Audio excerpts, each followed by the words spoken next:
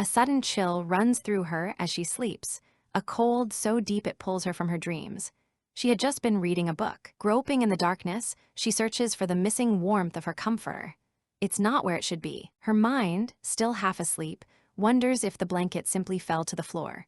She opens her eyes with a playful blink, not yet realizing her situation. The world around her is not her bedroom.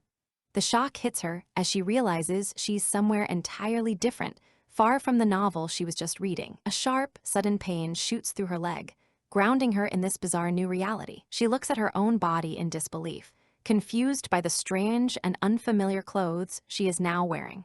This is getting stranger by the second. Prioritizing her immediate safety, she decides to assess her injuries first. The confusion can wait. She overhears voices nearby, discussing her recent fainting spell with scorn. They believe it was a deliberate act. Their words are sharp and laced with jealousy. They mock the deer spirit, Luling, for her desperate attempts to seduce the Lion Lord, Shimeng. The names spark a terrifying realization. Lion Lord, Deer Spirit, Luling, these are characters from the story she fell asleep reading. She recalls her friend's nagging insistence that she read this novel. The coincidence of sharing a name with a character felt trivial at the time. She remembers her apprehension after reading reviews. The character sharing her name was a doomed side character, fated for a tragic and vicious end. Despite her reservations, her friend's persistence won out, and she had started reading Another World Beast Lover. The pieces click into place with chilling certainty. The scene unfolding before her is identical to the plot of the novel. A wave of panic crashes over her. She's become Lu Ling, the villainess destined for an early grave. A brutal threat is delivered with a tight grip, a warning to stay away from the Lion Lord. Terrified, she can only agree to leave. Situation, Revolvos can to only keep her head agree down to and leave avoid conflict. Survival is her only goal now. As she tries to retreat, she stumbles backward into a hard wall of a man. His cynical remark about her intentions only deepens her panic. The Lion Lord, Shimeng, holds her fast, his expression a mixture of amusement and contempt. She struggles, pleading for release from his painful grip. He leans in, his voice a low threat, misinterpreting her fear as a twisted game. Her terror escalates as she tells him to get away. Trapped in his arms, she can't comprehend the appeal of such a forceful, arrogant man. His popularity in the novel now seems utterly baffling. He seems intrigued by her sudden resistance, a change from her usual behavior.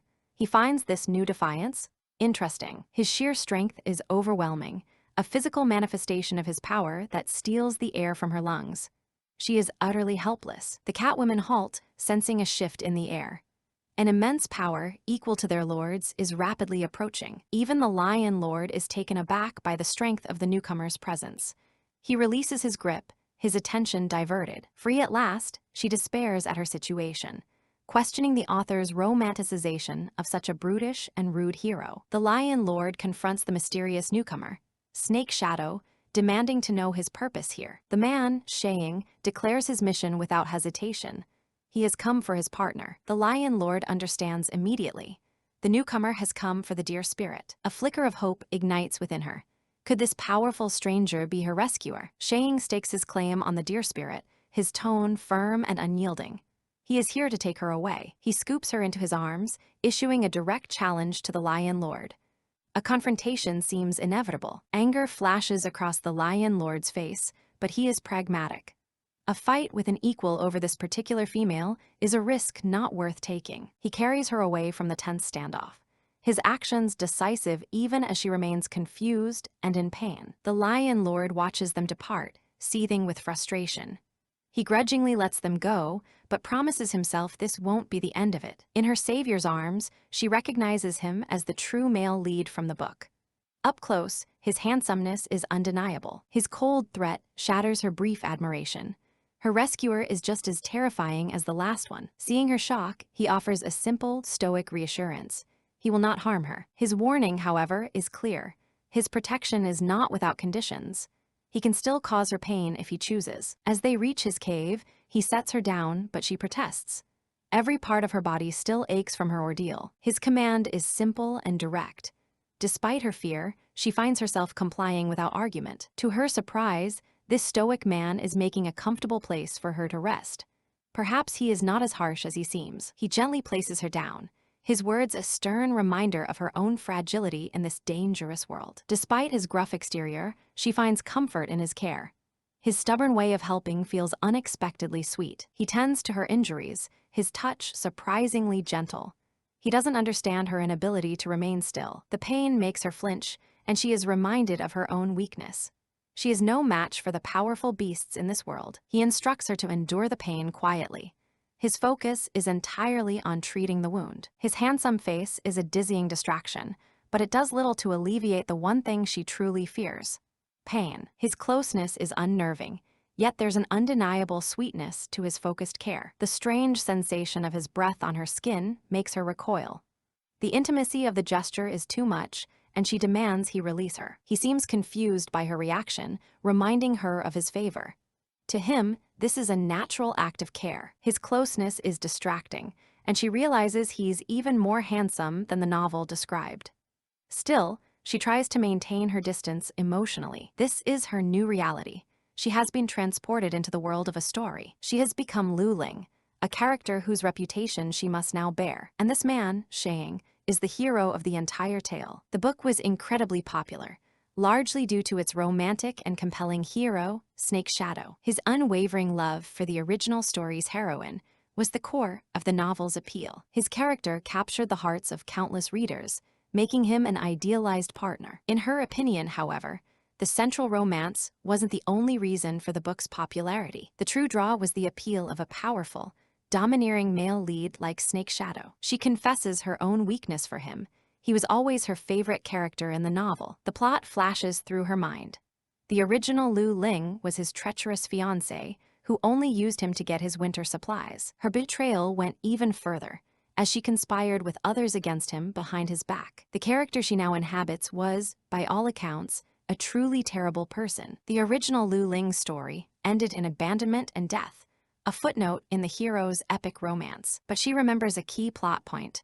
In these early stages, the hero is vulnerable. Overwhelmed by her character's villainy, she resolves to change her fate. She must atone for the original sins, starting with an apology. Gathering her courage, she tries to explain her actions, hoping he will listen. He cuts her off with a cold, possessive threat. He will not tolerate hearing another man's name from her lips. Defiance bubbles up, and she starts to assert her right to speak freely. He silences her protest with a kiss, and the sudden shock sends her heart racing. He calmly informs her this is his way of handling things. The threat is repeated, now with a clear demonstration of what he means. She is left speechless. His sheer handsomeness overwhelms her again. She cannot fathom why the original Lu Ling would choose anyone else. The moment is interrupted by commotion from outside the cave. Someone has returned from a hunt, but the celebration is cut short by crisis. The young patriarch is poisoned, and Snake Shadow is their only hope. The victim of the poisoning is in agony, his condition worsening. A child begs for Snake Shadow's intervention, explaining the dire situation with the tribe's young patriarch. The title Young Patriarch catches both of their attention, signaling the importance of the injured man. Without hesitation, Snake Shadow agrees to help, his sense of duty overriding all else. Before leaving, he gives her a pointed look, a silent reminder of his previous warning. The young boy feels awkward, realizing he has intruded on a tense, personal moment between the two. He instructs her to rest and recover, promising to resolve the matter of her other suitor upon his return. As her own pain resurfaces, she desperately misses the conveniences of her old world, especially modern medicine. Suddenly, a small, magical creature appears before her, introducing itself as a system named Xiadu, here to assist her. A surge of relief and excitement flows through her. Just like the stories she's read, she has a system to help her navigate this world. Her first priority is clear. She asks her new companion if there's any way to alleviate her suffering. The system acknowledges her request, beginning its search for a solution. In a flash, the system locates a nearby remedy for her pain. She is shocked to realize the solution is the very pouch of herbs Snake Shadow left for her. Xiadu details the properties of the herbs, confirming they are exactly what she needs. She marvels at her good fortune. The system then reveals its primary limitation. Its powerful scanning ability can only be used once per day. Snake Shadow returns, his attention immediately back on her well-being. He delivers the grave news. The young patriarch's life is in danger from a powerful poison. The little system seems emotionally invested, letting out a small sob of distress. Knowing she must help, she offers the herbs he gave her, admitting her own ignorance but willing to try anything. He takes the pouch, ready to test each herb in a desperate attempt to find an antidote. Her system discreetly provides a crucial piece of information, identifying the specific herb that will work. She panics, worried their secret will be exposed, but Xayadu reassures her of its invisibility to others. Armed with this secret knowledge, she confidently declares that she can identify the cure. Her sudden expertise surprises them both, questioning where this knowledge came from. She hands him the specific purple flower, presenting it as the antidote for the spider venom. The boy voices his fear, reminding her that the young patriarch's life hangs in the balance. The risk is enormous. Her system bristles at the doubt, but she remains firm in her conviction, trusting the information she was given. After a moment of silent consideration, Snake Shadow places his complete faith in her, his trust unwavering. The concerned father, Chief Berk Shengtian, watches the proceedings with bated breath. The grateful chief thanks Snake Shadow, who humbly denies the praise. He gives her full credit for the discovery, putting her in the spotlight and forcing the chief to thank her instead. Flustered by the attention, she tries to downplay her role, claiming it was her duty as a member of the tribe. Her old reputation precedes her. A group of women openly mock the idea that she could be helpful, accusing her of manipulation. The weight of her character's past actions crushes her. Her bad reputation is so ingrained that even a genuine act of kindness is met with suspicion. The chief, indebted to her, leaps to her defense, demanding the woman apologize for insulting his son's savior. He understands the political landscape perfectly. Offending Snake Shadow is something their tribe cannot afford. Forced by her chief, the woman offers a reluctant, insincere apology. She chooses the path of least resistance, gracefully accepting the apology to de-escalate the situation. Peace is her priority. The chief removes the troublemaker, muttering about a lesson she will soon learn. Even as they are led away, the woman and the chief continue their petty argument. He notes the other woman's rudeness, a simple observation that shows his attention is on her. He offers her a profound promise of unconditional support, a vow that deeply moves her. She is struck by the irony. The undeserving original character was blessed with this man's unwavering devotion, and yet she had thrown it all away. He notices her distraction, but she quickly deflects, not ready to share her complicated thoughts. She voices her insecurity, questioning what he could possibly see in the flawed character she now inhabits. He challenges her perception, asking her to point out what exactly she thinks he likes. He gently refutes her self-deprecation, refusing to let her speak so poorly of herself. He feels a flicker of a long-lost emotion, a warmth he had forgot. His mind flashes back to their shared childhood, a time of innocence and simple companionship. He remembers her as a beacon of joy and warmth, a radiant presence in his early life. In contrast, his own childhood was marked by cruelty and isolation, targeted for being different. Yet she was always there to protect him, a small but fierce defender against the bullies. Her simple words of acceptance were a balm to his lonely heart, a defense of his very nature. Her kindness was a small gesture that meant the world to him, changing his entire perspective. From that day forward, he resolved to hold onto that warmth she gave him. However, a tragic event changed her completely, twisting the bright girl he knew into someone else entirely. The warmth was gone, replaced by a cutting indifference that he couldn't understand. Her open disdain for him was a constant source of pain, but he held onto the belief that this wasn't her true self. He tells the woman before him that she is not always like this, recognizing a flicker of the girl he once knew. She makes a private vow to herself, determined not to repeat the original's mistakes. She internally separates herself from her character's past.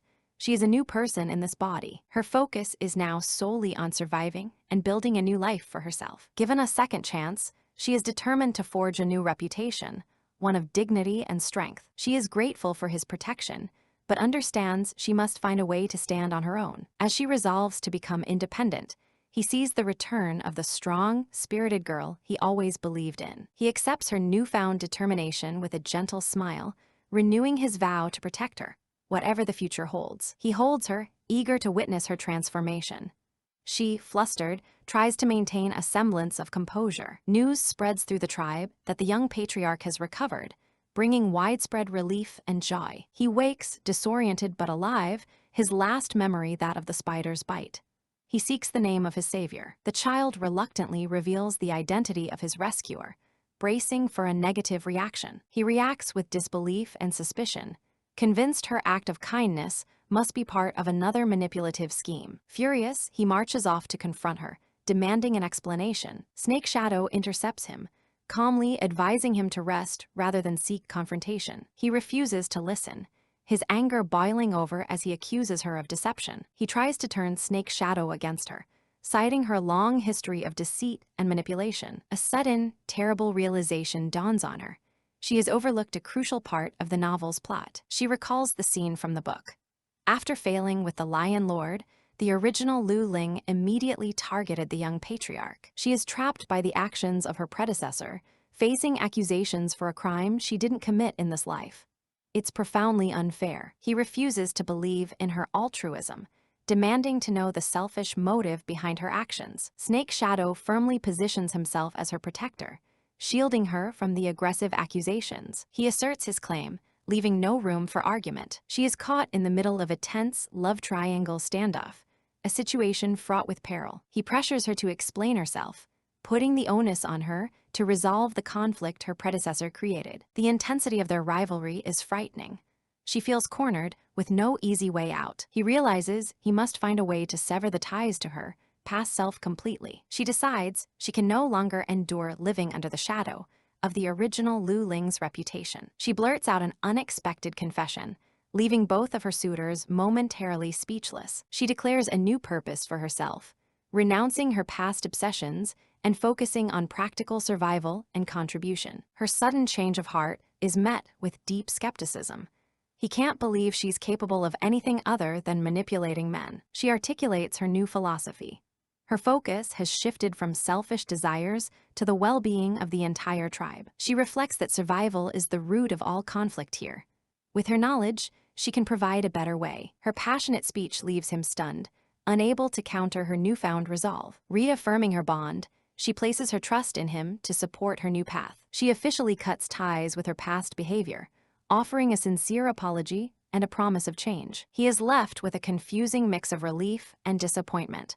A part of him misses the attention. He falls back on his pride, dismissing her change as another ploy and reaffirming his disdain for her. Back in the cave, she is bewildered by his sudden affectionate and possessive gesture. His cheerful mood is palpable, and she can't help but ask for the reason. He confesses his joy at her decision and pledges his full support for her ambitions, sealing his promise with an intimate gesture. While touched, she reasserts her desire for independence, wanting to achieve things on her own merit. Her happiness is short-lived as a dreadful thought occurs.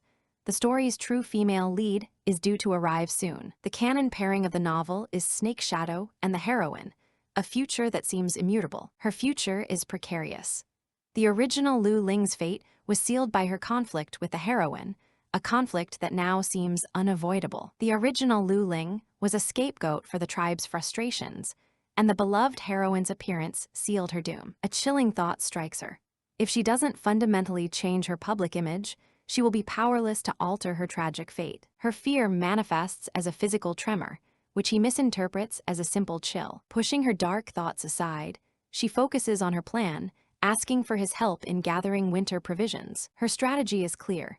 To survive, she must become an indispensable asset to the tribe. He consents to her request, his concern for her safety evident. He is still protective, questioning the necessity of a dangerous nighttime journey up the mountain. She confidently reaffirms her purpose and her capability, determined to prove her newfound self-reliance. Her confidence and resolve make her appear more beautiful than ever in his eyes. Once on the mountain, she puts her plan into action, utilizing her secret weapon to find resources. The system provides a wealth of information, revealing the forest to be a treasure trove of resources. Zayadu happily directs her to the nearest and most valuable finds, confirming the success of her plan. Triumphant, she calls out to him, eager to share her discovery. But Zayadu belatedly warns her of a territorial mother goose guarding the nest.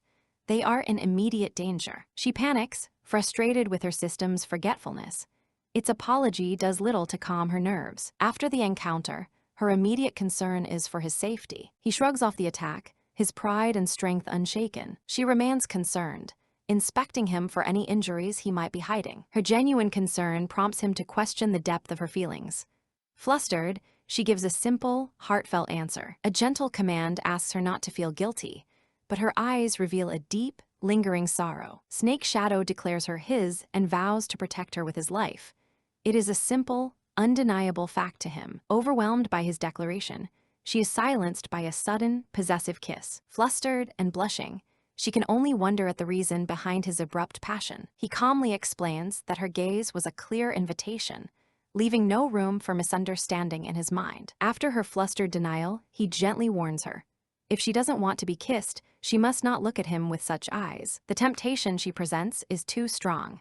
He admits that her gaze makes him lose all control. Internally, she is a whirlwind of flustered excitement, completely overwhelmed by his smooth and confident flirting. From the shadows, another woman watches with burning jealousy, lamenting that her beloved male is falling for that wretched deer spirit. She discovers a field of valuable herbs, relieved that the system's information was true, and excitedly calls for Snake Shadow. As Snake Shadow appears behind her, she playfully presents her findings, a triumphant glint in her eye. He holds her, dismissing her precious find as worthless weeds that the tribe simply discards.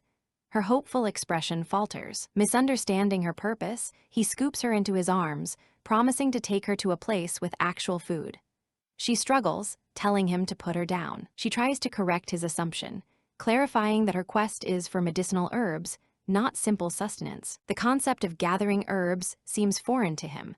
All she wants is for him to let her go so she can explain. His grip is clumsy and unfamiliar, and for a moment, she fears she is about to fall. A blush creeps across his face as he admits his lack of experience in holding women. He resolves there will be no next time for such a mistake. She finds his clumsy apology and admitted innocence surprisingly endearing. A genuine smile touches her lips. Despite his rough exterior, his simple honesty makes her feel a profound and unexpected warmth. He notices her red face and worries he has hurt her. She quickly deflects, steering the conversation back to the task at hand, as she passionately explains the herb's many benefits, from curing colds to regulating health. He can only think of how cute his female is. Her eyes shine with purpose. With this discovery, she can protect the tribe from sickness in the future. A sudden, strange noise frightens her, and she instinctively seeks his protection. He calmly identifies the sound of a large cat. Peeking through the foliage, she sees two tigers mating. She's astonished that he would refer to such powerful creatures so casually. He sees a practical opportunity in the moment, suggesting they can observe the big cats mating without any danger to themselves. She is shocked by his suggestion to watch. He explains it as a chance to learn, as each species has different mating rituals. He leans in, whispering a specific observation. Biting a partner's neck is an effective way to keep them from escaping at the peak of excitement. He explains that his kind, the snake orcs, are intensely possessive. Once they choose a mate, they desire to be with her constantly. The conversation takes a startlingly direct turn as he asks for her preference. She is too stunned to respond. Fleeing in a state of utter shock, she marvels at how directly beastmen express their desires, a concept that makes her blush furiously. As a modern woman, she's ill-equipped for this. She must decide whether to flee from Snake Shadow or risk being completely consumed by him. He puts his strength to use, helping her prepare the herbs she collected. The task is finally underway. She finds the primitive stone knives frustratingly difficult to handle. An iron knife would make her work so much simpler. She remembers the tribe's communal rules. All gathered food is shared, with leftovers distributed by the patriarch. This turns public goods into private property. This raises a critical question in her mind. Does the booplerum she found belong to the tribe, or is it hers alone? A small child rushes toward them, shouting their names. His small size and speed make her momentarily mistake him for a mouse. The boy delivers his message. The young patriarch calls for everyone to gather for the monthly food distribution before it runs out. The young patriarch presents Snake Shadow with his share, a generous portion befitting his status as a level 4 warrior. In stark contrast, her own portion is small and unappetizing. She looks on, sweat dropping in disbelief. The blatant inequality shocks her. She had assumed the food was divided equally among all tribe members. A cat-like woman scoffs, pointing out that deer spirit contributes nothing to the tribe but trouble. She argues that even this paltry share is more than she deserves. The harsh reality dawns on her. It's not a commune. Resources are allocated based on contribution, not shared equally. Without hesitation, Snake Shadow offers his entire hard-earned portion to her. From this day forward, what is his belongs to her. The rival fumed silently. Snake Shadow risked his life for that food, only to waste it on a useless female who has done nothing to earn it. The woman explains the fairness of the system, designed to motivate everyone. She then sarcastically points out the irony of the least contributor receiving the greatest reward. Tigress Na declares it all unfair. If seducing powerful males is the key to getting more food, then she, too, will play that game. She immediately sidles up to the young patriarch, putting her new strategy into motion with a flirtatious wink. He looks distinctly uncomfortable. He quickly removes her hand, reminding her that he has no interest in being touched by females. Scorned, she snaps back with a warning about his future needs. Regardless, she vows that Dear Spirit will not get away with taking Snake Shadow's provisions. Cutting through the argument, Dear Spirit offers a simple solution. She will join the gathering group and earn her own keep. Her proposition is met with shock. Though she knows she might slow them down, she is determined to contribute. Her true motive is twofold. The gathering team is for the weak, but more importantly, joining it is the perfect way to avoid Snake Shadow's constant, overwhelming presence. She puts on a brave face, cheerfully promising to learn quickly and not be a burden, despite having no experience in gathering. The young patriarch is baffled. After being so thoroughly insulted by Tigress Na, she isn't angry at all. She's smiling. Her first day on the job, and she has already failed. A wave of panic washes over her as she realizes she overslept. A connection is remembered, a touch that signifies a promise. He holds her close, reminding her to stay safe now that he won't be there to protect her. She knows she must hurry, but she listens. He offers her a choice. If the work is too much, she can simply return to him, and he will provide for her without question. His unwavering support and gentle consideration completely disarm her. How can he be so caring? He finishes speaking, but doesn't let go. His grip a silent testament to his reluctance to see her leave. She knew it. He wasn't just talking. He was going to force another kiss on her before she could leave. He seems puzzled by her reaction. She tells him this is far enough and that he can return home now. She must escape. Her heart pounds with the need to put distance between them before he overpowers her again. Her lateness does not go unnoticed. An older woman chides her for keeping the entire gathering party waiting. Seeing her rival already making a move on Snake Shadow, she apologizes and declares there won't be a next time, effectively ending their morning encounters. Speed Goat seizes her chance, confessing her affection for Snake Shadow. But he only feels regret, realizing he was the one who made Dear Spirit feel wronged. She boldly proposes they have a child together. His expression hardens, clearly uncomfortable with her advances. From afar, the scene unfolds. She understands immediately. Another female is confessing her love to Snake Shadow. He rejects the advance, stating he already has a partner.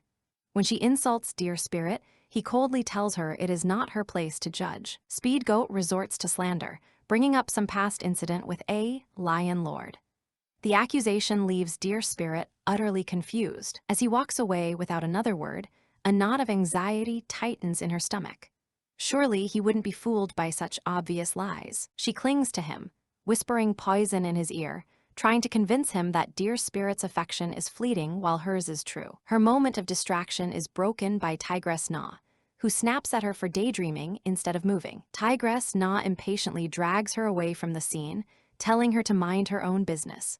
But she can't help but worry about what Speed Goat is doing. She panics internally, frustrated that she was forced to leave just as the critical confrontation was unfolding. The doubt gnaws at her. Will he believe the lies? Will Speed Goat's words poison him against her? As she's pulled away with the group, her mind races with unanswered questions about what is happening behind her. She tries to focus on gathering food for winter, but her mind is elsewhere, consumed with thoughts of Speed Goat and Snake Shadow. She reasons that this is for the best. It would solve her problem. Yet, the thought of him with someone else brings a surprising and unwelcome sadness. Speed Goat finally returns, her expression unreadable. She apologizes for the delay, leaving everyone in suspense. She studies Speed Goat's face, desperate for a clue, but finds nothing.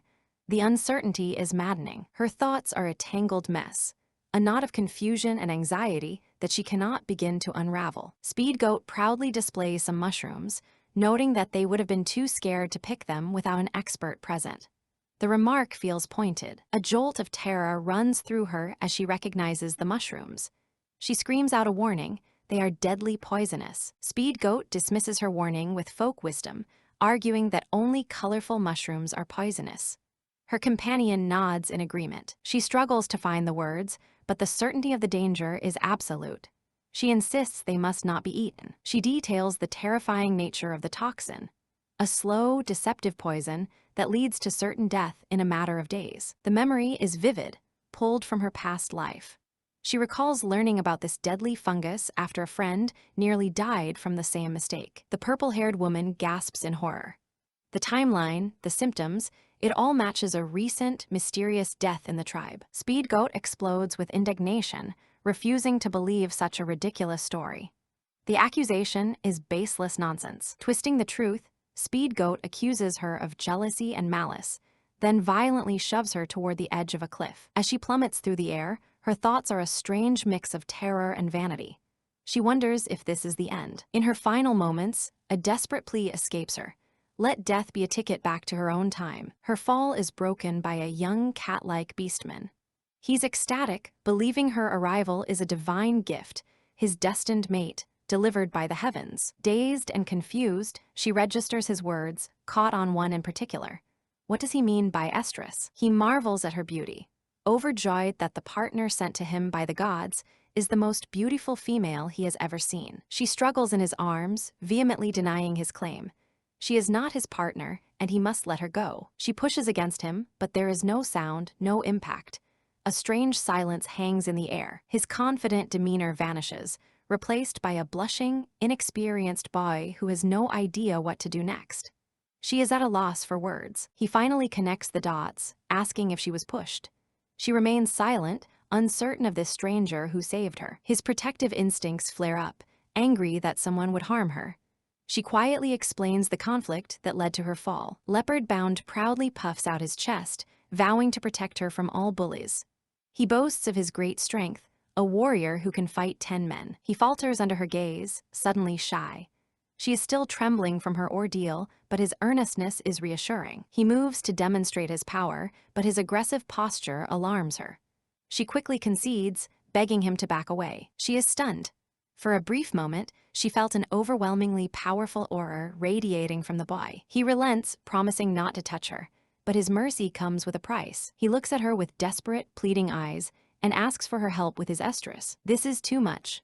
Trapped and terrified by the bizarre request, she can only scream for the one person who might save her, Snake Shadow. As if summoned by her desperate plea, Snake Shadow appears, his expression dark with concern. A witness points her finger, accusing Speed Goat directly. The white-haired woman frantically denies it, claiming it was just an accident. Panic sets in. She pleads with the witness to keep quiet, terrified of the patriarch's judgment. Snake Shadow's voice cuts through the air, cold and menacing. He demands to know what they are hiding, promising consequences for their silence. He grabs the culprit, his eyes blazing with fury. He demands to know exactly what she did to dear Spirit. The witness can't hold it in any longer and blurts out the truth. The news hits Snake Shadow with the force of a physical blow. Speed Goat scrambles to control the narrative, desperately trying to silence her friend and maintain the flimsy lie of an accident. His gaze is lethal as he delivers a chilling promise. If dear Spirit is harmed, there will be nowhere for her to run. Defeated, she can only watch him leave. She cannot comprehend his loyalty to a female she sees as utterly worthless. Her despair turns to rage. She swears that one day, he will be the one on his knees, begging for her forgiveness. She shoves him away, her patience gone. She is not his partner, and she will not help him with his problem. His eyes well up with tears, hurt by her rejection. He insists his inexperience doesn't mean a lack of devotion. The rapid switch from threatening predator to crying child is deeply unsettling. How can one person be both so scary and so cute? He begs her to reconsider, but she stands firm. His culture may allow females multiple partners, but that is not her way. She uses her partner as an anchor, a reason she must leave this increasingly uncomfortable situation immediately. His aggression melts away as quickly as it came. He grabs onto her, his voice small as he admits he was wrong. He pleads with her not to abandon him, promising to find his own mate and stop bothering her if she'll just stay. She falters. Despite everything, she can't bring herself to abandon someone so childlike and vulnerable in the wilderness. She sets her terms. She will take him with her, but only if he solemnly swears to find his own partner and leave her alone. He eagerly agrees. He agrees to her terms with a triumphant smile. Patience is key. By staying close to her, he is certain he will eventually win her over. Believing she has solved the problem, she warmly invites him to join her, completely unaware of his hidden agenda. He can barely contain his glee. His mother's advice was sound. The patient hunter always gets his prey. Snake Shadow materializes before them, his expression unreadable but his voice laced with suspicion as he asks about the boy. All her fear and anxiety melt away in a rush of relief. She throws herself into his arms, finally feeling safe. He holds her gently, a soft smile gracing his lips. He checks her over, relieved to find she is unharmed. Cradling her protectively, he points a dismissive finger at the newcomer and asks who the child is, earning a glare of fury. The boy's pride is stung. He shouts indignantly that he is a grown adult, not a child. She explains the situation, telling Snake Shadow that the boy saved her life. She has given her word to bring him back to the tribe. Snake Shadow's refusal is absolute. He can smell the boy's intentions, and they are not pure. He will not allow this new rival to get close to her. The boy watches them, recognizing the possessive, domineering aura of a chosen mate. This, he realizes, is his competition. Leopard Bound tries to negotiate, insisting he can take care of himself. All he asks is to be allowed to visit her sometimes. Finding a mate in the wild is nearly impossible. If he loses this chance, he knows he may be doomed to wander alone for the rest of his life. Snake Shadow is unimpressed. He can't believe such a shameless, flirty male exists among the orcs. Seeing the tension between them, she tries to intercede, hoping to reason with Snake Shadow. He sweeps her into his arms, ending the discussion. He forbids her from thinking about any male but him. Left behind, Leopard Bound watches them go, his heart breaking. He can only whisper a sad farewell. She looks back at the dejected boy, and her heart aches. Can she really just abandon him like this? Despite Snake Shadow's obvious disapproval, she makes her decision. She turns to him and insists they take the boy with them. He argues against her decision, insisting that orcs have strong survivability. The boy will be fine on his own. She doesn't care about orc survivability. The fact remains that he saved her life, and she cannot repay that debt by abandoning him. She pleads with him, her eyes begging for his understanding. He finally relents, sealing his silent agreement with a kiss. Leopard Bound watches, his fists clenched in fury. That man dared to kiss his sister. Snake Shadow turns to the boy, a smug look on his face, and informs him that he no longer has a chance. Flustered, she can only agree. She formally invites Leopard Bound to return with them. In the background, Snake Shadow stews, arms crossed in silent disapproval. He allows it for now, confident in his own plan. Once they are back in the tribe, he will ensure this boy never gets near his female again. The boy has his own strategy. Once inside the tribe, he will win her over completely, leaving this arrogant snake man with nothing. She has barely set foot back in the village when Tigress Na accosts her, screaming an accusation about the poisonous mushrooms. Snake Shadow intervenes just as Tigress Na's hand flies up. The Catwoman furiously claims that Deer Spirit's actions drove Speed Goat to suicide. She is stunned. She was the victim, pushed from a cliff, yet somehow she's being blamed for her attacker's subsequent actions. A crowd has gathered around a fallen man named Aoi. With the old priest gone, there is no one left with the knowledge to cure him. He is as good as dead. Speed Goat defends herself, claiming her mushrooms are safe. She subtly shifts the blame, suggesting Aoi might have been poisoned by something else entirely. Playing the martyr, Speed Goat makes a show of running to her death. She cries that since everyone believes the outsider, she has nothing left to live for. The young patriarch approaches, his face grim. He demands a straight answer from her about Speed Goat's accusations. Snake Shadow shields her, his loyalty unwavering. The patriarch counters that regardless of the truth, a tribeswoman is about to die. The scene is chaos. Speed Goat's family pleads with her, while the dying man's kin fuel her despair, rushes to the directing all their victims' anger at Side and Deer Spirit. She rushes to the victim's side and sees the telltale hallucinations. She knows that without immediate intervention, he will surely die. A closer look confirms her fears. He is delirious, and she can see traces of the mushroom. The poison is already well advanced. Speed Goat supporters rail against her, accusing her of cruelty. She feigns despair, wondering why Dear Spirit hates her so much. A man lunges at her, enraged, but his fist is caught midair. Leopard Bound has stepped forward to intercept the blow. Leopard Bound recognizes the man as one of her attackers. He turns to her, his eyes asking for permission to act. He doesn't wait for an answer. The logic is simple in his mind. Those who harm his sister must be eliminated. He stands before them, a formidable shield. He declares that no one will bully his woman as long as he draws breath. She grabs his arm, stopping him. Violence is not the answer, and she urges him not to hurt anyone. He is baffled by her mercy. Why would she protect the very people who tried to harm her? It makes no sense to him. She explains the tribe's laws. Violence would only lead to his exile. He relents, realizing he must be more careful for the sake of his small woman. He decides she is right, but for the wrong reasons. Killing in public would scare her. It's much better to do it discreetly. The young patriarch stares at the newcomer, sensing a chilling, murderous aura unlike anything he has ever encountered. Who is this boy? She addresses the young patriarch directly, stating her innocence and offering to prove it. He is skeptical but willing to listen. Her plan is bold. She will not only identify the poison, but also cure the victim, proving her knowledge and good intentions beyond any doubt. Snake Shadow returns, efficiently providing the brine she requested for the cure. She asks for Snake Shadow's help to position the dying man. The time to act is now. Leopard Bound immediately steps between them, jealously blocking Snake Shadow from getting too close to his sister. The two males lock eyes, a silent battle of wills. The newcomer insists that this is not a task for a mere guest. He fumes internally.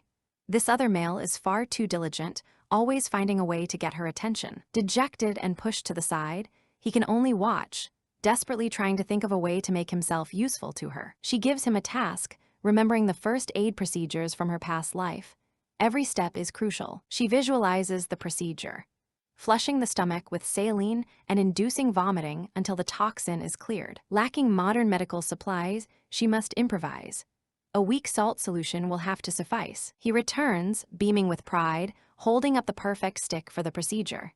He has proven his usefulness. All the components are in place. With a determined smile, she prepares to begin the life-saving procedure. The crowd murmurs with doubt. They cannot understand her strange methods. How can drinking salt water possibly help? Her rivals whisper anxiously, certain her bizarre cure is actually a form of torture that will only hasten Aoi's death. Speed Goat sees her opportunity.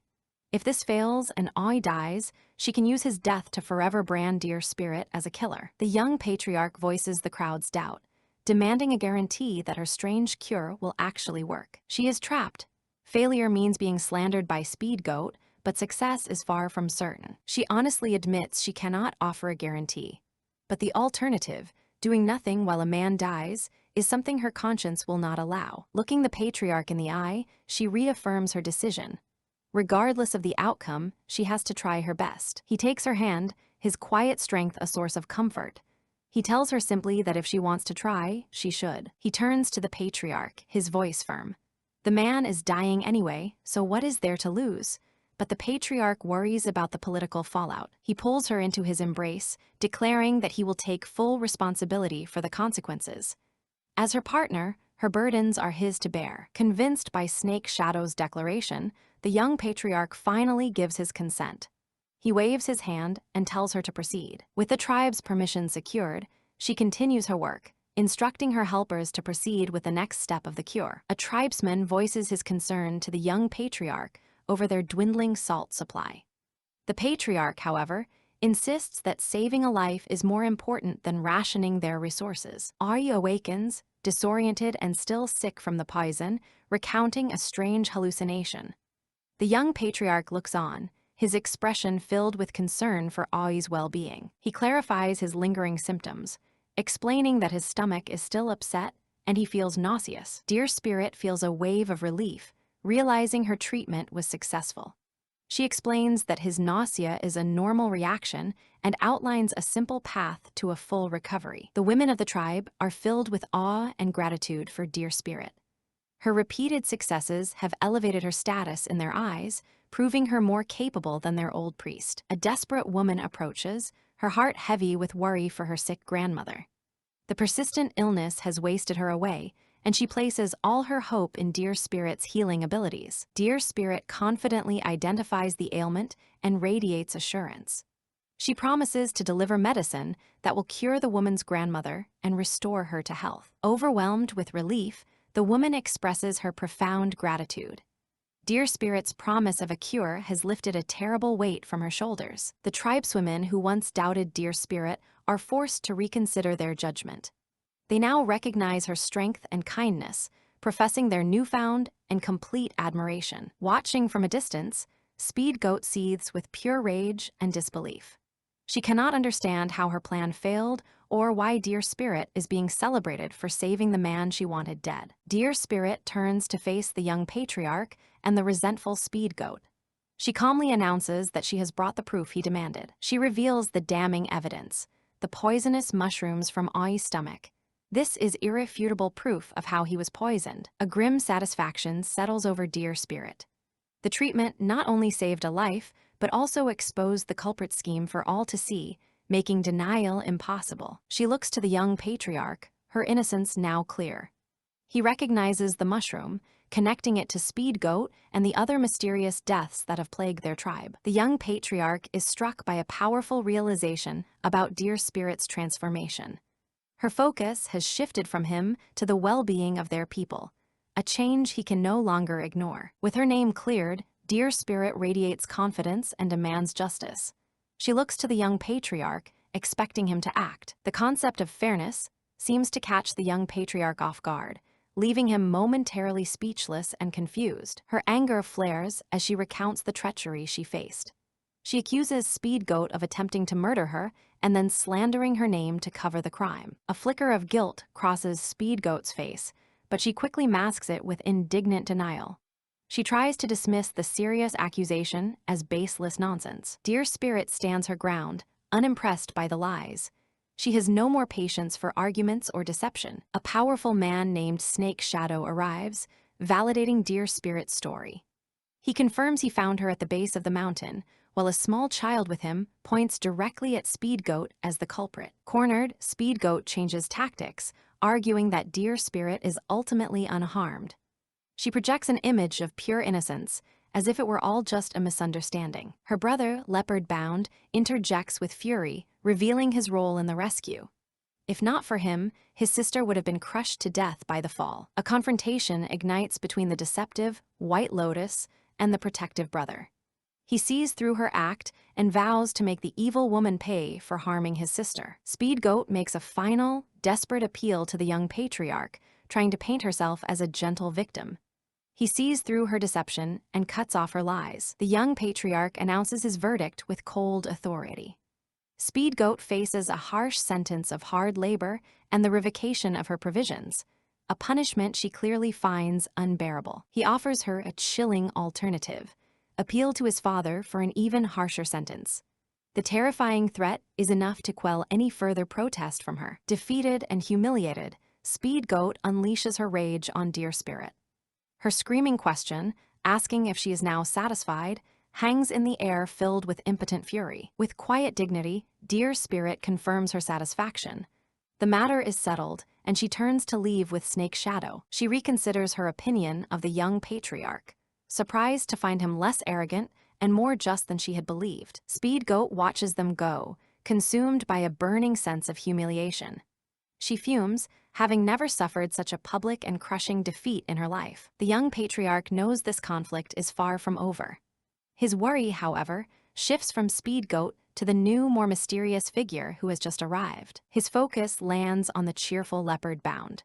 He senses a latent power in the young man, a strength that could potentially rival even Snake Shadow's. There is something hidden beneath the boy's joyful exterior. The patriarch suspects he is deliberately concealing his full and formidable power. His thoughts darken, recalling the devastating attack by wandering orcs. He can't help but wonder if this powerful stranger is connected to the rampaging hordes. The suspicion hardens into a critical question that weighs on his mind. What is this person's true purpose for entering their tribe? As night falls, Dear Spirit tries to make her brother leave her cave. He refuses, clinging to her, unwilling to go outside alone. He insists he is capable of surviving on his own. He is accustomed to the wild and can fend for himself even if he falls ill. His bravado quickly melts away. With tears in his eyes, he confesses his fear of being alone and his deep need to stay with his sister. Her resolve breaks at his vulnerability. She comforts him with a gentle pat on the head, and he leans into her affection, reassured. Snake Shadow abruptly intervenes, yanking the boy away. He scoffs at the display of weakness, stating that a true wandering orc would have perished long ago if he were so fragile. Tossing the boy aside, Snake Shadow closes in on Dear Spirit, his warning clear and possessive. She is not to allow men with hidden agendas near her again. His gaze intensifies, a possessive promise of anger if she fails to heed his warning about other males. An awkward cough shatters the tense, intimate moment.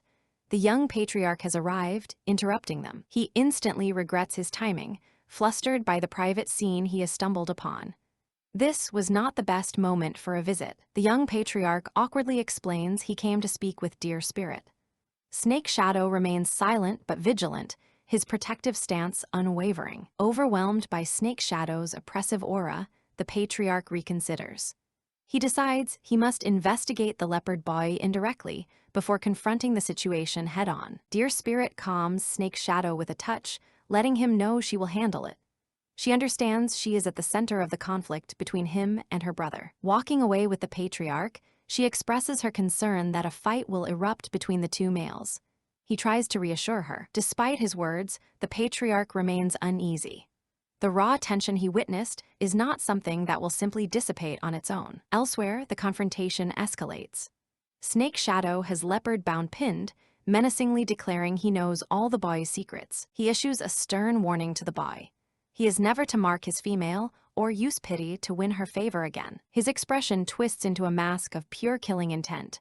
His eyes hold a silent, deadly promise. Leopard bound surprisingly turns the tables, his hand suddenly at Snake Shadow's throat.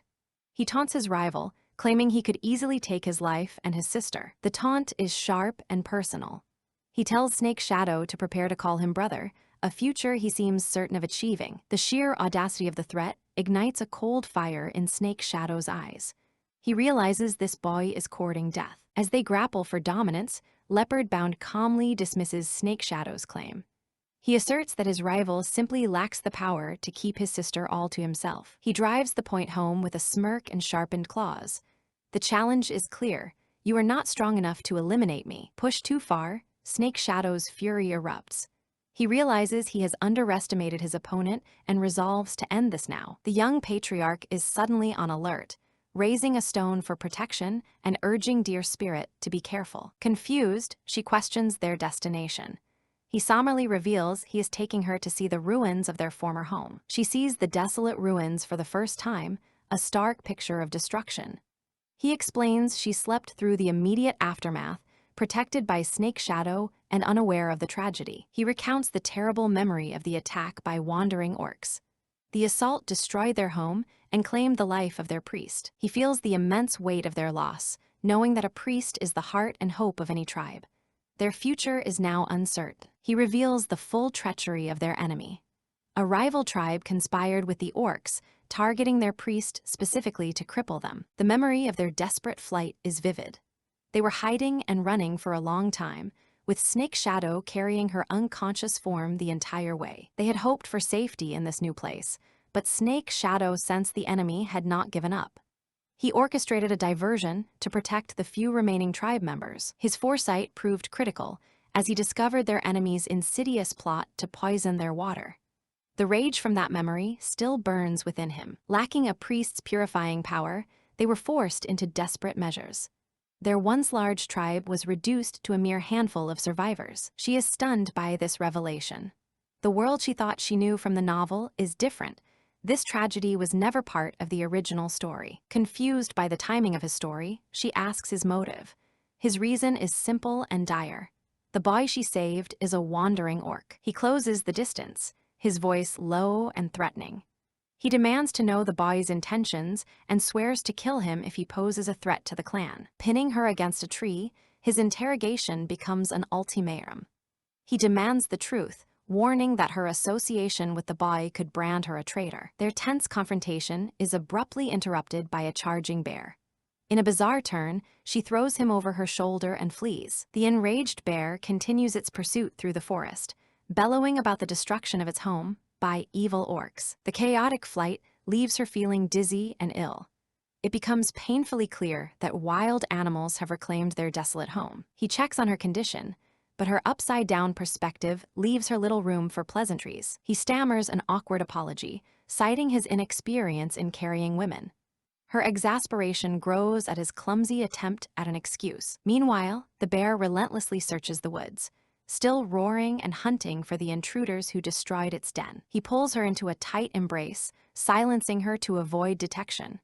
They must remain hidden until the danger passes. The closeness is unexpectedly comfortable, sparking a new and unfamiliar curiosity within him about intimacy. She breaks the spell, pushing him back to reality. Her mind is still on her brother and the accusations against him. He quickly pulls her back into the shadows, hissing a warning. They are still in danger of being discovered by the beast. The strange, warm feeling washes over him again as she speaks.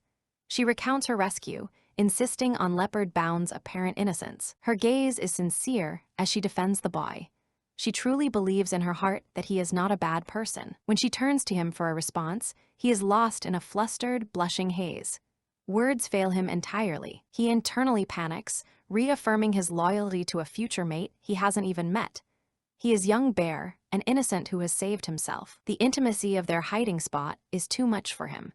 He tries to convince himself her whispered defense of the boy means nothing. Elsewhere, the struggle for dominance reaches a new peak.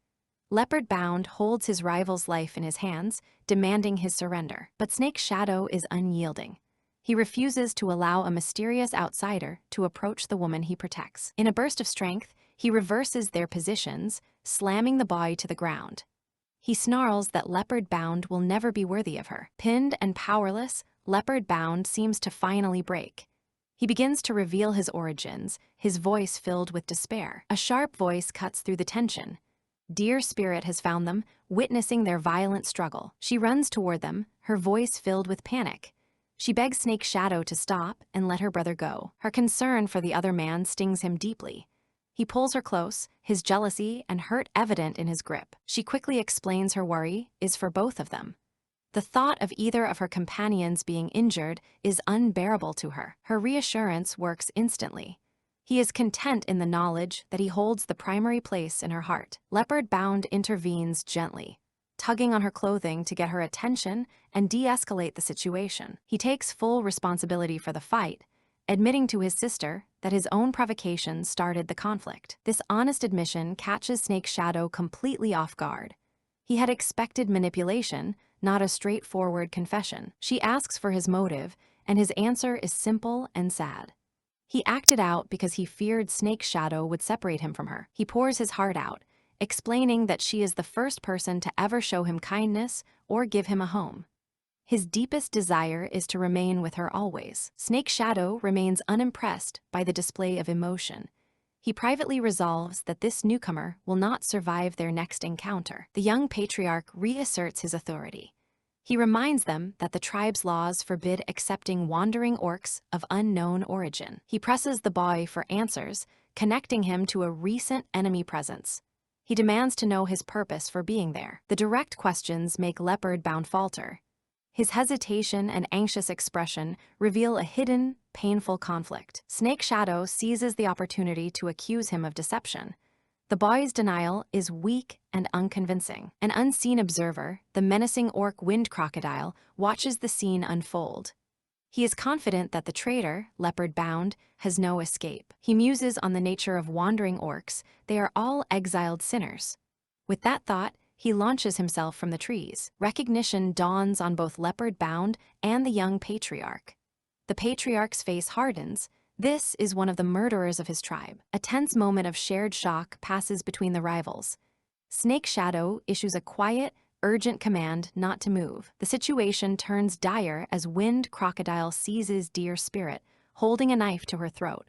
Her life is now the price of any resistance. Leopard Bound roars in helpless fury, demanding that Wind Crocodile release his sister immediately. The patriarch's suspicions are confirmed, and he accuses Leopard Bound of collusion. The boy can only deny it, his words sounding hollow in the face of the evidence. The captor mocks the boy's attempts to clear his name. He cruelly points out Leopard Bound's obvious affection for the hostage. Snake Shadow's rage is directed at Leopard Bound. He believes this entire crisis is the boy's fault for bringing trouble to them. Wind Crocodile offers a twisted bargain. Leopard Bound's return in exchange for the girl's life and freedom. The boy's only concern is for her safety. Defeated, he makes the ultimate sacrifice. He agrees to surrender himself to his old tormentors to save her. He closes his eyes, bracing for a return to a life of suffering. He knows this fate will be even more brutal than what he escaped. He puts on a brave face for his sister. He tells her not to worry, that her safety is all that matters to him. Her mind races, analyzing the situation. She knows his sacrifice would be meaningless if his captors are as ruthless as she's been told. They would likely kill them both. A new plan is needed, a way to turn the tables.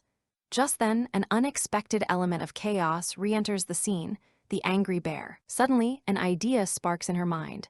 She sees a path out of this deadly standoff. The bear crashes through the undergrowth, still roaring in fury and searching for the ones who destroyed its home. She calls out, deliberately drawing the massive beast's attention directly to their location. Her captor is bewildered by her actions, demanding to know why she is shouting. She calmly explains what she is doing, creating a diversion. The two rivals, Snake Shadow and Leopard Bound, instantly grasp her plan and prepare to act. Snake Shadow lunges, but his attack is thwarted as Wind Crocodile cowardly shields himself with her body. The captor's momentary triumph is cut short.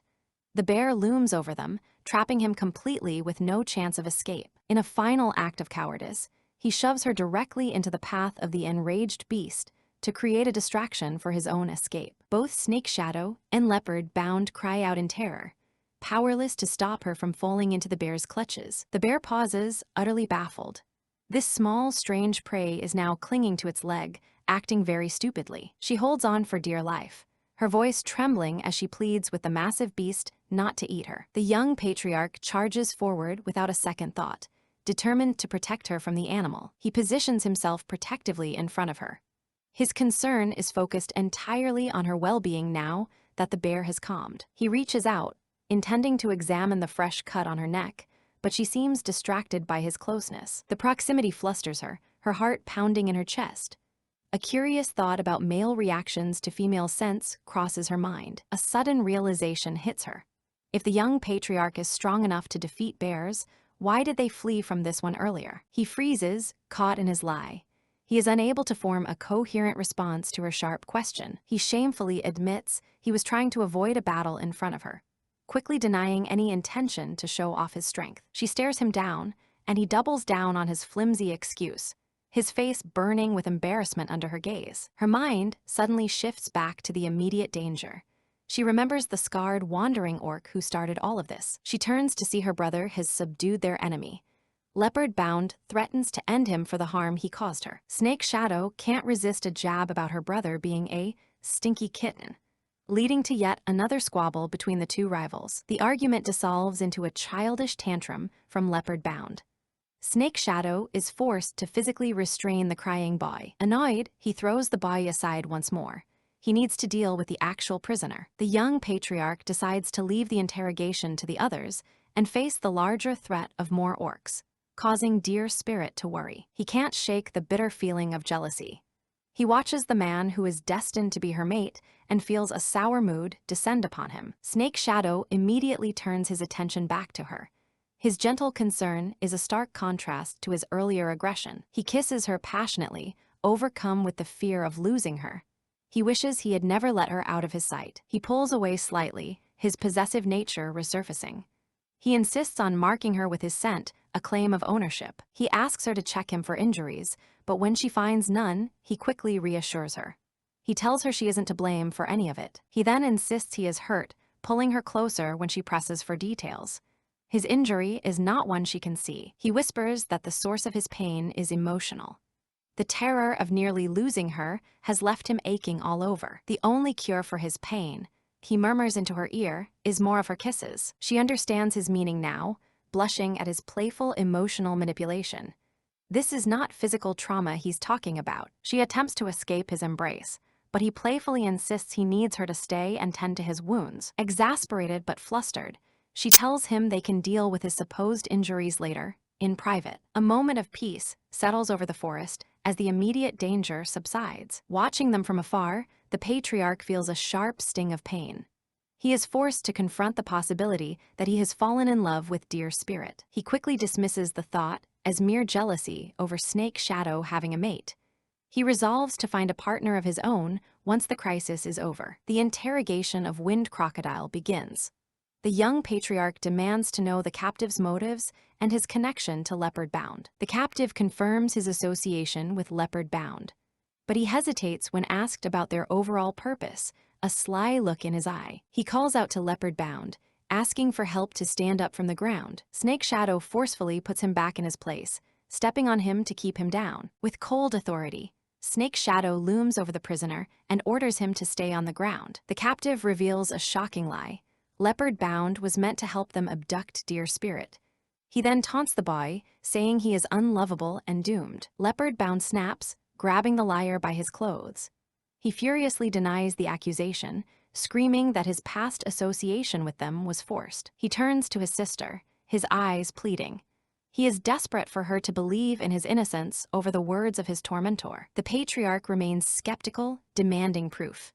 The tribe's laws are absolute, and they offer no welcome for those who have harmed them. However, he offers a path to justice. If the boy's story is true, the entire tribe will stand with him and help him seek his vengeance. All eyes are on Leopard Bound. This is his chance to tell the truth and finally clear the suspicion that surrounds him. He finally begins his story, admitting he came from a wandering orc's nest. But he insists he never shared their cruel nature, despite growing up among them. He recalls his childhood and his mother, who filled his head with hopeful promises of a mate and a happy future from the beast gods. But his childhood was marked by pain. He had no father, and he watched helplessly as other males dragged his mother away for their pleasure. His mother's words were his only hope: be good, and they would escape this hell. He cried and begged for them to stop, but obedience never saved her. One day, his mother wouldn't wake up. He clung to a child's hope that she was merely sleeping, praying for her to return to him. The brutal truth was delivered without pity by another orc. His mother was dead. He was then seized to be taken to the leader. In a moment of desperate defiance, he fought back against his captor and ran for his life. He fled without looking back, carrying the memory of his mother's murderers. He hoped to leave that life behind forever. And on that very same day, his destiny changed. He stumbled upon a powerful magic beast stone in a hidden cave. The stone granted him immense power, transforming him into a fourth-tier warrior. But the power couldn't fill the void left by the father who never claimed him. A pillar of divine light marked his transformation. In that moment of rebirth, he decided to forge his own identity. He took a new name, one forged in pain and powered by a singular burning goal: revenge. He recalls meeting another group of wandering orcs, all leopards like him.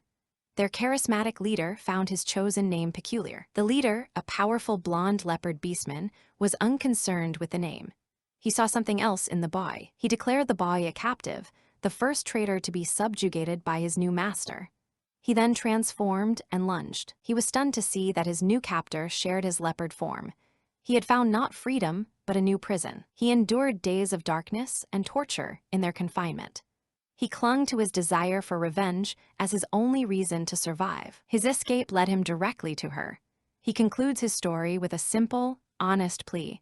All he wants now is to live peacefully with his sister. After a lifetime of cruelty and abuse, she is the only person who has ever shown him kindness. She gave him not just shelter, but a sense of belonging, a home he never had. He recalls a fragment of his mother's love, a sweet belief that compliments could light up a leopard's heart. He looks at her, his entire future hanging on her answer to his simple question: can he stay by her side? He amends his request, asking only to be her family. He is convinced his dark past makes him unworthy of being her partner. Even this humble request is denied by his tormentor. Wind Crocodile screams that his lineage binds him to them forever. The final, cruel taunt rings out: his only family is his captor.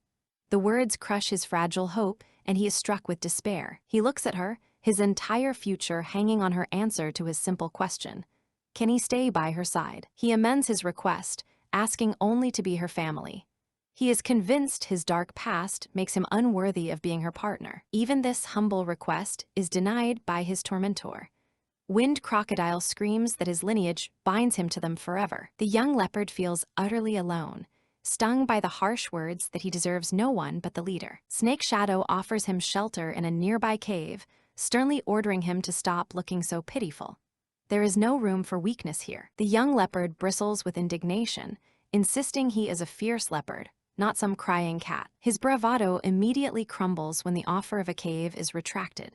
He begs, admitting his loud outburst was a mistake. Dear Spirit observes the scene, noticing how Snake Shadow's motivation has dwindled since being bound to leopard bound.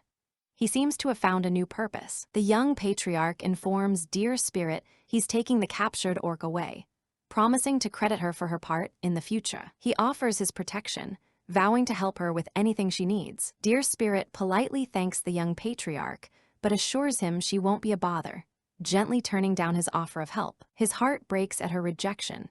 He wonders why she didn't take the chance to ask for his help like she usually does, questioning if he wasn't proactive enough. He fantasizes about her asking him to surrender to her, a blush rising on her cheeks. He then imagines what he could do to make her place more demanding requests on him, lost in thought. Snake Shadow points the way to a suitable place for the young leopard. He notices the young leopard's sour expression and questions if he dislikes the arrangement. The young leopard anxiously asks how far the cave is from his sisters. They are led through a bamboo forest to Dear Spirit's cave, which is not far at all. Leopard Bound's mood brightens instantly, declaring his satisfaction with the new home and thanking his brother. He then turns to Snake Shadow, warning him not to bother him or Dear Spirit, or he'll be thrown out. The young leopard confidently promises to take good care of his sister while he is away. Snake Shadow senses the young man's unkind intentions. He resolves to deliver a bad end to him if his boundaries are crossed again. He turns to Dear Spirit, his demeanor softening as he invites her to leave with him. She reaches for his hand, gently asking if he is angry. He denies being angry, pausing as he looks at her. He admits he only regrets going soft on the kid, recalling from their talk that his own childhood was also filled with bullying. She realizes that Leopard Bound's difficult life must have resonated with Snake Shadow's own painful past. She decides to cheer him up by making something. Music, she thinks, can heal better than words, so she resolves to play a song for him. As she struggles with a bamboo stalk, Snake Shadow offers his help, but the bamboo itself seems to protest. He easily snaps off a piece for her and asks what else she needs. She points out where she wants to make holes for the instrument. He diligently carries out his wife's orders, carving into the bamboo with precision. She watches him, thinking to herself that this side of Snake Shadow reveals he is a good man. To thank him for making the flute, she offers him a gift in return. He is curious what it could be. As she plays a beautiful melody, he is captivated. This ethereal version of Dear Spirit seems more distant and harder to reach than usual. Overwhelmed by the moment, he pulls her close and tells her he wants to have a cub with her. She is shocked by his sudden, scandalous proposal. He swiftly lifts her into his arms, insisting they return for a companion ceremony. She panics, thinking a marriage ceremony is too soon since she just finished school. His face falls as he asks if she doesn't want to be his partner. She stammers, trying to find the right words. He voices his insecurities, reminding her of her past infatuation with others and asking if she still doesn't like him. She denies it, insisting she never belonged to anyone else. He challenges her to prove it. Confused and flustered, she asks what he wants her to prove. He simply tells her to nod. She agrees with a nod, but before she can add anything else, he leans in. He closes the distance, whispering that they can do what comes after the ceremony right now. He inwardly smirks, recognizing the kitten's ploy of playing pitiful. But he is determined that Dear Spirit will be his alone. She shivers in his grasp, nervously asking what he means. He reveals that his true form is a snake. He adds that in his true form, he can be very charming. She panics, realizing his intentions. She protests that they are out in the wild where anyone could see. Thinking fast, she feigns a sudden stomach ache, declaring she doesn't want to be here anymore. He looks concerned. His worry is immediate. He asks why she didn't say so sooner and insists on taking her home right away. As he carries her off, she cries out for her forgotten flute, but he scolds her for caring more about it than her health. Meanwhile, the young bear, having dealt with the wandering orcs, hears a beautiful sound only a priest can make. He realizes someone in the tribe must have awakened as a priest and rushes toward the sound. He finds a white-haired woman holding a flute and asks if the music was hers. She confirms it was her, and slyly asks if her awakening as a priest will be enough to cancel her punishment. Back in the cave, Dear Spirit is bundled up with a hot water bag pressed against her stomach. Snake Shadow anxiously asks if she's still in pain, but she assures him she's fine. She thinks to herself that the hot water bag is uncomfortably hot. He misinterprets her expression as pain, his mind racing with concern and failing to see any flaw in her acting. He declares he will go to the patriarch for medicinal herbs, but she quickly tries to stop him. She watches him leave, amazed at how fast he ran. Leopard Bound appears, asking why her face is so red. She quickly enlists his help to chase Snake Shadow down. He is confused, admitting he has no idea where the patriarch's house is. He scoops her into his arms, explaining that if he holds her, she can lead the way. He claims he's only doing it to help. He cheekily tells her she will have to repay him in the future, and then breaks into a run, telling her to hold on tight. Snake Shadow runs toward the patriarchs, thinking about how Speed Goat is their future priest.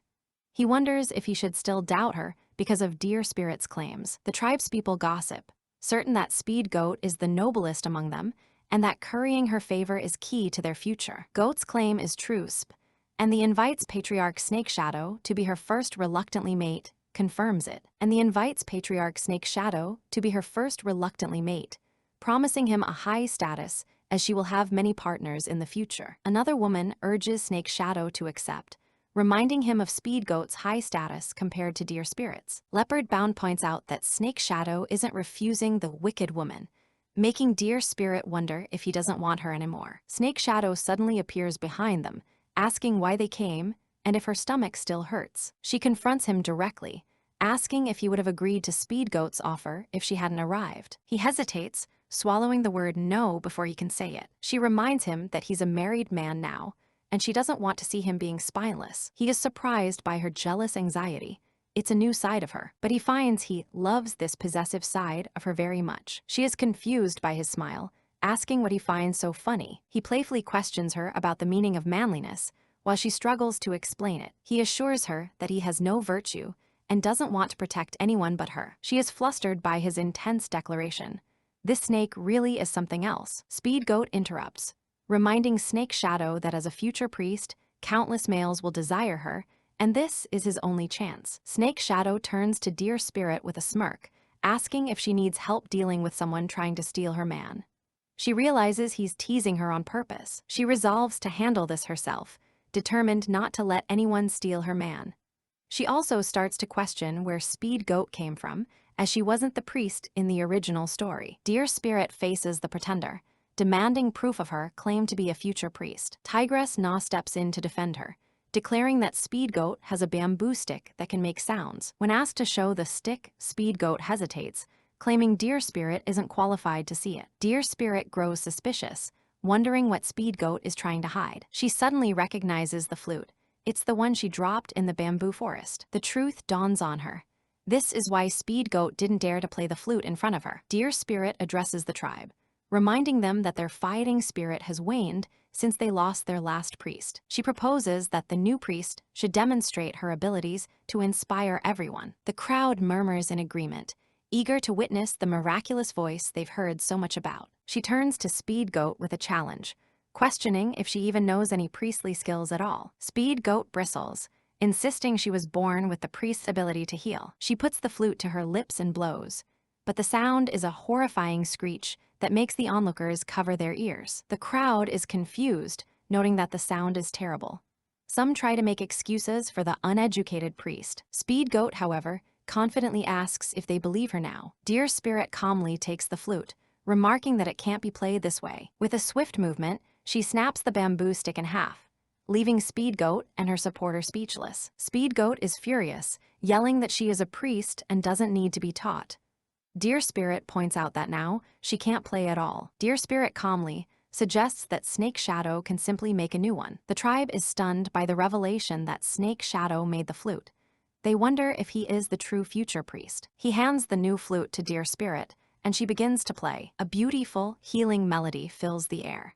The young patriarch recognizes it as the same voice he heard earlier, realizing Dear Spirit was the one in the forest. Leopard Bound declares triumphantly that Speed Goat was a thief who pretended to be his sister. Speed Goat desperately denies it, claiming she just picked something up from the ground. She begins to cry, feigning ignorance and apologizing if everyone thinks it's her fault. Leopard Bound isn't buying her innocent act, accusing her of trying to steal his sister's man. He exposes her jealousy and evil intentions to the tribe. The tribe turns against Speed Goat, demanding she be punished for her deception and slander. Snake Shadow looks at Speed Goat with cold finality.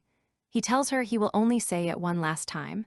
The only person he likes is Dear Spirit. He issues a dark threat, warning her of the price she'll pay if she ever dares to hurt Dear Spirit again. Speed Goat is terrified. She knows that in the orc world, only murderers are banished. Enraged and humiliated, she accuses them of setting her up and flees, screaming that she will remember this. Leopard Bound plots to catch Speed Goat and torture her into confessing, which makes Dear Spirit chuckle. She finds Leopard Bound's protective anger cute, amused that Speed Goat's defense was broken by two boys. Snake Shadow pulls Dear Spirit close, telling Leopard Bound that his concern isn't needed. The two males glare at each other, one seeing a rival kitten seeking attention, the other seeing an obstacle. The young patriarch approaches, stating he has something important to tell the true future priest of the tribe. He asks her to come with him for a private conversation. The other tribe members look on, realizing that Dear Spirit is indeed the real priest. The Lion Lord watches, thinking that since she now has status, he might reluctantly let her be his partner. He assumes she must be overjoyed. The young patriarch explains that a tribe's future depends entirely on having a priest. He admits he thought their tribe was hopeless after the old priest's death, since the divine beast would surely blame them. But then she appeared. He declares that Dear Spirit is their hope. She feels a pang of guilt, realizing she became the tribe's hope by playing a flute, essentially stealing the original heroine's golden finger.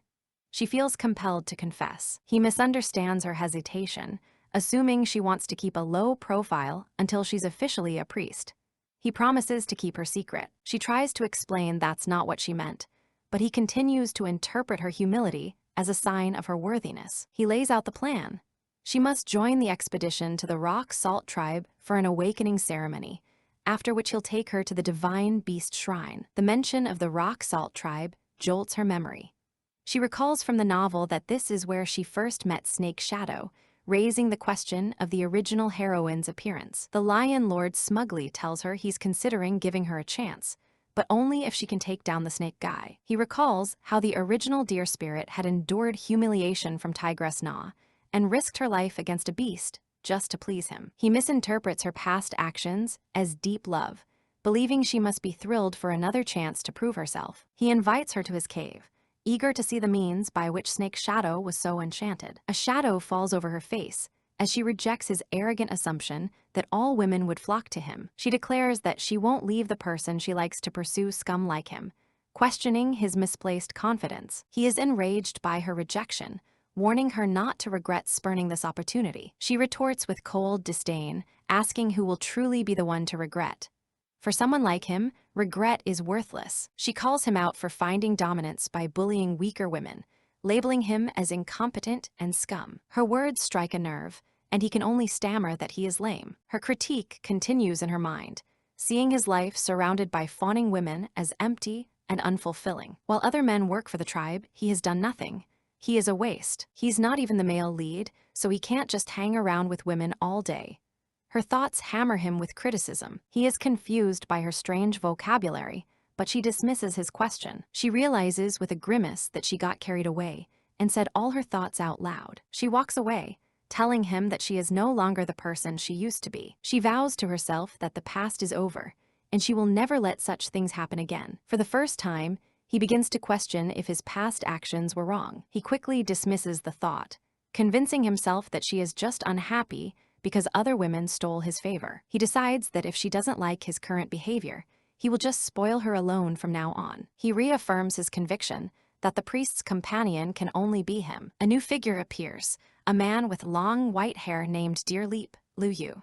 He coldly warns the Lion Lord to stay away from Lu Ling. The Lion Lord is shocked to see him, wondering how he survived without a warrior's talent after leaving to find his parents' remains. Dear Leap ignores his question, grabbing his arm with surprising strength. He effortlessly flings the lion lord aside. He states coolly that it is not his place to bully that idiot. This is Dear Leap, a merciless man with combat skills trained in secret to protect his sister, even though he lacks warrior talent. He announces he has cut ties with Dear Spirit. In his thoughts, however, he worries about her. When she's in danger, he gets annoyed, thinking she's too stupid to run from trouble. The voiceover author asks why he doesn't just admit his concern. Leopard Bound appears, pushing a large sack of supplies towards Snake Shadow, insisting his sister will need them. He declares that Snake Shadow is too weak to be trusted with his sister, provoking an annoyed reaction. Leopard Bound playfully taunts Snake Shadow, calling him the weakest and enjoying his frustration. Snake Shadow snaps, calling him a stinky kitten and lunging for him. Dear Spirit is caught in the middle, trying to stop their squabble. Snake Shadow pulls her into an embrace, innocently claiming he was just helping her pack. Leopard Bound uses a makeshift megaphone to announce that Snake Shadow is trying to sneak her into the Rock Salt tribe, a place with strict quotas. She is confused, as the young patriarch had just given her permission to go with the team tomorrow. Snake Shadow is pleased, as this means he can keep her by his side. He cannot stand the thought of her being bullied while he's not there to help. She looks at him, feeling reassured. Even if she meets the original heroine, this soulful Snake Shadow probably wouldn't abandon her. Leopard Bound asks to be brought along too, but Snake Shadow flatly denies his request. The two rivals push and shove for her attention, with Leopard Bound enthusiastically sticking close to her. From a distance, Dear Leap watches, thinking that his sister still seems to be the same as before. Tigress now sidles up to him, remarking that Dear Spirit still seduces male orcs. He turns to her with a cold glare. She presses on, asking if he doesn't think the same thing. He grabs her wrist, his grip like iron. He warns her that her hand is too beautiful to be broken. He commands her never to speak ill of Dear Spirit in his presence again. She recoils, calling him a psychopath as he stands with menacing anger. The commotion draws the attention of Dear Spirit's group. Dear Leap approaches and asks who the orc beside her is. The two brothers, one by blood and one by choice, face off over a confused Dear Spirit. She hesitantly introduces Dear Leap as her brother, realizing another character from the original book has appeared. He angrily denies being her brother, stating he has already cut ties with her and warning her not to bother him. His words strike her with a profound sadness, and she feels an uncontrollable urge to cry. A voice inside her insists that this isn't how things are supposed to be. A memory surfaces of a young Dear Leap vowing to become strong and protect his little sister. They should be the closest relatives in the world. He tells her she was his favorite sister when they were young, but she suddenly changed. He accuses her of becoming outrageous and unfamiliar, sometimes feeling like she's a completely different person. A past memory of a slap echoes. The original Dear's personality momentarily surfaces, telling him to get lost and mind his own business. Leopard Bound leaps to her defense, furiously telling Dear Leap that he's talking nonsense. He confronts the white-haired man, telling him he knows nothing and shouldn't speak to his sister that way. Dear Leap's attention is caught by how Leopard Bound addressed her. He grabs his hand. His eyes narrow with jealousy as he asks when she got another younger brother. A small, cute creature named Zayadu suddenly appears, announcing his return. Dear Spirit is surprised to see her system, who immediately assesses the tense situation as a Shira field. Leopard Bound continues to challenge Dear Leap, asking why he is so cruel after claiming to want to sever ties. He furiously declares that he won't let Dear Leap get away with it. The two face off, but Dear Spirit intervenes, telling her brother to let him go. She reflects on the constant misunderstandings she's faced since transmigrating. She decides it's better to make a clean break. She holds up her hand, stopping the conflict. She agrees to cut the relationship. A magical amulet stone shatters as she formally renounces their bond. From now on, they will walk separate paths. An older man recalls giving them each an amulet stone from the divine beast when they were children. He had told them they would be the closest relatives and should always support each other. With her eyes shadowed, she walks away with Snake Shadow, leaving her heartbroken brother behind. He reaches out to the woman walking away, his voice calling out to his Dear Spirit, his sister. Snake Shadow catches her, his voice sharp with concern. She apologizes, admitting she tried to control it but failed. Despite his embrace, sadness clouds her. Even though Dear Leap is not her true brother, the thought of losing him feels like a piece of her has been torn away. Tears stream down her face as the sense of loss overwhelms her. He gently wipes them away, reminding her that she still has him. He draws her closer, his gaze intense with a silent promise. He vows he will never leave her side, no matter what comes their way. Suddenly flustered, Dear Spirit pushes him away. He looks at her, confused by her sudden retreat, but she quickly dismisses his concern. She realizes with a jolt that her system, Zayadu, is present. An intimate moment is unthinkable in front of her underage companion. The small creature demands to know why she stopped. To deflect, she quickly changes the subject, feigning surprise at its sudden appearance. Zayadu explains its absence was due to a necessary system update. She has simply relieved its back, fearing she was losing everyone she held dear. A wave of guilt washes over the small system. It holds a secret about her past it cannot yet reveal and vows to somehow make it up to her. Eager to help, Zayadu announces it has located valuable treasures for her. A rare grass and a powerful beast stone. Snake Shadow carries her toward the dark entrance of a cave, confirming if this is the place she was searching for. With a confident smile, she looks up at him and confirms they have arrived at their destination. Before them, a magical, glowing flower illuminates the grotto. This must be the incredible medicine her system had told her about. Beneath the flower, a crystal pulses with an even greater energy. It is the legendary Beast God Stone. She runs toward the flower, her heart racing. This is the mythical panacea, a magic medicine that takes centuries to bloom and can heal any wound. Holding the celestial treasure, she feels a profound sense of wonder. Without her system's guidance, only someone with incredible luck could have found this. As she celebrates, a giant serpent lunges from the darkness, catching Snake Shadow completely by surprise. He cries out as the serpent's fangs sink into his arm. The system frantically yells for Dear Spirit to catch the flower he tosses to her. Seeing him wounded, a cold fury washes over her. She grabs a sharpened branch and charges, intent on killing the beast that harmed him. With the immediate danger gone, she fusses over his wound. She insists they must leave this perilous place at once. She ignores his protests and forces the magic flower into his mouth. There is no time for debate. He must be healed. She waits, her anxiety mounting. She prays the medicine works, but worries about what might happen if there is no antidote. He gently stops her, arguing such a precious remedy is wasted on him. He believes she, as a priest, should keep it for herself. Her eyes fill with determined tears. His life is more valuable than any treasure, and she would give anything to save him. He pulls her into a deep kiss, overcome by the realization that in her heart, he is more important than any magic. He pulls back, his expression suddenly grave. He tells her he is beginning to revert to his ancestors, leaving her completely baffled. The strange word throwback echoes in her mind, an alien and deeply unsettling concept. He explains that this ancestral reversion awakens the primal, beastly nature within an orc. The full weight of his warning begins to sink in. He flushes, admitting with some difficulty that his particular beastly nature is complicated. A comical image of her predicament flashes in her mind. She shouts that she knows how to suppress his condition, desperate to stop his advance. She remembers that the Beast God Stone can control this transformation. The thought of being with him is not unwelcome, but not like this. She looks at him, her mind racing with concern. His current condition is dangerously unstable. The full, terrifying implication of his state crashes down on her. She is certain she is going to die. He looms over her, his serpentine body coiled and powerful.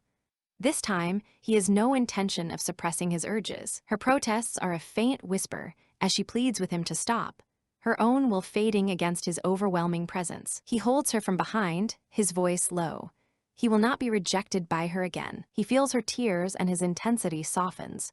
He gently turns her to face him, asking why she is crying. A flicker of doubt crosses his face.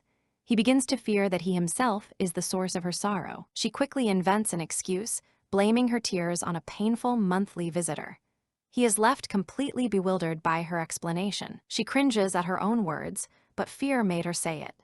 His confusion only deepens as he questions the meaning of this mysterious auntie. His keen senses pick up a scent in the air. It is the unmistakable smell of blood. Panic grips him as he assumes she's injured and tries to inspect her for a wound. She resists, mortified. She tries to explain the biological reality of her situation. He listens, but points out this has never happened before. His expression darkens with hurt and suspicion. He believes she is hiding a real injury from him. She struggles to find the right words, realizing the difficulty of explaining modern biology in a primitive world. She simplifies it, explaining it's a natural process before having cubs. He seems to finally understand, if a bit dimly. The mention of cubs makes his eyes sparkle. To her surprise, he abruptly turns and starts to leave. He explains that since she is hurt, he cannot risk harming her further. He will leave to calm his urges for the sake of their future cubs. She watches him go, a new worry dawning. She wonders what kind of torment he will have to endure while he waits. An idea strikes her, and she calls out. She knows a way he can end his suffering early. He turns back, intrigued. She gestures towards a simple pile of rocks nearby. With an encouraging smile, she tells him to dig under the stones. He is skeptical, seeing nothing but rocks. But unwilling to disappoint her, he resolves to make the effort. As he moves the stones, a powerful light reveals the glowing beast god stone hidden beneath. He holds the artifact, stunned by its raw power. He can feel his own warrior spirit responding to its energy. He stares at the precious stone, a single, critical thought dominating his mind. There is only one. Without hesitation, he offers the stone to her, urging her to absorb its power. She is stunned by his selfless gesture. He insists, explaining it will give her the strength and status she needs as a priest, so no one will ever look down on her again. Her system chimes in, urging her to accept. This power will secure her position and give her an advantage against the original heroine. She is puzzled. She understands his motive, but her system's insistence feels suspicious. She directly confronts her system, demanding to know its true purpose in pushing her to usurp the original heroine's destiny. A memory of her tending to his wounds flashes in her mind. This stone belongs to him. Her resolve hardens. He has always protected her, and she cannot stand by and watch him suffer when she can help. The system presses her, but her mind is made up. Her trust lies with the man who has always been there for her, not her secretive guide. She looks at him with determination, declaring she can become a great priest on her own. He needs this stone more than she does. Moved by her conviction, he gently kisses her forehead, accepting her decision with deep affection. She anxiously asks if he is feeling better. He confirms the stone's power is working, and his condition has improved. He effortlessly lifts her into his arms, announcing his promotion to a fifth-order warrior. Her eyes catch on a shimmering blue fabric draped over his arm. It's beautiful and completely unfamiliar. He explains it is water cloud yarn that he shed during his advancement. She is shocked by the concept. Her mind immediately leaps to a rather mortifying conclusion about the biological process of shedding skin. Her system confirms it is his slough, a valuable material with impressive defensive properties. He tenderly notes her blood-stained dress and promises to make her a new one. He admits he loves that she now carries his scent. The primal implication of being marked by his scent sends a wave of heat through her. Elsewhere, her brother Deer Leap and other tribesmen patrol the woods, discussing their plans. Deer Leap's sharp senses suddenly detect the strong scent of blood on the wind. His first thought is of his sister. He turns, a worried expression on his face as he calls out to her. Snake Shadow emerges from the trees carrying her. He pointedly ignores her brother, stating only that she is tired. A fellow warrior notices the change in Snake Shadow's aura and asks if he's advanced. He confirms he has reached the 5th level. The news sends a wave of joy through the warrior. A 5th-order warrior means security and strength for the entire tribe. He reflects on the strategic advantage this brings. Their tribe now has the power to challenge their rivals. Energized by the news, the warrior rallies the others. They must prepare for an early departure to the trading post. The good news spreads like wildfire through the tribe. They celebrate, filled with hope for their future. The young patriarch, however, feels only a bitter sting of jealousy. His rival has now left him far behind. He connects the dots. This rapid advancement must be her doing. The future priest must have a secret to empower others. A new ambition takes root in his heart. If he can win the affection of Deer Spirit, her power could become his. As he schemes, he senses a presence and whirls around, his power crackling, ready for a fight. It is Deer Leap who has appeared. He coldly demands to know what business the patriarch has at his sister's home. The patriarch sneers, mocking his lack of warrior status. He assumes Deer Leap also wants to use his sister to gain power. He taunts Deer Leap about their severed bond, punctuating his cruel words with a vicious kick. He looms over the fallen brother, gloating about her preference for Snake Shadow. He finds it pathetic that he still tries to protect her. The mockery continues. Dear Leap can only glare back, his eyes burning with helpless rage. Pushed too far, Dear Leap strikes back, furiously denying the patriarch's accusations. Suddenly, Dear Spirit is there, her expression unreadable. She has heard everything. He can only stare, her name a shocked whisper on his lips. Her voice is dangerously calm as she asks him to repeat his words. He panics, desperately trying to take back what he said, claiming he didn't mean to sever their bond. He immediately regrets his clumsy explanation, mortified by his own foolish words. Seeing him so flustered, she can't help but smile. This is a side of him she has never seen. She realizes this is his true, awkward self. Her thoughts drift back to a conversation with Snake Shadow. In her memory, Snake Shadow explains the Beast God Stone can awaken the latent warrior potential in orcs. He had proposed giving the stone to her brother as a peace offering to mend their broken relationship. He had comforted her, certain that leaving things unresolved would only cause her brother more pain. Back in the present, she offers the stone to Dear Leap, acknowledging his dream of becoming a warrior. The young patriarch's eyes widen with greedy recognition. He now understands the secret to Snake Shadow's power. Before anyone can react, he lunges forward and snatches the precious artifact from her grasp. He gloats, reminding her of a past promise to prioritize him as he begins to drag her away. His intentions are clear. Once he has used the stone to become powerful, he will return to claim her. Her brother intervenes, pushing the patriarch back. He sees the manipulation and refuses to let his sister be used. He stands protectively before her, urging her to keep the stone. He knows how vulnerable she is and believes she needs it for her own protection. He internally fumes, convinced the Lion Lord will discard his sister once he gets what he wants. He is determined to prevent it. He struggles to voice his concern, awkwardly telling her to just take care of herself, which she misinterprets as rejection. Seeing her sad expression, he is filled with immediate regret for once again saying the wrong thing. Remorse washes over him. He desperately wishes he could take back his clumsy, hurtful words. The Lion Lord scoffs, finding his concern pathetic. He is frustrated that this little deer has thwarted his plans again. Dear Leap looks down, a profound sense of failure settling over him. He feels he deserves her scorn. Putting his feelings aside, he resumes his duties, ordering the expedition to begin their journey. A younger cat-like beastman nudges him, asking about the trinket in his hand. Dear Leap curtly brushes off the question. The Catman slyly asks for advice on how a friend might reconcile with his sister after a fight. His advice is simple: apologize sincerely. He believes no sister could stay mad after a heartfelt apology. Dear Leap considers this, then becomes flustered, vehemently denying the advice is for him. The young man offers a knowing wink, leaving Dear Leap to stew in his own awkwardness. The group continues on their way, with Dear Leap lagging behind, lost in thought. A single, hopeful question hangs in his mind. Can she really forgive him? With farewells from the village, the large party sets off on their 10-day journey. She watches them go, puzzled by the sheer number of warriors needed for a simple trading mission. Her system explains that tribes without priests are dependent on others for essential rights, limiting their autonomy. Again, the system insists that becoming a priest is her best path. She questions why it wants her to steal the original heroine's fate. With tears in its eyes, the system prepares to finally reveal a hidden truth about her. Suddenly, a distressed woman with pink hair runs out of the woods, pleading for help. She clutches a wounded arm, claiming she's being pursued by hostile orcs. The woman's dramatic entrance feels scripted. Dear Spirit realizes this must be the story's original protagonist. Instinctively, Dear Spirit pulls Snake Shadow back, sensing a trap. The new woman conveniently trips and falls right into Snake Shadow's embrace. The cliché is not lost on Dear Spirit. This, she thinks with a sigh, is the kind of blatant plot armor only a main character receives. The heroine gazes up at him, and he instinctively offers his protection, promising no one will hurt her. But the expected script shatters. His expression turns menacing as he demands to know why this stranger dared to touch his female. He shoves the interloper away, his focus entirely on Dear Spirit, his mind only on her. She watches in shock.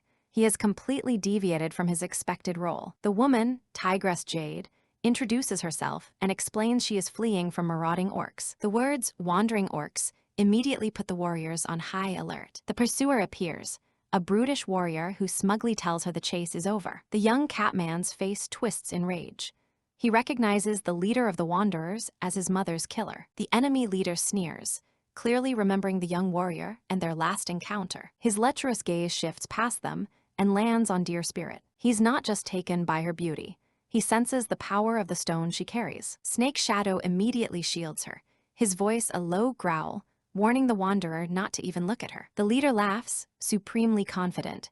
He gives a brutal order to his followers to capture her. An icy rage settles over Snake Shadow.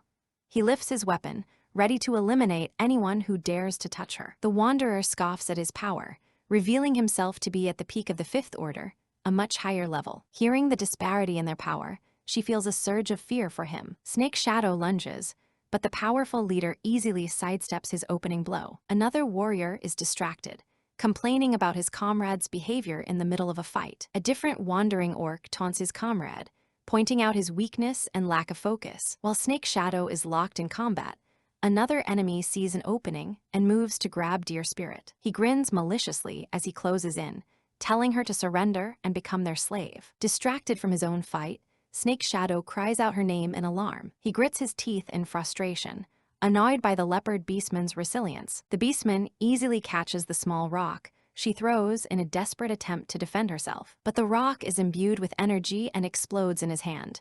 He recoils, cursing her unexpected power. Humiliated and furious, he charges at her, his weapon aimed to kill. She calls on her system for a solution, but the analysis is grim.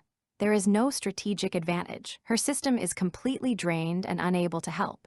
She feels utterly helpless. The enemy smirks triumphantly, confident that she is now his for the taking. At the last second, Snake Shadow intercepts the blow, his grip like iron on the attacker's leg. The attacker is shocked by his speed.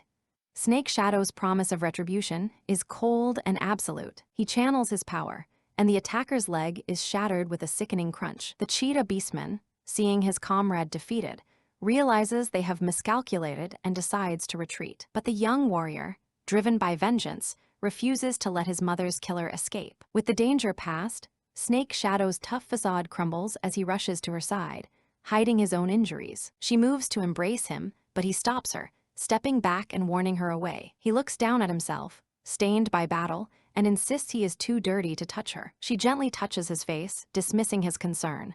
To her, he is anything but dirty. She intertwines her fingers with his, her voice soft as she tells him he is handsome. She knows her own safety is a direct result of his constant protection and sacrifice. Overcome with emotion, she kisses him deeply, marveling at how anyone could fail to love him. She pulls back, her expression serious as she prepares to tell him something from the heart. She finally puts her deepest feelings into words, a confession of unconditional love for him, no matter what. He returns her affection with equal passion, confessing his own feelings for her. Lost in the moment, he suggests they take the next step and start a family together. The retreating enemy leader sees an opportunity in their distraction and decides to strike. He shifts his target to the original heroine, hoping to seize her before her protectors can react. He snatches the heroine, ordering her to come with him without a struggle. The system cries out in alarm, aware that the plot is going terribly wrong. The young warrior intercepts the villain once again, blocking his path of escape. The villain is infuriated by this persistent interference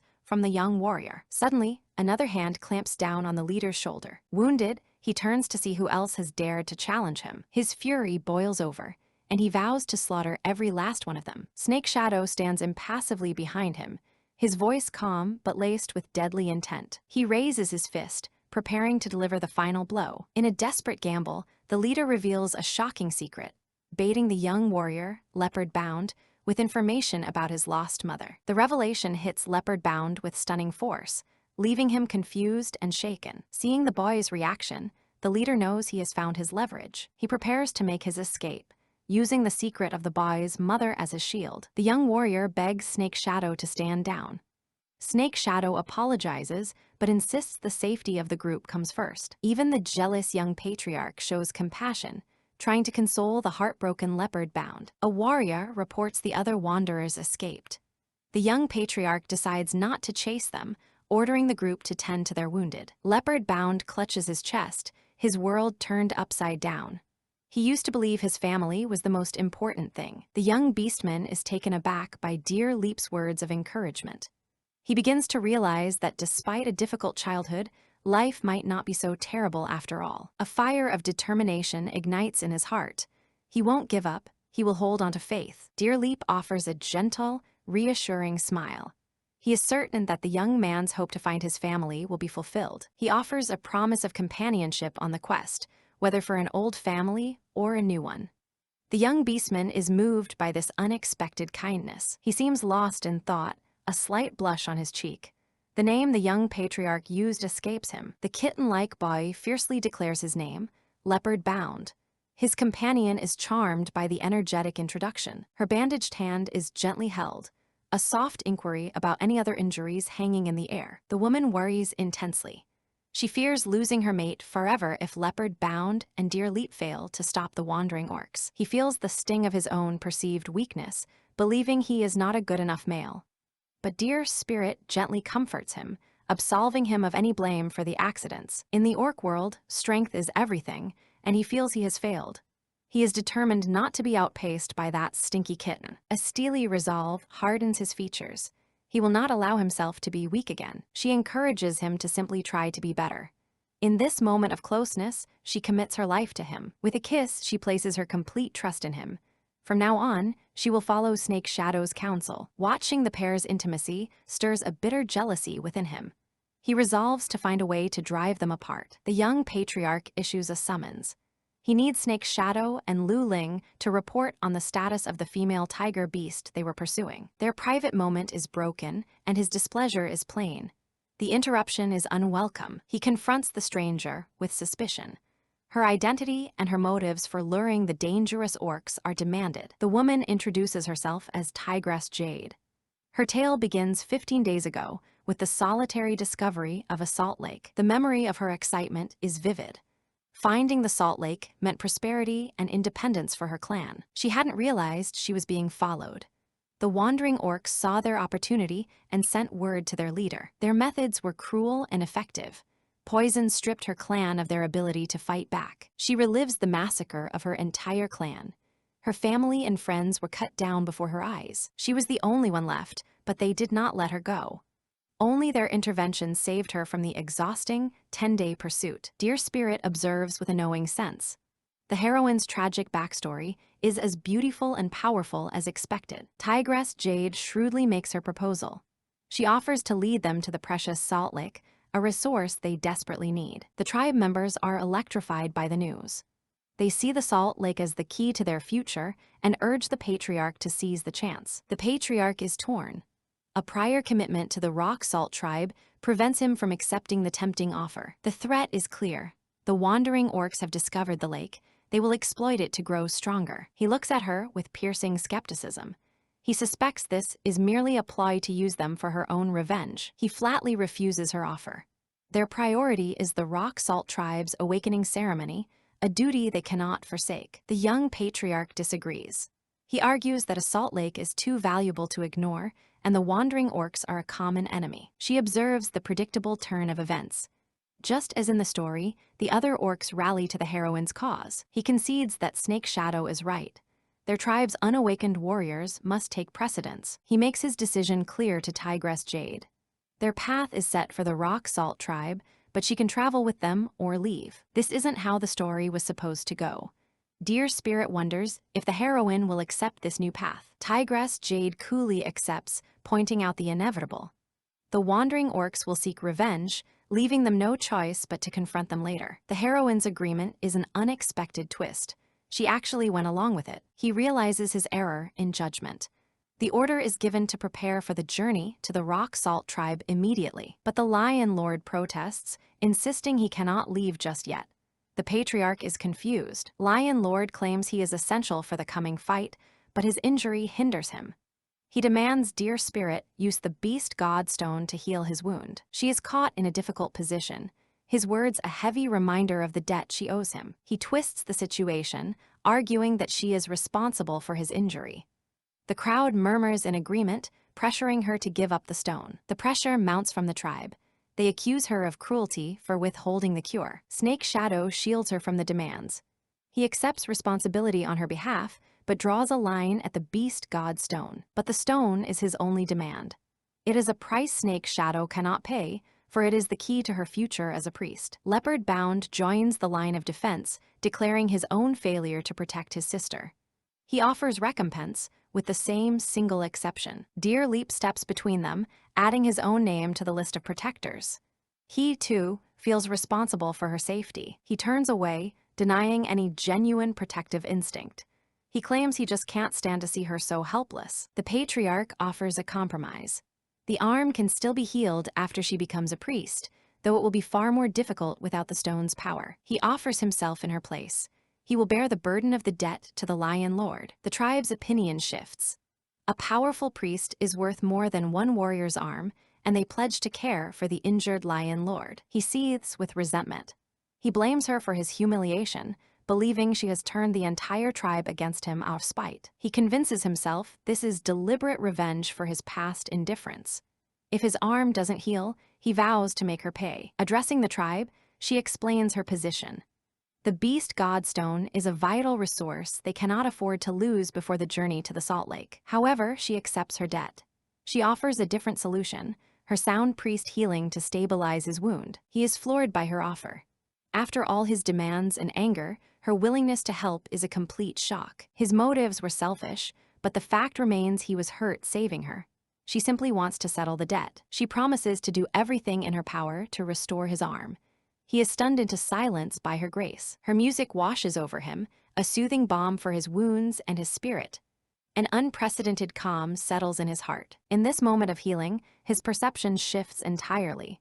He is struck by how beautiful she truly is. The onlookers are moved by her kindness, noting the stark contrast with his earlier behavior.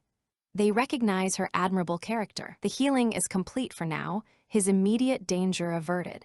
She vows this is not the end of her efforts to help him. With a final reassurance, her strength gives out and she collapses. A wave of panic spreads as she falls. Snake Shadow catches her just in time, her name a frantic cry from her brother's lips. Her body is limp, the vital energy within her completely depleted. She has the talent, but not the training, and the healing cost her everything. He misinterprets her sacrifice as proof of lingering affection. A tiny, tearful spirit greets its host upon waking. She learns she didn't just sleep, she fainted. Her system updates her on the tribe's activities in her absence. The system reports a strange change in Lion Lord's behavior since her collapse. He's become obsessed, constantly mentioning her name. The little spirit issues a warning about Lion Lord's scheming, a sentiment mirrored by Tigress Jade's scornful glance. She dismisses his behavior as simple regret. Her mind is on a greater problem.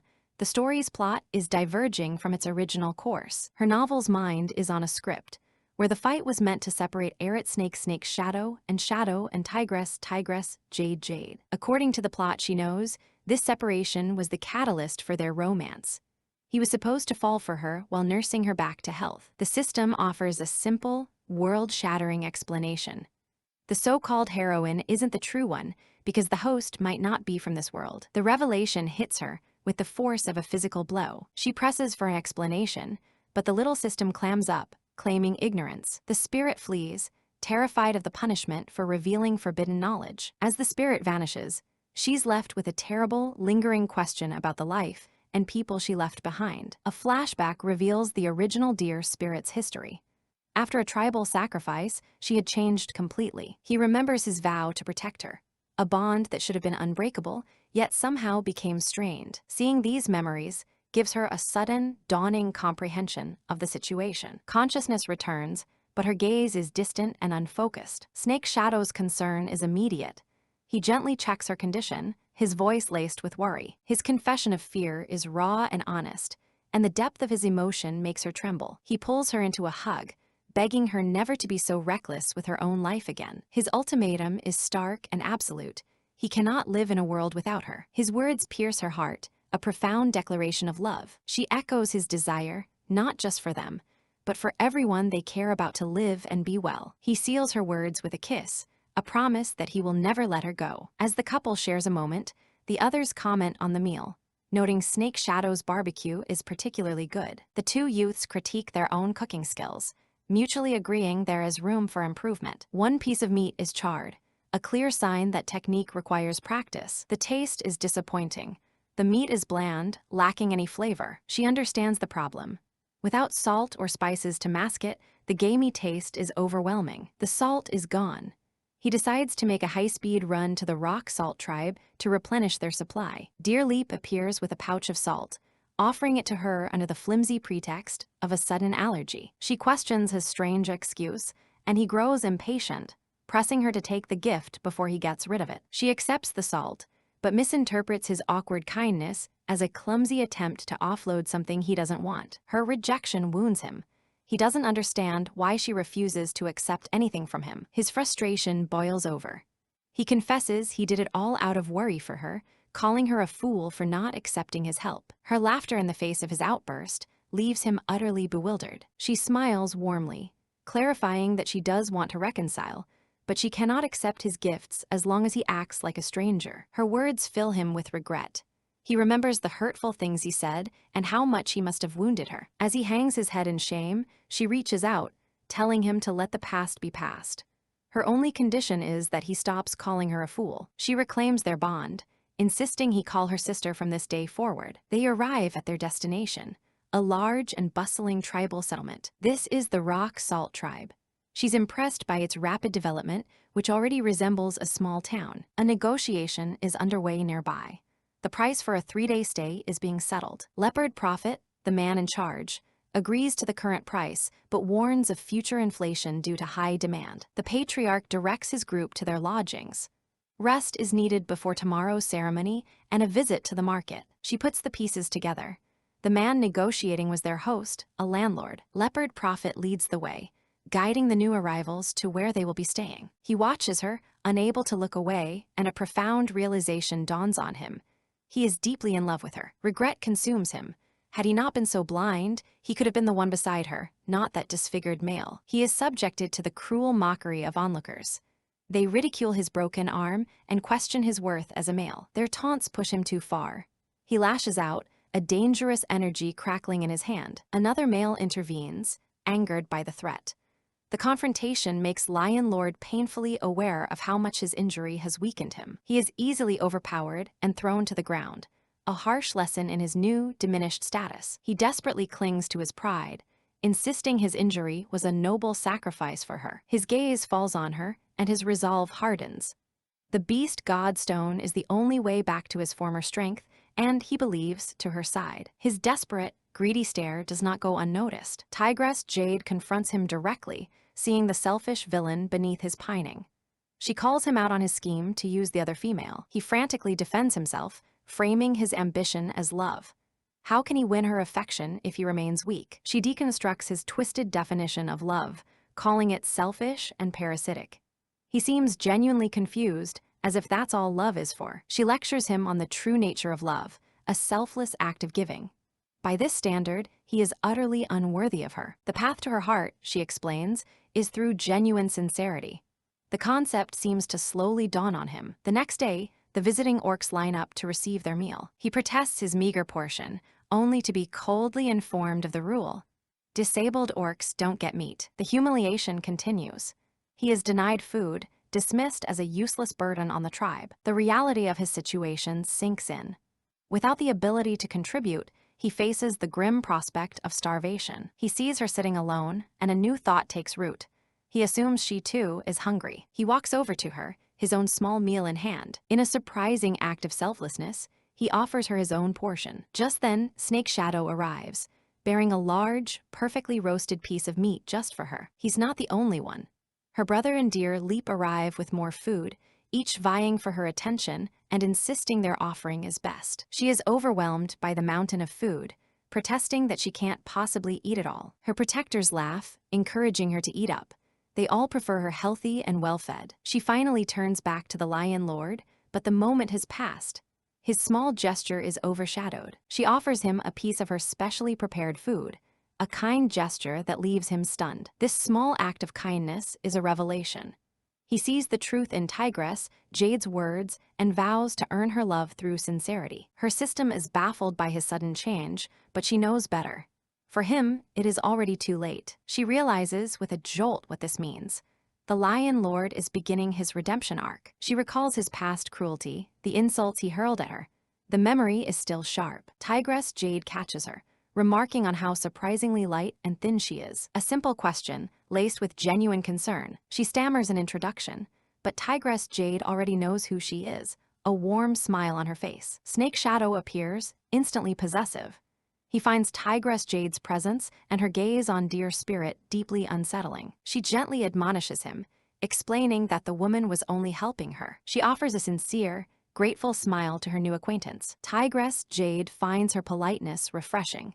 She definitely prefers her to her overprotective companion. A shy young orc, lost in her own world, accidentally bumps into her and starts to apologize profusely. Suddenly, another female appears, demanding the apology.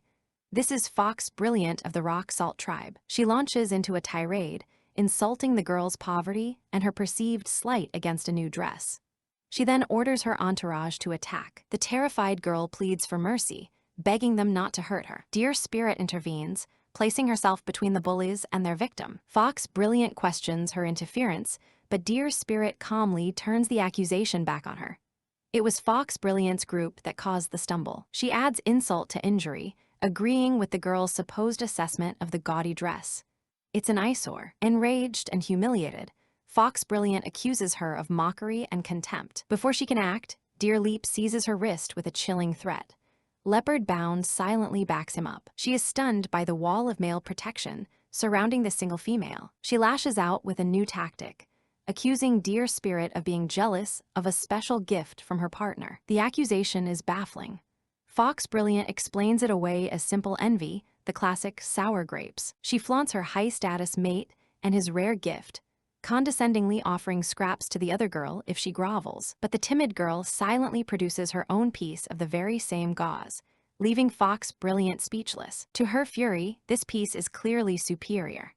The quiet girl dismisses the gauze as nothing special, rubbing salt in the wound. At that moment, Snake Shadow appears, presenting Dear Spirit with a new dress made of an even higher grade gauze. He asks if she likes it, and she's stunned by the unexpected gift. He reveals his intention.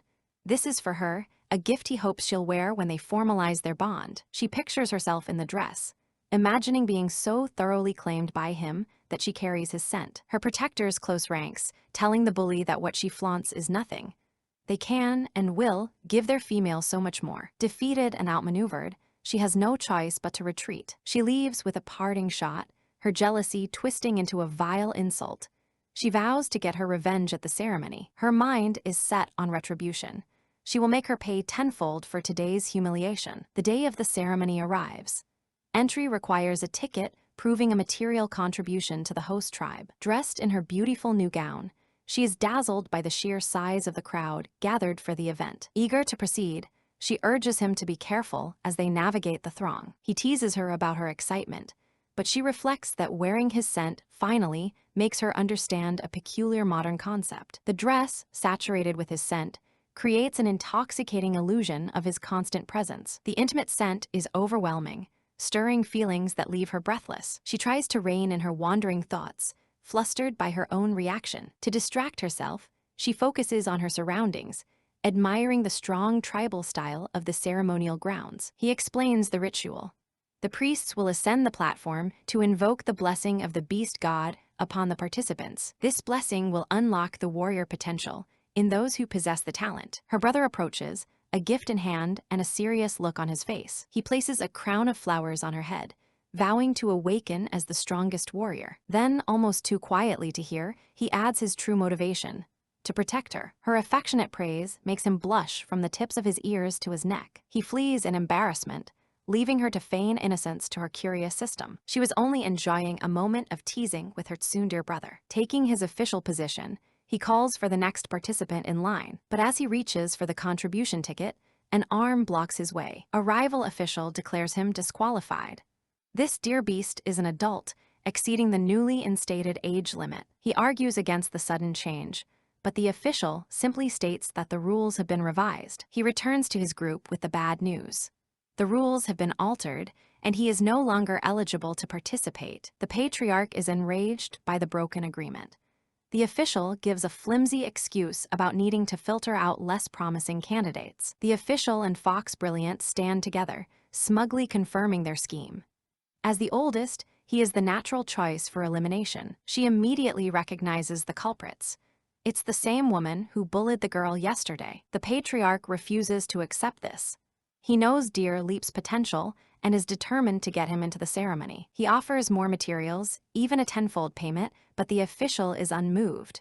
The rejection is personal. She realizes the truth. This isn't about her brother. This is an attack aimed directly at her. The cat-eared woman offers a backhanded compliment, her condescending words meant to establish dominance. She boasts of her powerful mate, a clear attempt to intimidate her rival. She gloats, anticipating the sweet satisfaction of watching her enemy's brother fail. Crossing her carries a heavy price, and she intends to collect. Despite the accusations of being vicious and shameless, she remains smugly confident in her actions. She believes that sometimes dirty methods yield the most positive results. A wave of despair washes over her as she witnesses her rival's superior ability. She feels powerless, realizing her brother Dear Leap's only chance at awakening is about to be stolen away. The small spirit reminds her of the immense power and respect that comes with being a priest. Such a status would grant her safety, freeing Snake Shadow from the burden of her protection. A new determination fills her eyes. She will no longer be a victim. To protect herself and ease Snake Shadow's burden, she must become a priest and asks Xayadu for guidance. Her hope is immediately tempered by a harsh reality. The path to priesthood is long and difficult, requiring formal training that would take too much time to save Dear Leap. Since she can't overpower her rival directly, she'll find another way to make her pay. She resolves to dig up dirt, certain that someone in the Rock Salt tribe must have a grudge. Just as she despairs, a powerful figure arrives, the priest of the Rock Salt tribe. He senses a talented individual in the crowd, and his gaze seems to search for the source. The awakening ceremony is in full swing, a mix of joyous triumph and panicked despair. While one warrior celebrates their newfound power, another worries that time is running out. Miraculously, Dear Leap opens his eyes, awash in a brilliant light. He can feel the power coursing through him. He has successfully awakened as a warrior. He turns to his sister, his heart swelling with pride and purpose. Now a warrior, he vows to grow strong enough to protect her from any harm. Relief washes over her, but a hint of strain lingers in her expression.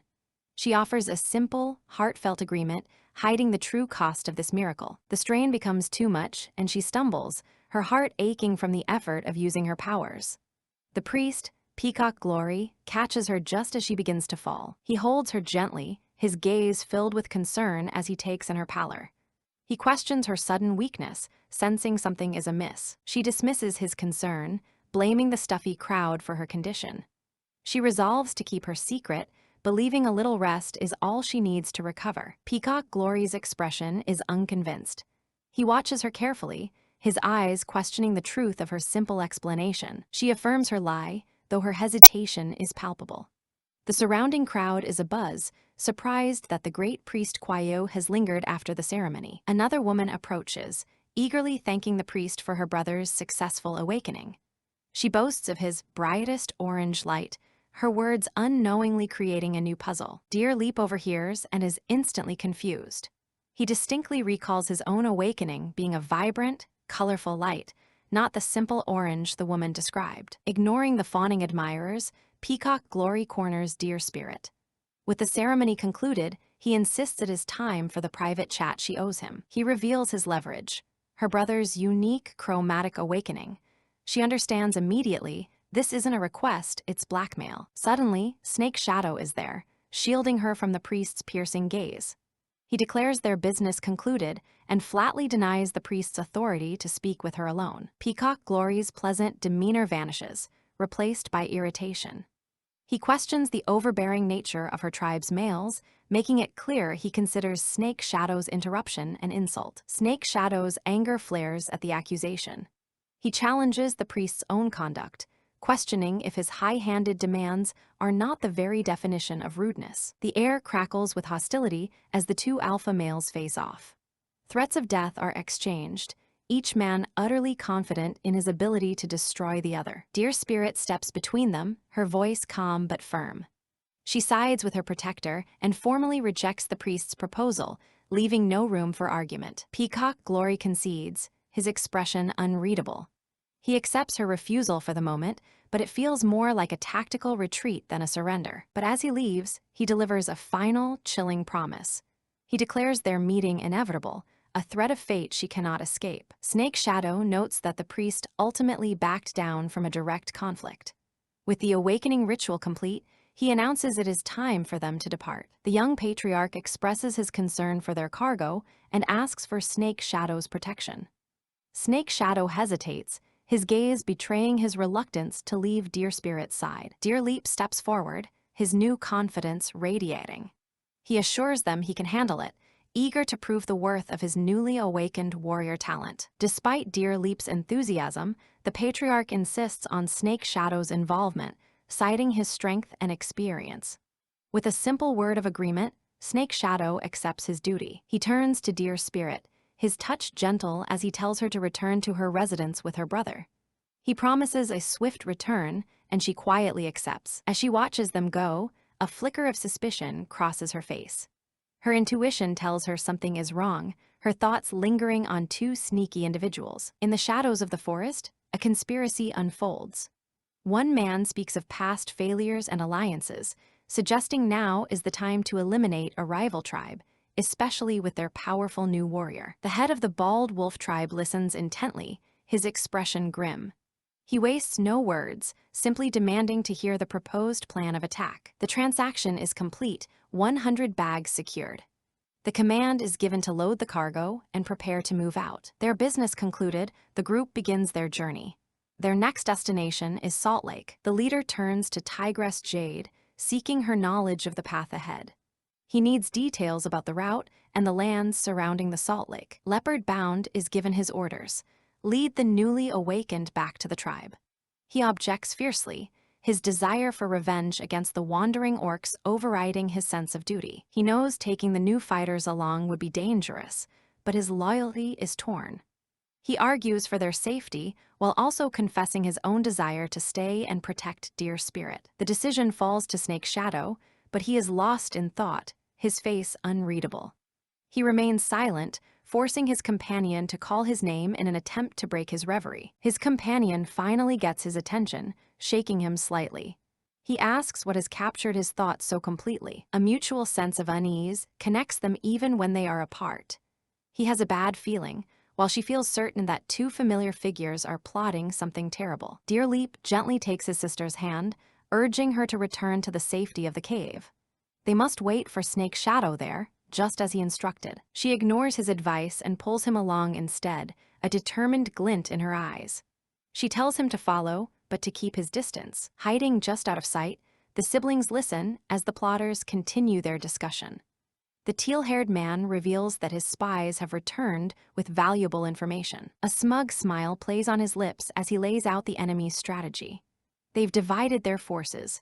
One group transports the goods, while the other has vanished. The true opportunity lies in the division. All the powerful warriors are with the missing team, leaving only the newly awakened juniors to guard the precious supplies. It's the perfect time to strike. The wolf chief voices his concern, questioning the intel and fearing the power of Snake Shadow. But his partner is confident, revealing an inside man among the enemy's cooks. He promises his ally that the female will soon be his. The vision of their success is grim. Snake Shadow, poisoned and incapacitated, leaving her completely vulnerable. A sudden noise alerts him, and he spins around, his eyes locking onto their hiding place. He instantly recognizes the woman and her newly awakened brother. The command is given, capture them. Without a moment's hesitation, Dear Leap grabs his sister's hand and yells for her to run. She struggles to keep pace, her breath coming in ragged gasps. Fleeing has never been one of her talents. Their pursuers are closing in, capture seeming inevitable. He looks back with grim determination while she can barely go on. Realizing they cannot let the witnesses escape, the plotters unleash a deadly magical assault. Their intent is clear. This is a fight to the death. An attacker grabs Dear Leap, but even in capture, his thoughts are of his sister. He struggles, yelling at her to run and call for help. Tears well in her eyes as his words sink in. He's right. She must abandon him for now if there is any hope of saving him. She runs desperately and spots a wooden house in a clearing ahead. A surge of hope makes her cry out for help. Her path is immediately blocked by two guards. They sternly order her to leave, declaring the building a tribal powerhouse off-limits to outsiders. She begs them for sanctuary, explaining that her life is in danger. The guard is unmoved, repeating his order to leave regardless of her reasons. A voice from within overrules the guards, commanding them to let her enter. The guards protest, confused, reminding their master of his explicit orders not to be disturbed by anyone. The word priest catches her by surprise. She wonders what it could possibly mean in this context. From the doorway, Peacock Glory emerges, a triumphant smile on his face. He announces that his awaited honored guest has finally arrived. It was all a trap. Back in the forest, the pursuers are left confused. The conspirator berates his subordinate for letting the female get away. The subordinate stares into the distance, his eyes wide with recognition. He has spotted Priest Peacock Glory. Peacock Glory now acts as her shield, turning on his supposed ally. He publicly accuses the man of abusing his authority and colluding with rival tribes. He commands his guards to seize the traitors. He intends to present them to the patriarch as proof of his poor judgment in choosing allies. Now captured, the conspirator pleads his innocence. He tries to frame the situation as a simple tribal squabble that doesn't concern him. Peacock Glory scoffs at the blatant lies, disgusted by the cowardice. He dismisses the man as rubbish and gathers power in his hand, ready to deliver judgment. Enraged by the humiliation, the captive spits curses at Peacock Glory. He vows that even in defeat, he will make the priest pay. With the immediate threat contained, she rushes to her brother's side. Her only concern now is whether he is injured. He blushes at her concern, trying to brush it off as nothing. He insists he is fine, though his face betrays a hint of pain. With a stubborn pout, he insists she come closer. She questions his stubbornness as she tries to inspect his wounds, but he resists her attempts to check on him. She ignores his protests and finds the wound he was trying to hide. He looks away, clearly pained and embarrassed that he couldn't protect himself. A gentle smile graces her lips as she reassures him. It is only a minor injury, nothing for him to worry about. He disagrees, his expression grave. He knows they were lucky this time, but he can't shake the fear of what might happen if they aren't so fortunate again. Peacock Glory watches the siblings, his thoughts turning inward. Their concern for a minor scrape seems trivial compared to the injury he himself sustains. Guilt gnaws at him. He cannot forgive himself for his failure to protect her. Desperate, he turns to the only person with the power to help. He asks the priest if he can cure his sister, still unaware of her true condition. The priest ignores his request and instead heals dear Leap, who is still bound. He declares the wound cured, much to the young warrior's protesting confusion. She playfully takes hold of his antlers, a cheerful smile on her face. She encourages him to accept the priest's help so he can heal faster. She insists it was a waste of the priest's power for such a minor wound. In her mind, his well-being comes first, no matter the cost. Peacock Glory looks on, amused by their bickering. He cuts them off, announcing that it is finally time for his private chat with the sister. As he leaves, Dear Leap offers a parting warning. He advises the priest to be quick, implying that his brother-in-law will not tolerate any funny business. He pauses for a final moment of reassurance, promising to be right outside.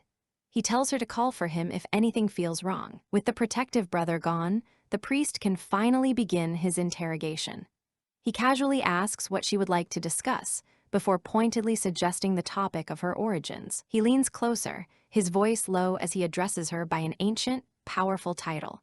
This confirms he knows far more than he should. His words hit her like a physical blow. She realizes he isn't asking about her tribe, but the world from which she came. A memory flashes through her mind, a life in a different world, wearing a school uniform. He knows about her true home. She shoves him away in a panic, her mind racing. She desperately asks her system how he could possibly know her true identity, a secret that should be impossible for anyone here to discover. Her companion offers little comfort.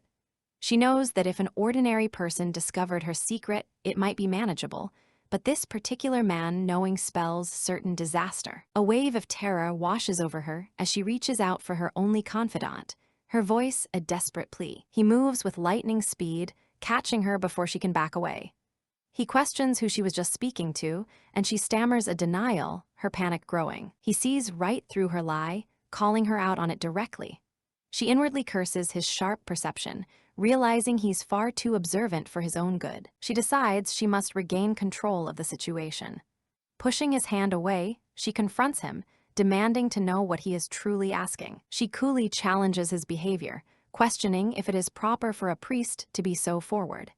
She sets a firm boundary, threatening to end the conversation if he oversteps again. With a confident air, she reminds him that he was the one who sought this meeting, not her.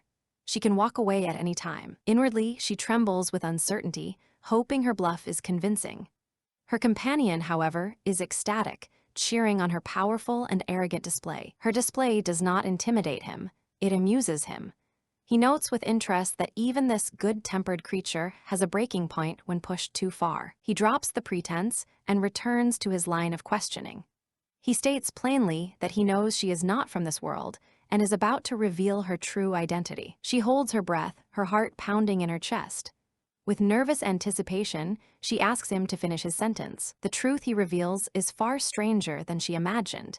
He believes she is the reincarnation of a god. He speaks of the legendary beast god, a figure of immense power from millennia ago. He describes the beast god as the absolute master of the continent, whose will was the will of the world itself. But a great tragedy occurred.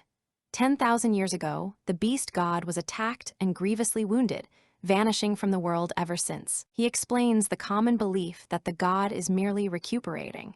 But his priestly senses tell him a darker truth. The beast god's presence has vanished from the world entirely. The ancient story captures her attention, and she finds herself asking about the cataclysmic event from all those millennia ago. He confesses that the full truth is lost. His knowledge comes only from fragmented accounts in ancient temple manuscripts. The records speak of a day of cosmic horror.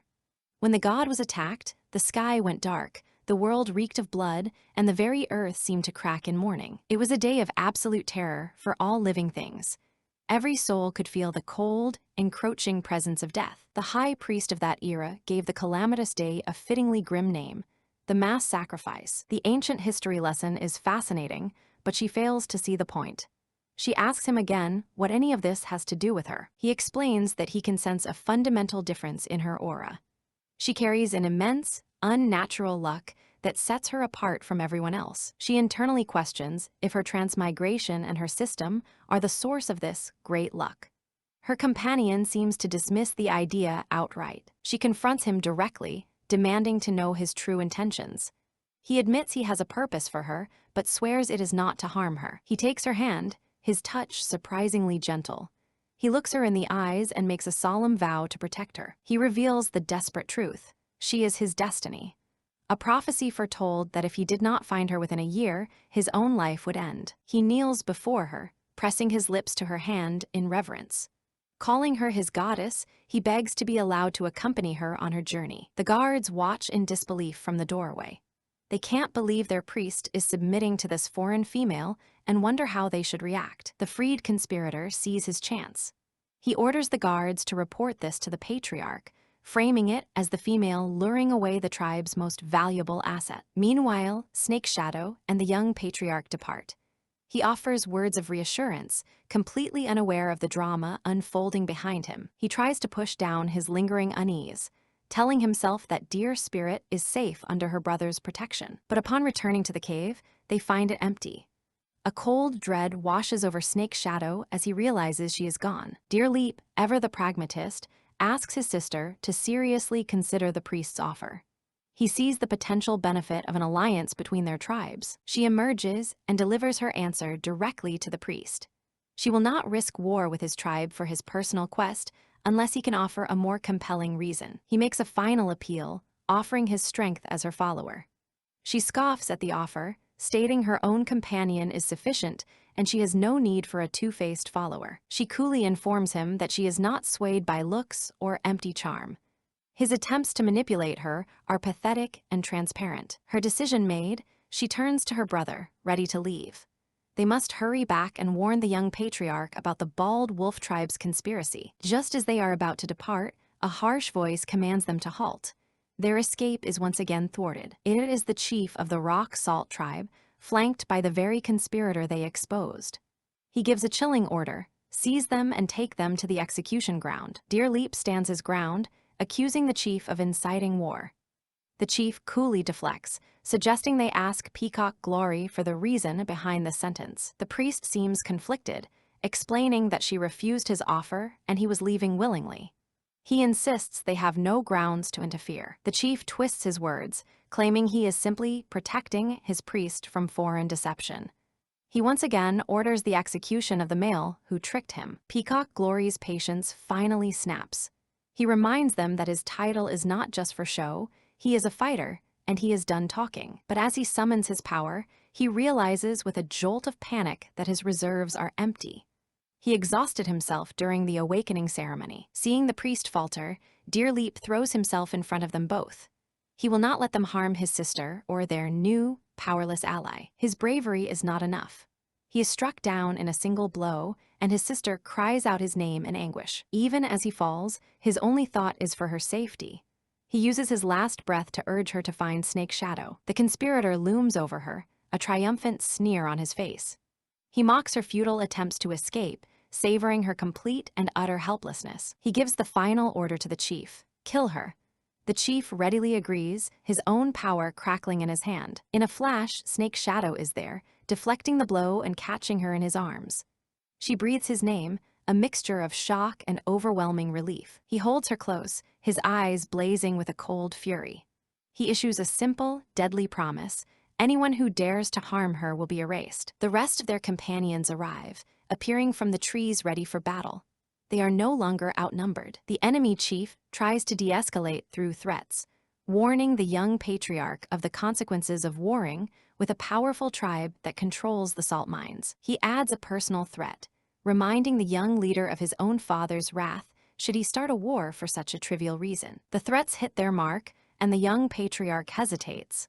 He is torn between his duty to his tribe and his loyalty to his people. After a moment of conflict, his resolve hardens. He declares that his primary duty is to protect his people, not to bow to threats. He realizes what truly matters is her safety and happiness. He is willing to sacrifice his own future and status to protect her smile. He and his warriors take a defensive stance. They present a united front, declaring that their people are not to be harmed. As the battle erupts, Snake Shadow effortlessly blocks an attack. Peacock Glory urgently warns her that this is not the right time or place for this war. Her companion echoes the sentiment, explaining that a full-scale battle now would be disastrous for both tribes, with no true victor. More importantly, their own tribe is not yet strong enough for war. They are in a crucial stage of development and cannot afford such a costly conflict. Taking the advice to heart, she calls for a ceasefire. She pleads with the enemy chief, suggesting they can resolve this misunderstanding through talk, not violence. The conspirator watches with alarm. If peace is negotiated, Peacock Glory will be free to pursue justice against him. He cannot allow them to negotiate. Desperate, he resolves to escalate the conflict himself. He unleashes a sinister purple energy, believing that more chaos is his only path to survival. The worse things get for everyone else, the better for him. In the heat of the moment, he forces a strange substance into Snake Shadow's mouth. Dear Spirit cries out in alarm as he immediately reacts. The villain gloats that he has fed him something to make him lose his mind. Snake Shadow clutches his chest, a horrifying realization dawning on him. It is the forbidden fruit, a potent aphrodisiac that forces snake beasts into an uncontrollable mating frenzy. He stumbles, pushing her away, begging her to leave. She refuses to abandon him, her voice filled with worry. He breathlessly explains the fruit's terrifying effect. His control snaps, and he pulls her into a tight embrace. She learns with horror that the frenzy will last for 3 days and nights, an unstoppable, primal urge. He gives in for a moment, his lips finding hers, before his will reasserts itself. He pushes her away again, his voice a strained plea for her to leave. The battle is lost. His beast form begins to manifest as he pulls her back, giving her one last, desperate warning. Run, unless she wants the inevitable consequence. The villain sees his plan has worked perfectly. With his strongest opponent incapacitated, he prepares to wipe them all out. She shields him with her own body, but even lost in his haze, his protective instincts take over. He intercepts the blast meant for her. The attack dissipates, but not before striking him. She calls his name, her eyes wide with shock and fear. The attacker is unfazed, confident that his victory is still assured. He proclaims that their deaths are imminent. He dodges the next attack, his movements fluid and instinctual, pulling her into a disorienting kiss to move them both out of harm's way. The attacker is shocked. He can't believe his opponent can still dodge attacks even after losing his mind to the poison. He attacks again, certain this blow will land. But Snake Shadow, now with his tail fully manifested, seems utterly unimpressed by the threat. A powerful aura erupts from Snake Shadow. He questions how the attacker could possibly believe he was ever truly helpless. The defiance is short-lived as he collapses against her, admitting the poison is too strong. The system explains he burned his own energy to fight, causing a dangerous backlash. She panics, desperately asking her system for a cure. There has to be a way to counteract this poison. Suddenly, her brother and another companion are there, stumbling towards her, their faces flushed.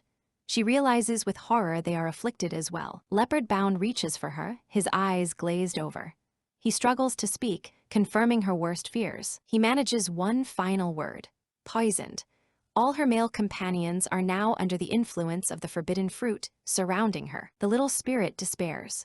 They've fallen victim to a classic magical ambush, and all their protectors have been turned against them. A horrifying realization dawns on her. When Snake Shadow was fighting alone, none of his allies came to his aid. They were already incapacitated. The poison's effect is not limited to snake beasts. It works on all of them.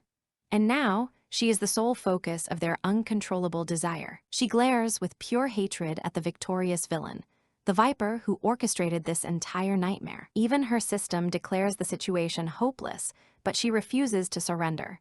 She struggles, begging her companion to find a solution. Just as all hope seems lost, a familiar voice calls her name. Peacock Glory has returned. He offers a sliver of hope, the beast god's purification technique. But her heart sinks as she confesses she has no idea what that is. He steps behind her, his presence a strange mix of comfort and threat. He will teach her, he says, guiding her to channel the world's purest divine art. He tells her that this power is innate to her. He guides her hand to her forehead, instructing her to close her eyes and feel for it within herself. A swirling, pure energy gathers at her fingertips. He sees it, and with a single word, commands her to unleash it. The purification light washes over the men, freeing them from the poison's grip. They look around, confused, as Snake Shadow gives the priest a silent gesture of thanks. The light touches everyone, including their enemies. They look at their healed wounds in amazement, feeling the warmth of the magic. The enemy chief recognizes the power for what it is, a true miracle of the beast god. He stares in awe, wondering how this foreign female can wield power beyond that of even the highest priests. She stands before them, her power now undeniable. She declares her ability to heal any wound, turning the tables and warning them that a fight now would not be in their favor. She offers them a better path than war. Cooperation would benefit both tribes far more than pointless conflict. The choice, she says, is his. The chief's mind races, connecting the dots. He remembers Peacock Glory's strange quest to find someone connected to the lost beast god. He considers his alliance with the priest. While beneficial, Peacock Glory's constant, extravagant demands have bred resentment within his tribe. He compares the demanding priest to this new divine girl and her powerful followers. The choice is clear. She is a far more valuable asset. He bows his head in submission, accepting her as the will of the gods. But the cat-eared woman protests, outraged that he would let her go so easily. She screams wild accusations, claiming they murdered her mate and abducted the priest. She demands their execution to uphold the tribe's majesty. Snake Shadow steps forward, his gaze fixed on the chief. He challenges him directly, asking if these baseless accusations represent the will of his tribe. Flustered, the chief quickly dismisses her as hysterical. He orders his men to seize her, making his new allegiance perfectly clear. The patriarch's decision is met with shock and disbelief. He is confronted by his own people, as the pink-haired woman he's condemning loudly questions his authority, reminding him he tolerated her behavior in the past. The patriarch declares that Fox Brilliant will be detained for trial. He makes a public call for all the orcs she has bullied and hurt to present their evidence, promising them fair punishment for her crimes. Fox Brilliant panics, desperately pleading with the patriarch not to abandon her. She insists she is his most capable companion, her words laced with the fear of her impending downfall. One of the tribesmen has had enough of her entitlement. He strikes her, finally venting his long-suppressed anger at how she used her power to terrorize the tribe's females. The patriarch offers a strained apology for the trouble Fox Brilliant caused. He concedes that he will not try to stop the Lord Priest from leaving the tribe, a decision made with clear reluctance. The blonde woman pledges her devotion to Peacock Glory. Her faith is conditional, however, offered in exchange for a priest to perform the awakening ceremony for the Rock Salt tribe next spring. It is time for their departure. As Peacock Glory and his new followers begin their journey, the remaining tribesmen watch them leave, their mission now set. The departure of priest Peacock Glory leaves his former devotees heartbroken. They weep openly, blaming the woman who has led their beloved priest away from them. Even after half a day's travel from the Rock Salt tribe, they are still being followed. Dear Spirit observes with a weary expression as a lone figure continues to pursue them from a distance. She notes his surprising popularity, but he dismisses it coolly. To him, the fervent emotions of his followers are nothing more than their own wishful fantasies. He reveals that his entire life as a priest has been a search for her, leaving no time for other females. He reminds her of his singular, dedicated cause, leaving her momentarily flustered by his focus. A protective companion squeezes between them, pushing Peacock Glory back. He curtly instructs the priest to move to the rear of the group and not to approach without an order. Peacock Glory responds with a condescending smirk. He questions the value of their cargo, deriding the boxes as empty and useless, clearly unbothered by the order. The white-haired man realizes his mistake with a pang of embarrassment. He'd forgotten the team was divided, and the goods were already on their way back to the tribe. He shoves the priest away again, determined to keep him at a distance. His motivation is clear. He won't let this malicious man steal Dear Spirit's attention. Peacock Glory leans in, calmly assuring the protector he means no harm to Dear Spirit. He then deftly shifts the subject, reminding the warrior of how different his own awakening was. The warrior is momentarily confused by the priest's words, then a memory surfaces. He recalls his awakening, a moment when he was bathed in a distinctly different kind of power. The priest points out his weakness. As a junior fighter, his talent is limited. He offers a path to rapid improvement, but it comes with the condition of total obedience to his methods. He justifies his trustworthiness by reminding them he used the last of his magic to save them all.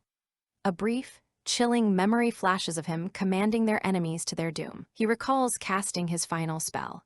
His only hope was that the dwindling magic would be enough to bring back the male he deemed unsightly, but necessary. He turns to the dark-haired man, taking full credit for his timely arrival. Without his intervention, he asserts, the other would have been too late. The man remains stoically silent. His companions are visibly repulsed by the priest's arrogance. The white-haired warrior dismisses his claims as a disgusting joke, his contempt palpable. Now that the matter is resolved, he leans close to Dear Spirit and suggests he deserves to be rewarded for his efforts. He then slyly asks what she plans to offer her other followers. The young leopard man shoves the priest aside, demanding a simple reward for his own meritorious deeds. All he wants for protecting his sister is a pat on the head. He then turns to the priest, innocently asking if Uncle Priest also gets head pats. The question is a subtle, effective jab at the priest's age and status. The priest explodes with indignation at being called uncle, retorting that he's very well maintained. The young leopard's feigned innocence only adds to the insult. The two protectors stand united against the priest. They argue that Leopard Bound's silent, constant guardianship far outweighs the priest's contribution, leaving him sputtering. Feeling cornered, the priest turns to Dear Spirit for validation, asking if she shares their opinion. She simply hides a giggle, offering him no support. Leopard Bound confidently drapes an arm over the priest's shoulders, certain his kind sister would never agree with such a cold assessment. The priest is visibly tense and unhappy with the contact. He gets closer, his tone turning serious. He reminds the priest that since he chose to follow Dear Spirit, he has an obligation not to cause her any trouble. She cheerfully waves goodbye as her two companions drag the protesting priest away. She seems perfectly content to let them handle the situation. She muses to her system companion that this world is far more exciting than she expected. It's surprising that Dear Leap and Leopard Bound, not her usual protectors, were the ones to challenge the peacock priest. He observes that jealousy used to be Snake Shadow's domain. Now, with Dear Spirit's excellence attracting more attention, New protectors like Deer Leap and Leopard Bound are stepping up to handle the threats. For now, he can stand back. With these new protectors emerging, he understands it is not yet his time to intervene. He quietly asks if they should be on their way, and she agrees with a soft affirmation. For a moment, they are lost in each other's gaze, the world around them fading away. Suddenly, a woman with pink hair drops down from a tree, calling out to Deer Spirit with urgency. Her arrival is unexpected. The woman, Tigress Jade, offers her a piece of fruit with a welcoming smile. Deer Spirit is taken aback by the friendly gesture. She accepts the fruit with a stammered thanks. The woman simply encourages her to taste it, her expression open and kind. Her companion intervenes, knocking the fruit away.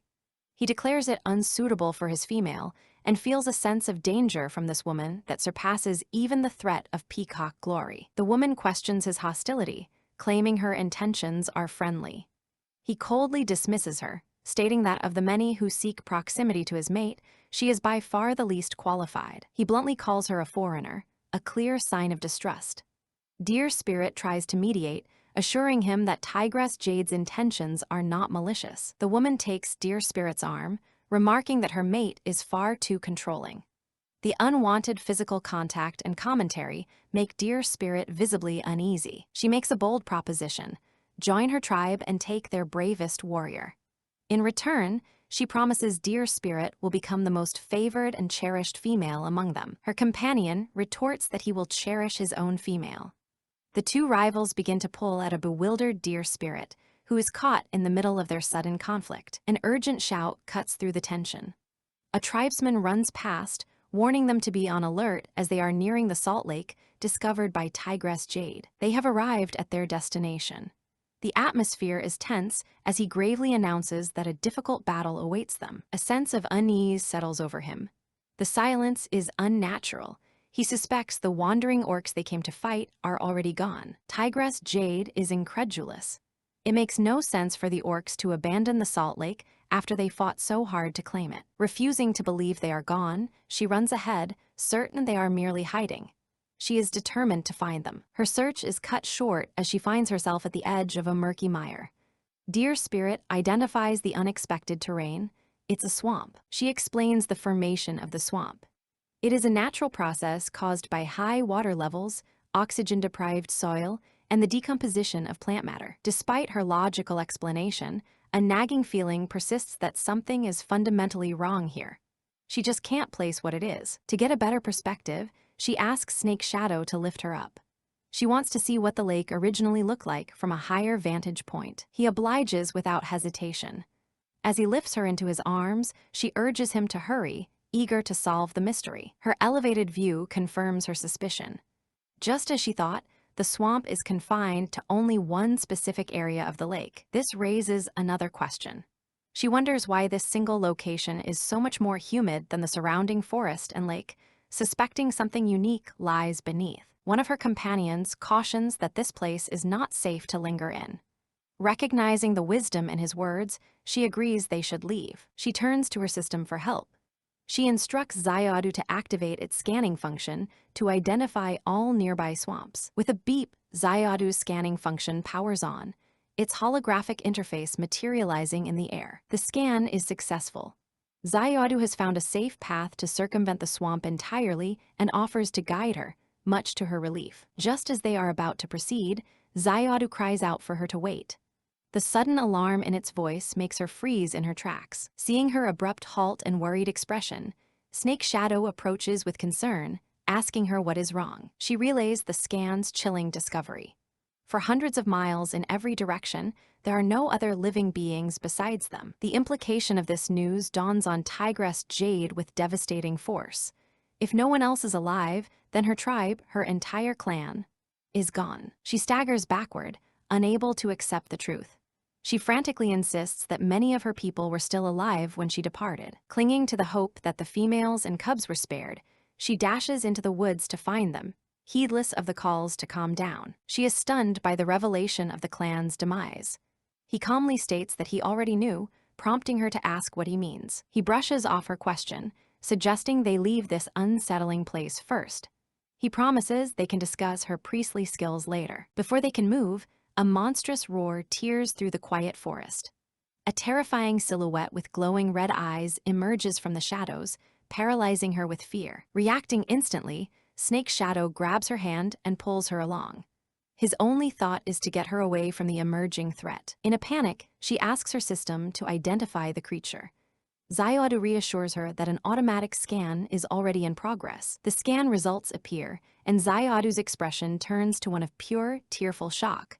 Whatever it has found is terrible. A massive appendage slams down where they just stood, the force of it shaking the ground. Carried in his arms, she can only scream as she glimpses the monster. Xayadu delivers its report. The creature is a salt beast. It's ancient, feeds on salt toxins, and most importantly, is not supposed to be aggressive towards people. As another attack comes flying at them, she questions the system's analysis. If the beast isn't meant to be hostile, then why is it trying to kill them now? Xayadu seems flustered and uncertain, struggling to reconcile its data with the reality of the violent attack. The system finally offers an explanation for the beast's aggression. It is extremely nearsighted. The beast abruptly halts its assault. As she wonders why, the system suggests its severe nearsightedness has caused it to lose track of them. Suddenly, the beast snatches Xayadu. The system's sound frequency analysis registers a new, alarming set of intentions: good looking and bring home. She watches in horror, completely baffled. Xayadu is supposed to be invisible to all other creatures, so how could this beast possibly have captured it? He pulls her into a reassuring embrace. Though she claims to be fine, her mind is racing with panic over the fate of her captured system. Flustered by his embrace, she tries to downplay her distress, stammering that she simply tripped and lost her balance. Her eyes fall upon a body lying motionless on the ground. She recognizes him as one of the wandering orcs who was supposed to have disappeared. The sight of the dead orc brings a horrifying realization. Now she understands what he meant before. There are no living people here because the living are now all dead. The system provides a final, grim analysis. The orc died from salt poisoning, as the lake is lethally toxic. However, a small patch of non-toxic salt exists nearby. The pieces click into place. The lake itself is a death trap. Her train of thought is shattered by a desperate cry for help from the captured Xayadu. A surge of power envelops her as she makes her resolve. She unleashes a ritual, commanding the salt beast to release her companion. Peacock Glory watches in alarm. He knows her body cannot withstand the strain of such a powerful ritual and yells for someone to stop her before it's too late. He grabs her arm, desperately trying to break her concentration. She looks at him with pleading eyes, explaining that the beast has taken the most important thing she has. He looks from her to the beast, utterly confused. He tells her he can't see anything, that the creature doesn't appear to be holding anything at all. The others confirm his observation. They see nothing either. A terrible realization dawns on her. She forgot. No one else can see Xayadu. She is trapped in an impossible choice. Saving Xayadu means revealing her greatest secret, her rebirth, and admitting she is not the person they believe her to be. Taking a deep breath, she turns to face them all. With grave determination, she prepares to confess the secret she has been hiding since she arrived. Tears well in her eyes as she forces out the truth she has guarded so closely. She admits she is not who they think she is, not the original owner of this body. Before she can say more, he gently places a finger on her lips, silencing her. He softly tells her that if it is her secret, she does not need to share it. Her white-haired protector offers his own quiet reassurance. His expression is one of complete faith as he tells her they believe in her, no questions asked. The young leopard offers his own unwavering support. If his sister says the monster stole something from her, then it's the truth, and that's all that matters. Their resolve is united. The logic is simple and brutal. If they kill the monster, the problem of the stolen item will be solved. The salt beast holds its tiny, invisible prize. Though no one else can see it, the creature clearly has no intention of letting Xayadu go. Snake's shadow powers up, his focus entirely on the monster. He gives a final warning that it will not be allowed to escape. Deer Leap joins the fray, striking the beast with his weapon. He shouts that his trust in her has never once wavered. Leopard Bound follows with his own attack, his voice ringing with conviction. He, too, has never doubted her. Peacock Glory begins an incantation. Holding a glowing orb, he calls upon the power of his god to aid them. As glowing script swirls around him, he casts his spell. He commands the beast's soul to be purified and its body to be surrendered. A man shouts for them to retrieve what was stolen, but the fight is already over.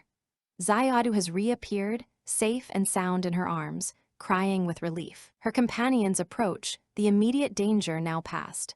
They look from the spot where the beast vanished to her, asking for an explanation. She relays the basic information, but admits she doesn't understand its size. The priest corrects her. It wasn't a mere lake monster, but a rare, strange beast. He elaborates, explaining that an alien beast has begun to awaken. The term is unfamiliar to her, leaving her confused. He begins to explain ancient lore. The world was once home to rare, primitive orcs, fundamentally different from the common beasts because they could not reproduce. These creatures, known as alien beasts, are nearly immortal. They sustain themselves not on food, but on the negative emotions of orcs, or, in this case, on physical toxins. These beings once spread rampant panic across the continent, their reign of terror continuing unchecked until a pivotal event changed everything. That event was the arrival of the beast god. She processes the information, asking if these beasts have truly existed for so long. He confirms that they have, but most were eradicated long ago by the beast gods. She presses him on the source of his knowledge, as this lore should be long forgotten. As she speaks, the salt beast, now tiny, emerges from near her legs. Just as he is about to reveal his identity, seems to be the now looking for miniature, something salt beast leaps onto him, who can only stare, interrupting back the in bewilderment Momentu's confession. Seems to be the now looking for miniature something. Its gaze falls upon Xayadu, who can only stare, interrupting back the in bewilderment. Xayadu points frantically toward the creature, trying to get its host's attention.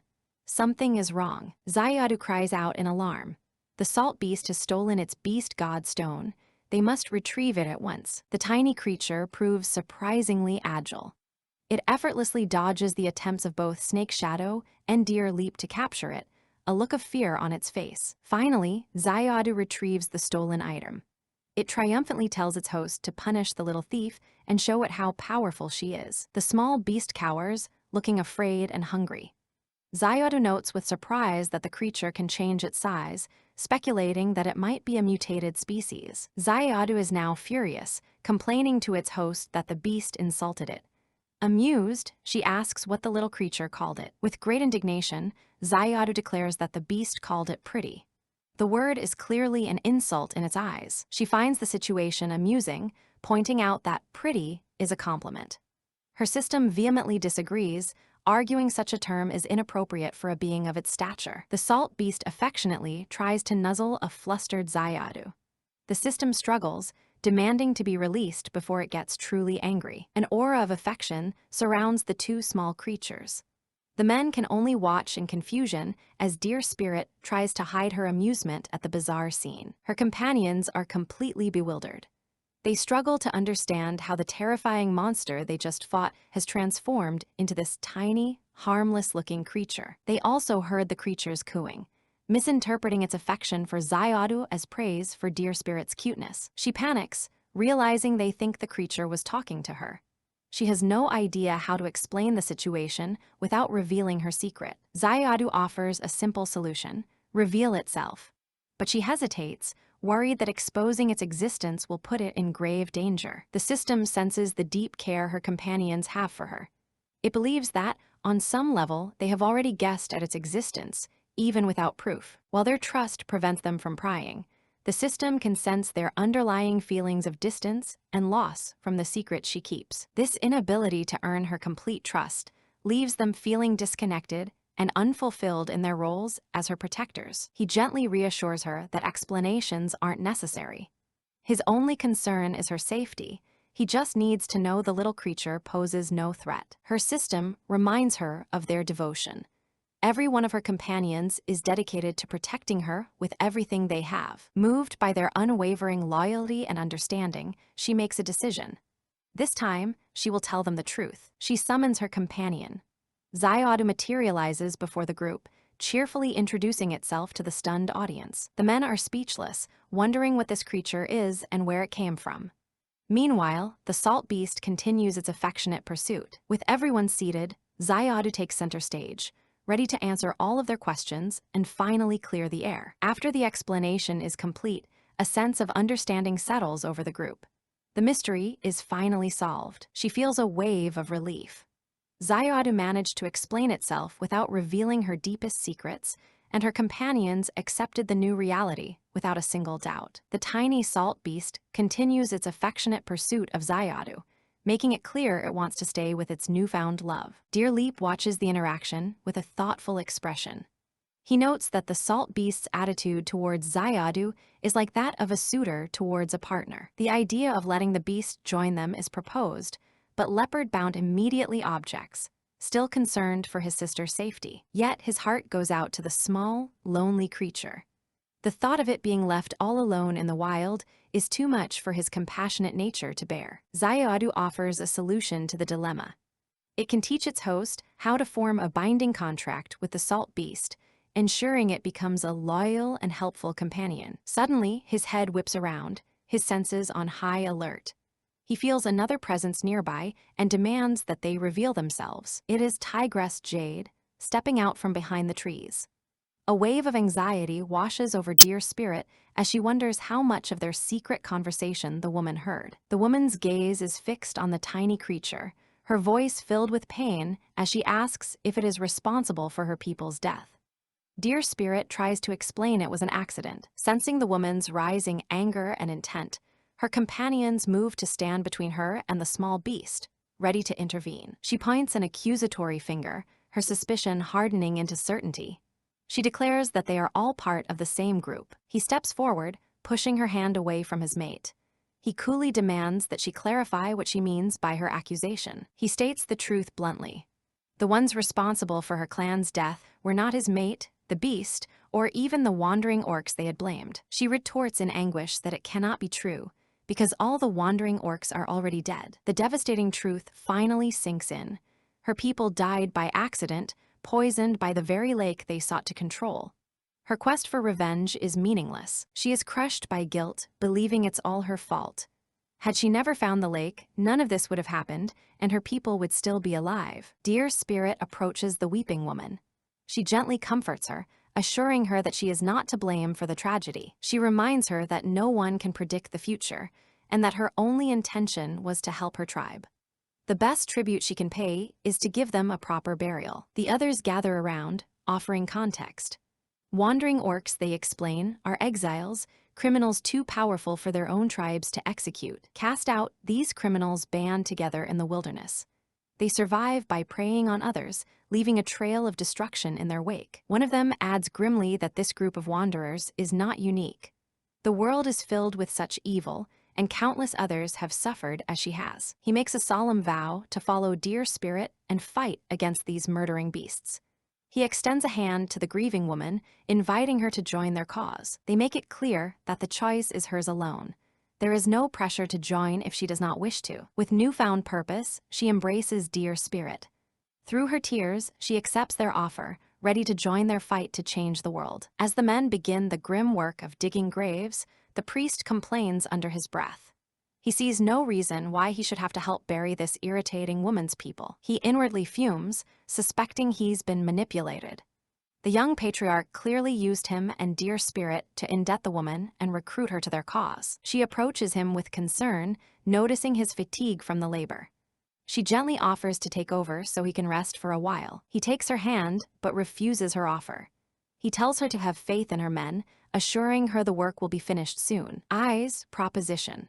Once reminds her this is what she said business is wanted concluded, will never let she her go again, wants them to return, and finally hold their companionship ceremony. He leans in for a kiss, thick with she makes a. Once reminds her this is what she said business is wanted, will never let she her go again. The young patriarch watches the intimate moment from a distance, his expression troubled. Duty is to the tribe. Physical and pain a welcome requires him to act without emotion. Strikes a he tree. Physical and pain a welcome requires him to act without emotion distracting from his inner turmoil. He berates himself for his jealousy. She belongs to his best friend. But he cannot lie to himself. He is completely captivated by her, and the ugly truth is that he wants to steal her from his friend. The desire is simple, overwhelming, and absolute. He wants her. He tells her to wait there and rest. He has work to finish, but promises he will return to her side shortly. While she waits, Tigress Jade approaches, observing her thoughtful expression and asking what she is doing. Her mind is already on the future. The slow work with wooden sticks has made her realize that their tools are too primitive. It's time to introduce iron smelting to their world. He has crafted a new tool from wood, a simple shovel. Though crude, the design is clever and will significantly improve their efficiency. She sees the potential in the simple wooden joint. With this technique, they can build water wheels, better houses, and usher in an era of agriculture, ending the fear of winter starvation. Overcome with emotion, Tigress Jade takes her hands, offering a sincere apology. She admits that she was ready to blame her for the tragedy. She is ashamed of her initial reaction and realizes she cannot allow such an injustice to stand. With humility and gratitude, she presses Dear Spirit's hand to her cheek, silently asking for forgiveness for her misplaced anger. A woman wonders if someone just let Tigress Jade touch Dear Spirit directly. His subordinate questions his passivity, reminding him the plan was to use the Tigress's affection for Dear Spirit to recruit her. The man questions Snake Shadow's sudden interest in Dear Spirit's affairs, a line of questioning he has never pursued before. Snake Shadow is caught off guard. He justifies his concern as the duty of the young patriarch, but his hand subtly moves to his nose. Snake Shadow considers the excuse. It sounds plausible enough on the surface. The man reveals he knows an old secret. Ever since they were children, Snake Shadow would touch his nose whenever he lied. He pulls his hand away forcefully. Caught in his deception, Snake Shadow has no answer when asked if he is lying. Dear Spirit confirms their next destination is the Beast Temple. She must travel to the temple to study, while the young patriarch atones for the old priest's death. She is tasked with watching a strange creature suspected of theft. She reacts with alarm as the little creature snatches a pouch from her. The yellow spirit, Zyadu, shouts that the white creature has eaten a piece of the beast god stone. It demands the creature spit it out. The white creature seems fond of Zyadu, but Zyadu is insistent, threatening to unbind it if it doesn't return the stone. Dear Spirit understands. The creature confesses that eating the beast god stone is how it recovers from injury. Zyadu scolds the white creature, pointing out that it ate Dear Spirit's stone while she herself was injured, implying this caused her harm. The creature nestles against Dear Spirit, who is surprised by the salty taste she remembers from the stone. A realization dawns on the young patriarch. If salt beasts feed on toxins, this creature could provide an endless supply of clean salt for their tribe. He is ecstatic, envisioning a future where their tribe can grow strong and attract trade, just like the prosperous rock salt tribe. Overcome with gratitude, he embraces Dear Spirit, thanking her for securing their tribe's future. Snake Shadow interrupts, his tone sharp as he questions the patriarch's effusive praise for her. The patriarch deflects, praising Snake Shadow's dedication. They must now prepare, as a battle awaits at Thousand Blades Mountain. The news of a fight is unexpected. Snake Shadow appears deeply troubled by the mention of their destination. He brushes off their worries, claiming the name of the mountain simply brought back an old memory. In a past memory, a young, cheerful Dear Spirit declares she will make the dark-haired boy her partner. The boy's brown-haired friend blushes, confessing that he wants to marry her too. The young Snake Shadow confronts his friend, who quickly backpedals. He claims he only meant that Dear Spirit must surely want to be Snake Shadow's partner. A young Snake Shadow gives a stern warning, his suspicion barely contained. Back in the present, a white-haired man named Dear Leap arrives with supplies, confident it will be enough for the journey. The young patriarch is resolute and ready. It is time for them to leave. As they proceed, Dear Spirit looks ahead, a sense of unease washing over her. The young patriarch shouts a warning to Lord Peacock Glory. Peacock Glory wishes to be saved, pins him down, wishes to be saved, smugly asking if this is what Dear Leap actually wanted to do to him. Flustered and indignant, Dear Leap insists he was only trying to save him, not be insulted. He snaps that he wouldn't have bothered if they weren't close, questioning why his benefactor is being treated this way. Peacock Glory's gratitude is laced with sarcasm. He implies that sincerity is what truly matters, and he is not convinced. With a smirk, Peacock Glory hopes Dear Leap will be more gentle next time, lamenting the potential ruin of his limited wardrobe. Dear Leap is left speechless. Snake Shadow now carries Dear Spirit, his concern focused solely on her well-being. Dear Leap rushes to her side, Zayadu confirms with a scan that everyone is unharmed. Dear Spirit instructs her small companion, Zayadu, to scan the path ahead for any danger. Zayadu's scan returns with an urgent warning. A powerful mutated orc will awaken in just 2 hours. Snake Shadow wonders if this is another salt beast. The small white creature, Bud, seems to confirm it. Zayadu explains that these alien beasts feed not on food, but on the negative emotions of orcs: fear, resentment, and greed. A great beast was sealed on this mountain by the beast god, but its lingering resentment has poisoned the land for centuries. Now that beast is about to awaken. Without the beast god's power, it will bring ruin to the entire continent. The young patriarch is grim. The mountain is treacherous. They lack the time to reach the summit and stop it. Zayadu frantically searches its memory for a solution, hoping the beast god left some instructions behind. With tears of relief, the little creature announces it has found something. It has located a shortcut. Dear Spirit and the others are filled with hope. They arrive, but the shortcut is nowhere to be seen. Only a dense, impassable thicket of trees. Everyone is confused, but Zayadu insists its scan showed a road right here. Lord Peacock Glory investigates, his hand meeting an invisible force. It's a barrier disguised as solid rock. Dear Spirit asks if he can break through it. He confirms he can, but not without a price. He moves closer, his intentions clear. He needs the assistance of another priest. His glance says back at Snake Shadow intentions with a clear, challenging look. Assistance of another priest, asking if he has any objections. He taunts Snake Shadow, wondering if the sight of him getting close to Dear Spirit will make him sick with rage. Snake Shadow is visibly annoyed, but permits the priesthood activities to proceed. Peacock Glory leans in, whispering conspiratorially to a bewildered Dear Spirit about all the things they could do behind her partner's back. He asks for her hand, a condition for revealing his plan. He offers to teach her his priestly skills, a favor from the former priest of the Beast Temple. He guides her hand to the barrier, promising to tutor her until she masters all the spells. Their combined magic shatters the illusion, revealing a hidden path. The group is awed by their success. Peacock Glory fans his tail, casually dismissing the powerful illusion as a mere blindfold. Dear Spirit wonders aloud if she even needs to go to the Beast Temple if he can teach her everything. His playful demeanor vanishes.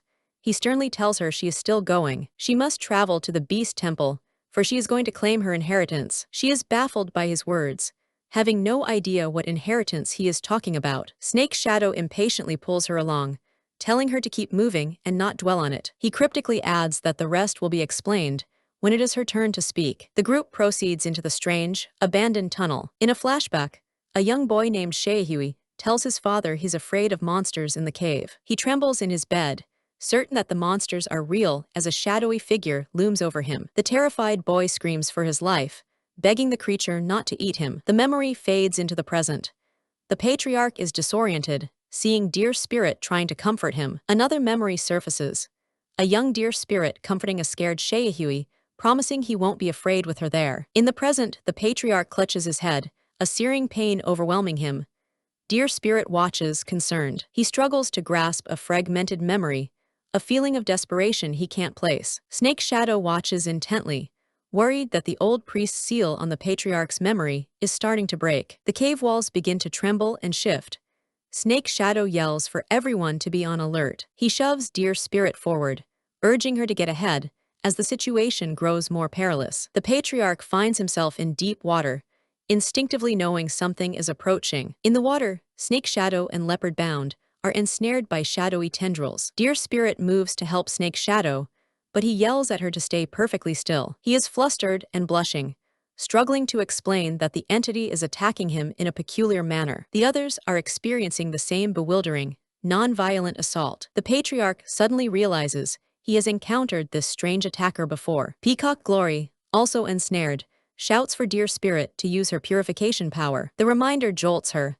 She knows she must use purification. She prepares to unleash her power, trusting in the legacy of the beast god. Before she can act, the Lion Lord appears, stopping her with a firm hand. He pulls her into his protective embrace, telling her not to be afraid as shadowy hands reach for them. He smugly explains he followed them out of concern for her safety, certain her companions would fail her. Snake Shadow and the patriarch are furious at his audacity, demanding he protect her from the hands. The Lion Lord scoffs, dismissing the threat as trivial while holding her securely. She demands to be released, but he holds her fast, boasting that his one arm is enough to keep her safe. She coldly rejects his protection, confessing her hatred for him and her deep mistrust of his motives. Her words pierce his heart. He realizes saving her won't erase the past, and that honesty is his only path forward. He embraces her desperately, asking what he must do to earn her forgiveness.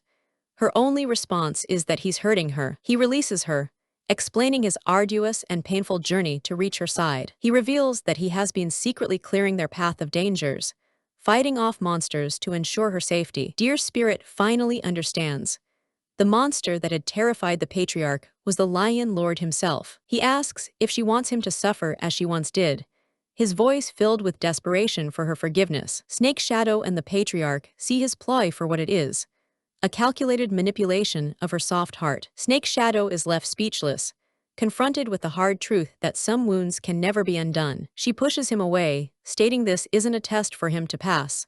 He can only admit his regret. Her two companions watch with bated breath, concerned that her resolve might be weakening. Deer Leap and Leopard Bound, however, are pleased that their sister isn't falling for his act. Peacock Glory shouts a warning that more enemies are approaching. Deer Spirit grows frustrated by the black hands blocking their way. Then it dawns on her.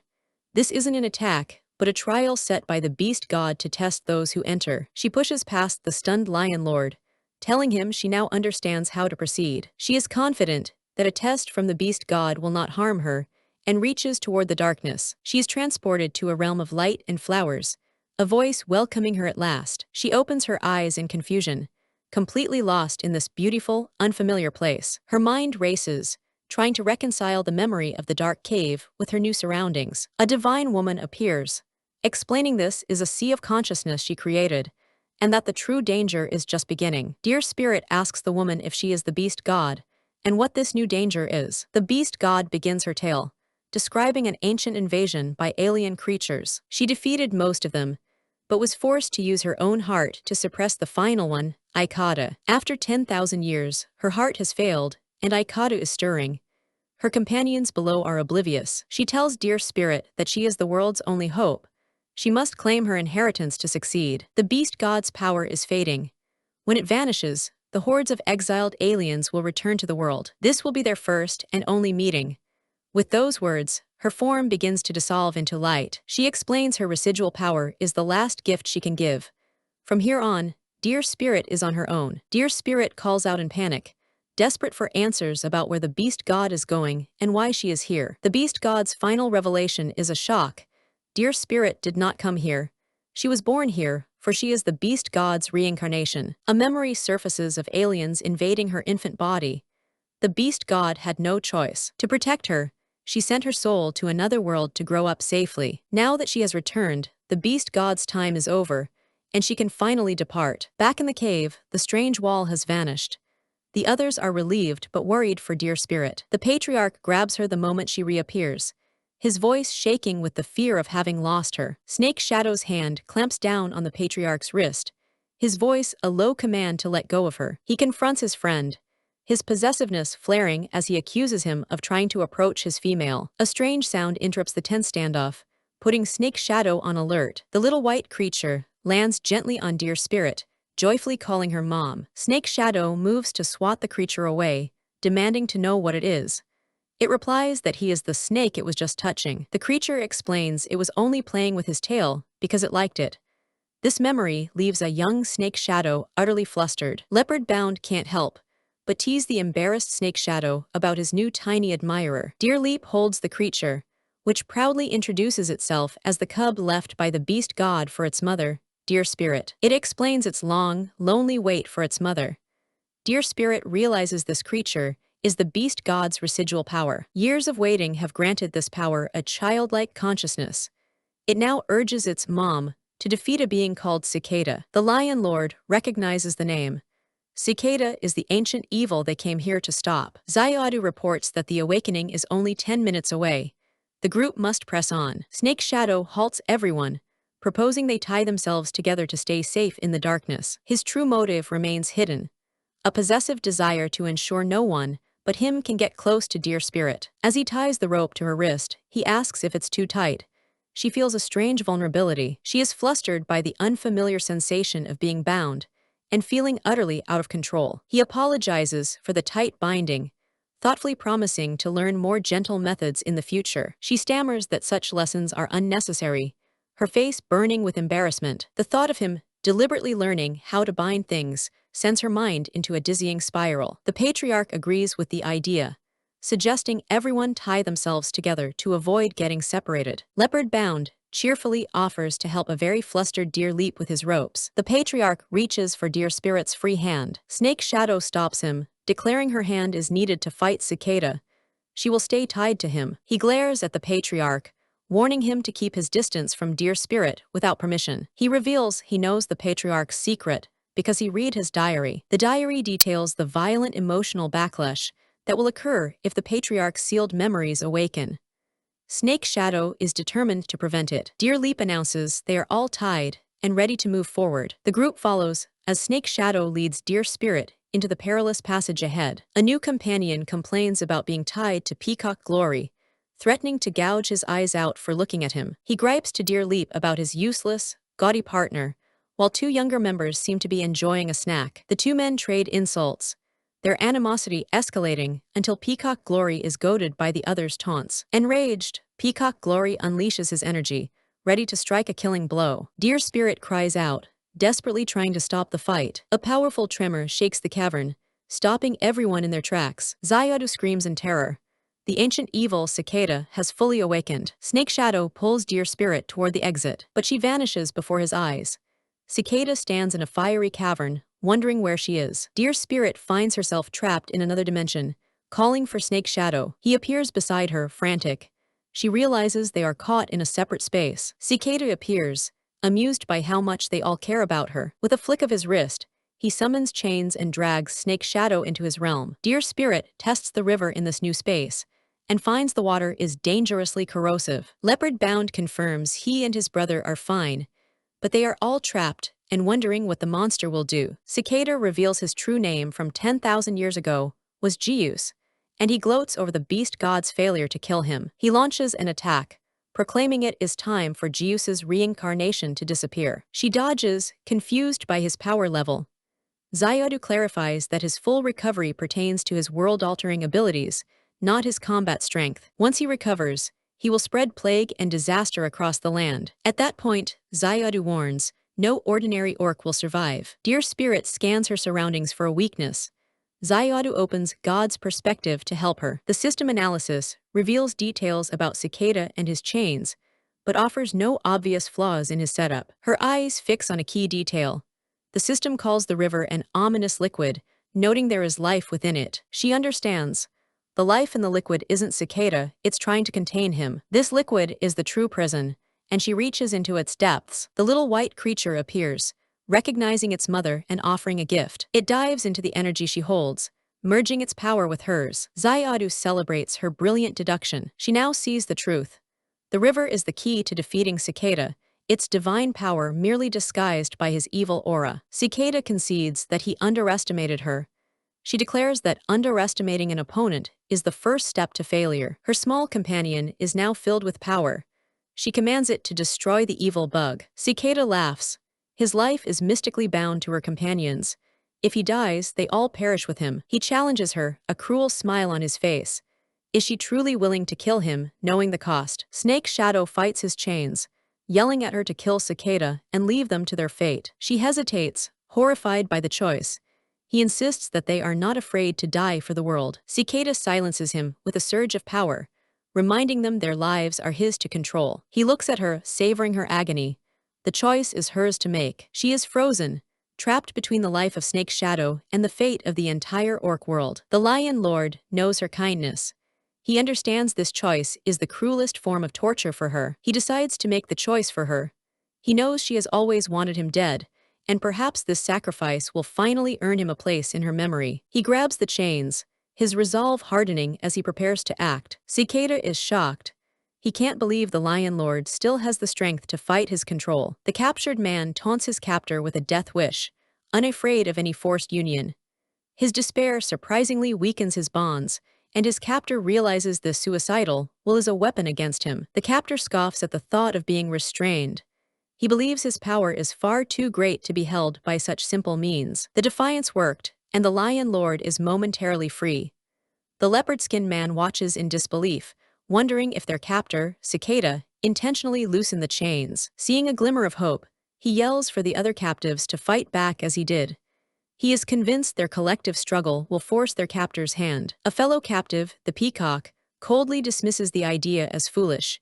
He implies their efforts are futile, earning him the leopard man's scorn. A priest among the captives sees the truth. Their captor isn't trying to kill them, but stalling to awaken his power. Cicada smirks, impressed that his scheme was discovered, though it changes nothing. With a surge of energy, Cicada feels his true power returning.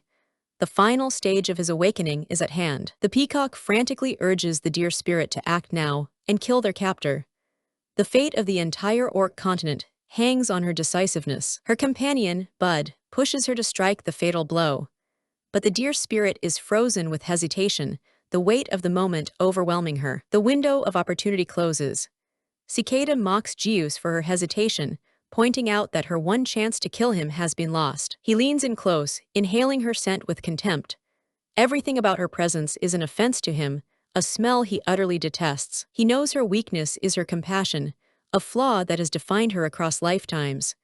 Their eternal conflict, he declares, has always ended this way. She notices the deep bite marks on his chains, proof of his hatred for them. She wonders why, with his power returned, he still wears his shackles. She speculates that he is not yet at full strength. He remains silent, then poses a chilling question about how to silence a creature that bites. She calls out to her small companion, Bud, summoning it to her side. An idea begins to form. Her companion transforms at her command. She knows the surest way to prevent him from losing control and harming others. A muzzle materializes over his mouth, taking away his ability to bite. She has answered his own riddle. The other captives gasp, stunned by her bold and unexpected move. They had not anticipated such a strategy. She binds their fates, threatening that her death will mean his own. He dismisses her threat, coldly suggesting they discuss it after she is gone. The peacock realizes with a start that Cicada has vanished. A sense of unease creeps over him. This is not how it was supposed to end. He rushes to her side, concerned for her well-being after the confrontation. She dismisses his worry, claiming the small bug was never a real threat to her. Flushed with victory, she suggests they celebrate their survival with a kiss. He is taken aback, caught off guard by her forwardness. He closes the distance between them, confessing he has longed for this moment for a very long time. Suddenly, she is in another man's arms. She looks up in shock, recognizing the young patriarch. He holds her firmly, telling her to cast Snake's shadow aside. Snake's shadow watches in fury, demanding the young patriarch release the deer spirit at once. The young patriarch tells Snake's shadow that the woman doesn't even care about his well-being. He insists that this is not the real deer spirit. As he kisses her, she accuses him of orchestrating this entire situation. She whispers that he has always loved her. She proposes they conspire against Snake's shadow, and then they can start a family together. Snake Shadow's heart fills with doubt and rage. He prepares to strike, questioning if what he just heard is the truth. The young patriarch panics, desperately trying to convince Snake Shadow that it is all a misunderstanding. He insists she is lying, and he never asked her to leave him. She turns her attention back to the young patriarch, sweetly asking if his feelings for her are real. He is flustered and unable to answer. She continues to press him, but a sharp command for them to separate cuts through the air. Enraged by the betrayal, Snake Shadow strikes the young patriarch, branding him a liar. The young patriarch realizes the deception, shouting that they have fallen into a trap.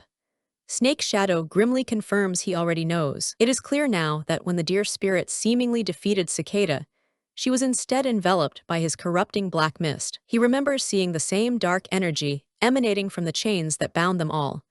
The pieces are falling into place. He understands that the deer spirit is merely a puppet for Cicada, her actions not her own. But even knowing this, a painful truth remains. He confronts the young patriarch, consumed with rage that he still kissed her, regardless of her possession. The young patriarch restrains the furious Snake Shadow, pleading for him to focus on the real threat. If Cicada escapes using her body, it will be a catastrophe for them all. Snake Shadow's fury subsides slightly, and he asks what their next move is. The young patriarch's response is grimly resolute. He clenches his fist, a red energy gathering around it. There is only one way to stop Cicada, kill his host. He approaches the possessed girl, who feigns fear and insists she is the real dear spirit. He plays along, reassuring her that he will be gentle. Snake Shadow intervenes, threatening the young patriarch. The young patriarch is shocked, reminding him of their agreement to deal with the situation. Snake Shadow pushes his friend away, insisting there must be another way. He agrees Cicada must be stopped, but he cannot accept sacrificing her to do it. He looks at the illusion of the woman he loves that the young patriarch Gra return. It declares that a gamble he is world without the dear spirit is not a world he can live in unwilling to take. The young patriarch grabs, snake shadow, tormented by the overcome with possibility that emotion. It declares that a gamble he is world without the dear spirit is not a world he can live in. He makes his stance clear. He will stop any action from anyone that carries the slightest risk of harming the real dear spirit. Meanwhile, the real Geus is held captive by Cicada. He taunts her, wondering how long it will take her friends to realize they are trapped in his illusion. He reveals the cruel nature of his trap. Their hesitation to kill her double will lead to their own deaths, leaving no one to stop his full revival. She can only call him shameless for his depravity. He embraces his shamelessness, claiming it is how one acquires the power of a god. He adds that the chains of subjugation look particularly good on her. She refuses to be a passive victim, lunging at him with a hairpin. She will not give him the chance to see his plans through. He effortlessly catches her wrist, remarking on the cruelty of the beast god. Despite her attack, he offers her an opportunity. He pins her beneath him, proposing a truce. As the two most powerful beings on the continent, he argues, they have no need for this conflict. He proposes an alliance. If she abandons her friends, whom he deems worthless, they can rule the continent together. Geus is stunned by his audacious proposal to share the Orc continent. Her companion frantically warns her to keep her distance from the now unshackled Cicada. Playing along with his absurd offer, she leans in and coyly asks him to elaborate on his plan for sharing the continent. A hand reaches down towards her, beckoning her closer. He prepares to reveal the details of his grand design. He pulls her close, explaining his vision. It is not about land, but about a new divine order, a sharing of power between the old gods and the new. He tempts her with the promise of power far beyond what she currently possesses. All she has to do is join him. He offers her dominion over all the males in the land, including himself. As he makes the offer, he bites her neck, causing her to cry out in pain and surprise. He tastes her blood, noting with satisfaction that her pained reaction is unbecoming of a god. It confirms his belief that in this life, she has truly fallen from grace. Her companion reveals the terrible truth of his bite. It was a blood curse. He has marked her as his symbiotic host, binding their lives together and making it impossible for her to kill him. Cicada smirks, his victory all but assured. He mockingly asks the fallen god if she would like a taste of him in return, to see if he suits her. Bud despairs, seeing no way out of the lifelong bond. Geus, however, remains resolute, assuring her small friend that a solution will be found. Their situation is bleak. The one power that could restrain Cicada is gone, and their best warriors are lost within his illusion. She formulates a desperate plan. She must buy enough time for the young patriarch to destroy her illusionary double, which should shatter the entire trap. She instructs her companion, Zyadu, to enter the illusion and warn Snake Shadow. As he worries for her safety, she prepares for her own role in this gambit. She declares that she will find a way to control him, then launches herself at him in a desperate embrace. Caught completely by surprise by her sudden intimacy, a flustered Cicada demands to know what she is doing. She looks at him with a seductive glint in her eye, reminding him of his own words. He offered a taste, and she is here to collect. Inside the illusion, the fake deer spirit easily overpowers Snake Shadow, pinning him to the ground and mocking his weakness. She looks down at him, noticing the injuries he sustained in their fight. He grabs her wrist with surprising strength, giving her one final, chilling warning: stay away from the real deer spirit. His expression is pained. He does not want to kill this visage of the woman he loves, even if he knows it is a fake. The young patriarch charges forward, vowing to kill the illusion himself.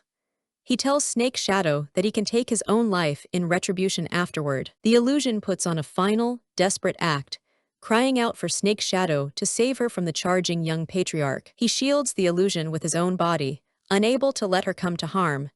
She feigns concern, pointing out his injury. He reassures her, brushing off his wound as nothing to worry about. His only concern is her safety. But the young patriarch does not stop, striking them both down. Snake Shadow can only scream for him to let her go. Cradling her limp form, he frantically tries to revive her, begging her to wake up and breathe. Panic and despair set in. With her last breath, the illusion whispers a plea for him not to leave her side. Snake Shadow glares at his friend, accusing him of murder. The young patriarch argues it was a necessary sacrifice for the good of their people and the entire continent. Clutching her body, Snake Shadow declares that he cares nothing for the tribe or the world. His only world was the deer spirit. As Snake Shadow walks away with her, the young patriarch reminds him of his vow to never harm her. He hopes his friend will not come to regret this day's choices. He watches him leave, a sudden confusion and unease washing over him. What did he mean by that? Snake Shadow turns back, revealing a shocking secret. He asks if the young patriarch knew that the old priest helped him suppress a memory. The young patriarch is stunned into silence, the words echoing in his mind. A hidden memory. Snake Shadow confirms it, adding that it is a memory he has desperately tried to forget. A flashback begins. A crowd of young orcs stands before a dark cave, told that only by passing this trial can they become true warriors and the future of their tribe. A younger version of the young patriarch, called Little Bear, is singled out by his father to lead the way. He is frozen with panic, terrified of the suffocating darkness within the cave. His father's gaze is stern and unforgiving. As the future leader, he must be a role model and show no weakness. The other children cheer him on, their innocent expectations adding to the pressure. One girl even promises to marry him once he becomes a warrior. Marry him once he had been becomes a raised his whole warrior life to be a leader, an object of pride for his peers. But that day, everything changed. He stands at the precipice of the dark maw, hesitating. He must go in. He fainted from fear inside the cave. His father is furious, and his peers feel betrayed, calling him a liar. From that moment on, the proud successor became a laughingstock. He overhears the cruel whispers of his tribe. He, the supposed young patriarch, is now considered a coward, weaker than any female. He cries in isolation, wondering why all his hard work and dedication meant nothing.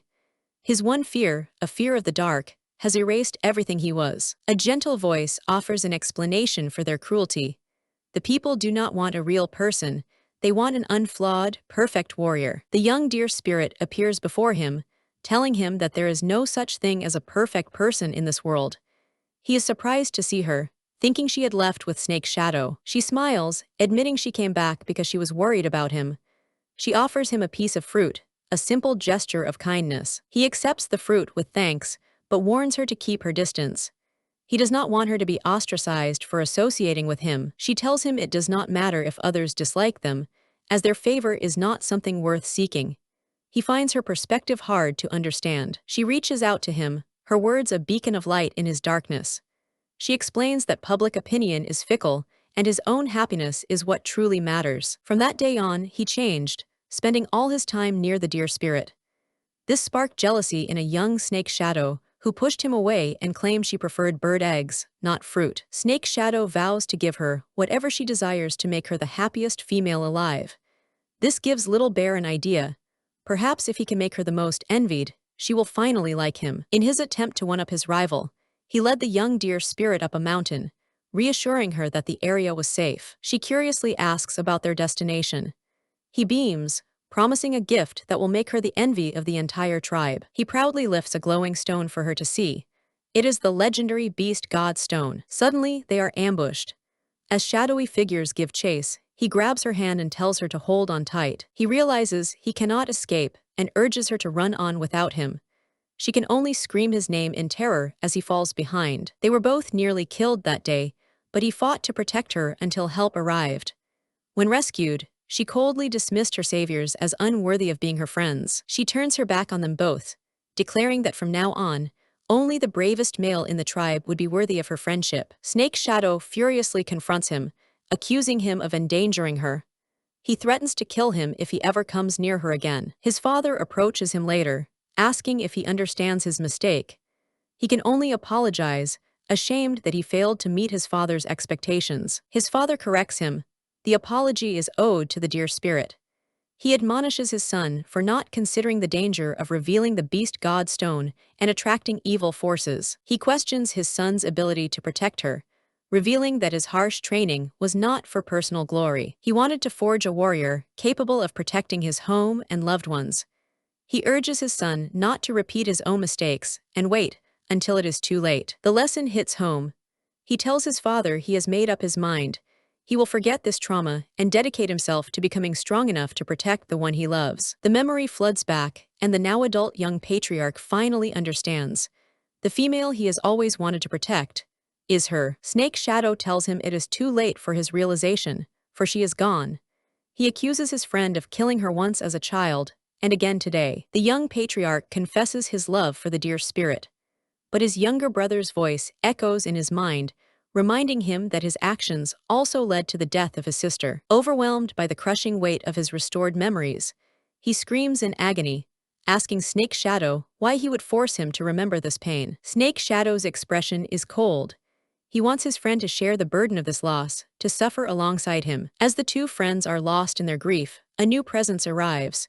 It seems the clone has been dealt with, and he is late to the party. The dear spirit's brother apologizes to Xiaodu for failing to protect his sister. Xiaodu quickly corrects him, insisting that everything they have witnessed was just Cicada's illusion. The brother is confused by this revelation. But for Snake Shadow, the word illusion sparks a flicker of hope. A vision of the real dear spirit appears before him, calling his name. The realization dawns. If this was all an illusion, then she must still be alive. Back in the real world, Cicada holds Jius captive. He sees through her plan, asking if her goal is simply to buy time for her friends to escape his illusion. He compliments her plan, but his tone is dismissive. It is a good effort, but ultimately it is futile. He mocks her weakness, stating she is no match for him. He will simply let her friends remain trapped in his illusion forever. With a surge of defiance, she pushes against him, refusing to let him win. She turns the tables, wrapping the chains around him and declaring him as her man. She dares him to harm Snake Shadow, threatening retribution if he does. She calls out to Snake Shadow for help, a plea that echoes between the real world and the illusion. She reassures him that she is here. Cicada smirks at their efforts. He reminds them of the blood curse. His life is tied to Jius's, and if he dies, she dies with him. Snake Shadow has another plan. He declares that even if they cannot kill him, they can neutralize him. He asks the young patriarch for a painful favor, to pull the scales from his body. The young patriarch is confused, as snakes do not have scales. Jius explains that this is a rare phenomenon that only occurs when a snake is on the verge of evolving into a dragon. Realization dawns on the young patriarch. He understands the sacrifice Snake Shadow is about to make and begs him to stop. Snake Shadow ignores his plea, his resolve firm. He commands his friend to pull the scales out now. Xiaodu reveals the significance of the scale. It is his reverse scale, the source of his life and power. Jiu screams, begging the young patriarch not to go through with it. The reverse scale is a powerful artifact, capable of suppressing even the most potent evil. As it is torn from him, he cries out in unimaginable agony. He offers her the glowing scale, brushing off the immense pain. As long as she is safe and at peace, the sacrifice is nothing. He leans in close, his voice a whisper. Her safety is worth his very life. He has already experienced the pain of losing her once. He is determined not to repeat that mistake, no matter the cost to himself. As the battle rages, one of the onlookers urges the dear spirit to join the fight and help. At last, the conflict ends. The world is quiet, but a desperate cry for Snake Shadow rings out. She cradles him, trying to wake him. He weakly confirms that Cicada is gone and that he saved them, telling her not to cry because it was his pleasure to protect her. The young patriarch approaches her, his expression serious. He has something he needs to confess. But before he can speak, Xiaodu frantically interrupts. The fight is not over, Cicada is not dead. A figure stands before them, looking bewildered. It is Cicada, seemingly unharmed, asking why they are all staring at him. The children stand between him and their friends, demanding he stay away from the dear spirit. He looks confused, asking who that is. He turns his gaze to the injured Snake Shadow, a strange look on his face. He confesses that the taste of him is now in his heart. His confession is simple and direct, leaving everyone stunned. He likes him. Xiaodu wonders if Cicada is there to steal her man. Jius is just as confused, pointing out that both Cicada and Snake Shadow are male. The young patriarch steps in front of Cicada, shielding Snake Shadow. He warns his friend not to be fooled, certain this is another one of Cicada's conspiracies. Cicada dismisses the idea of a conspiracy. He explains that Snake Shadow's scent was what broke his curse, allowing him to regain his senses and suppress the evil within. As the young patriarch pushes him away, Cicada questions the accusation. How can simply liking a scent be part of some grand conspiracy? He shoves Jius aside, asking if she belongs to the snake. He then makes a bold proposition: give her man to him. He challenges her attachment to Snake Shadow. Is it simply his looks that she is drawn to? He closes his eyes, remembering the fragrant power he sensed from Jius. Even with the snake's suppression, her divine bloodline is still potent. A new plan forms in his mind. If he can acquire her power, he can break the snake's hold over him. And by pretending to be a harmless admirer, he can get close to Jius herself. She eyes Cicada with suspicion, a bad feeling growing. She calls out to Snake Shadow, but her voice is uneasy. She shoves Cicada away.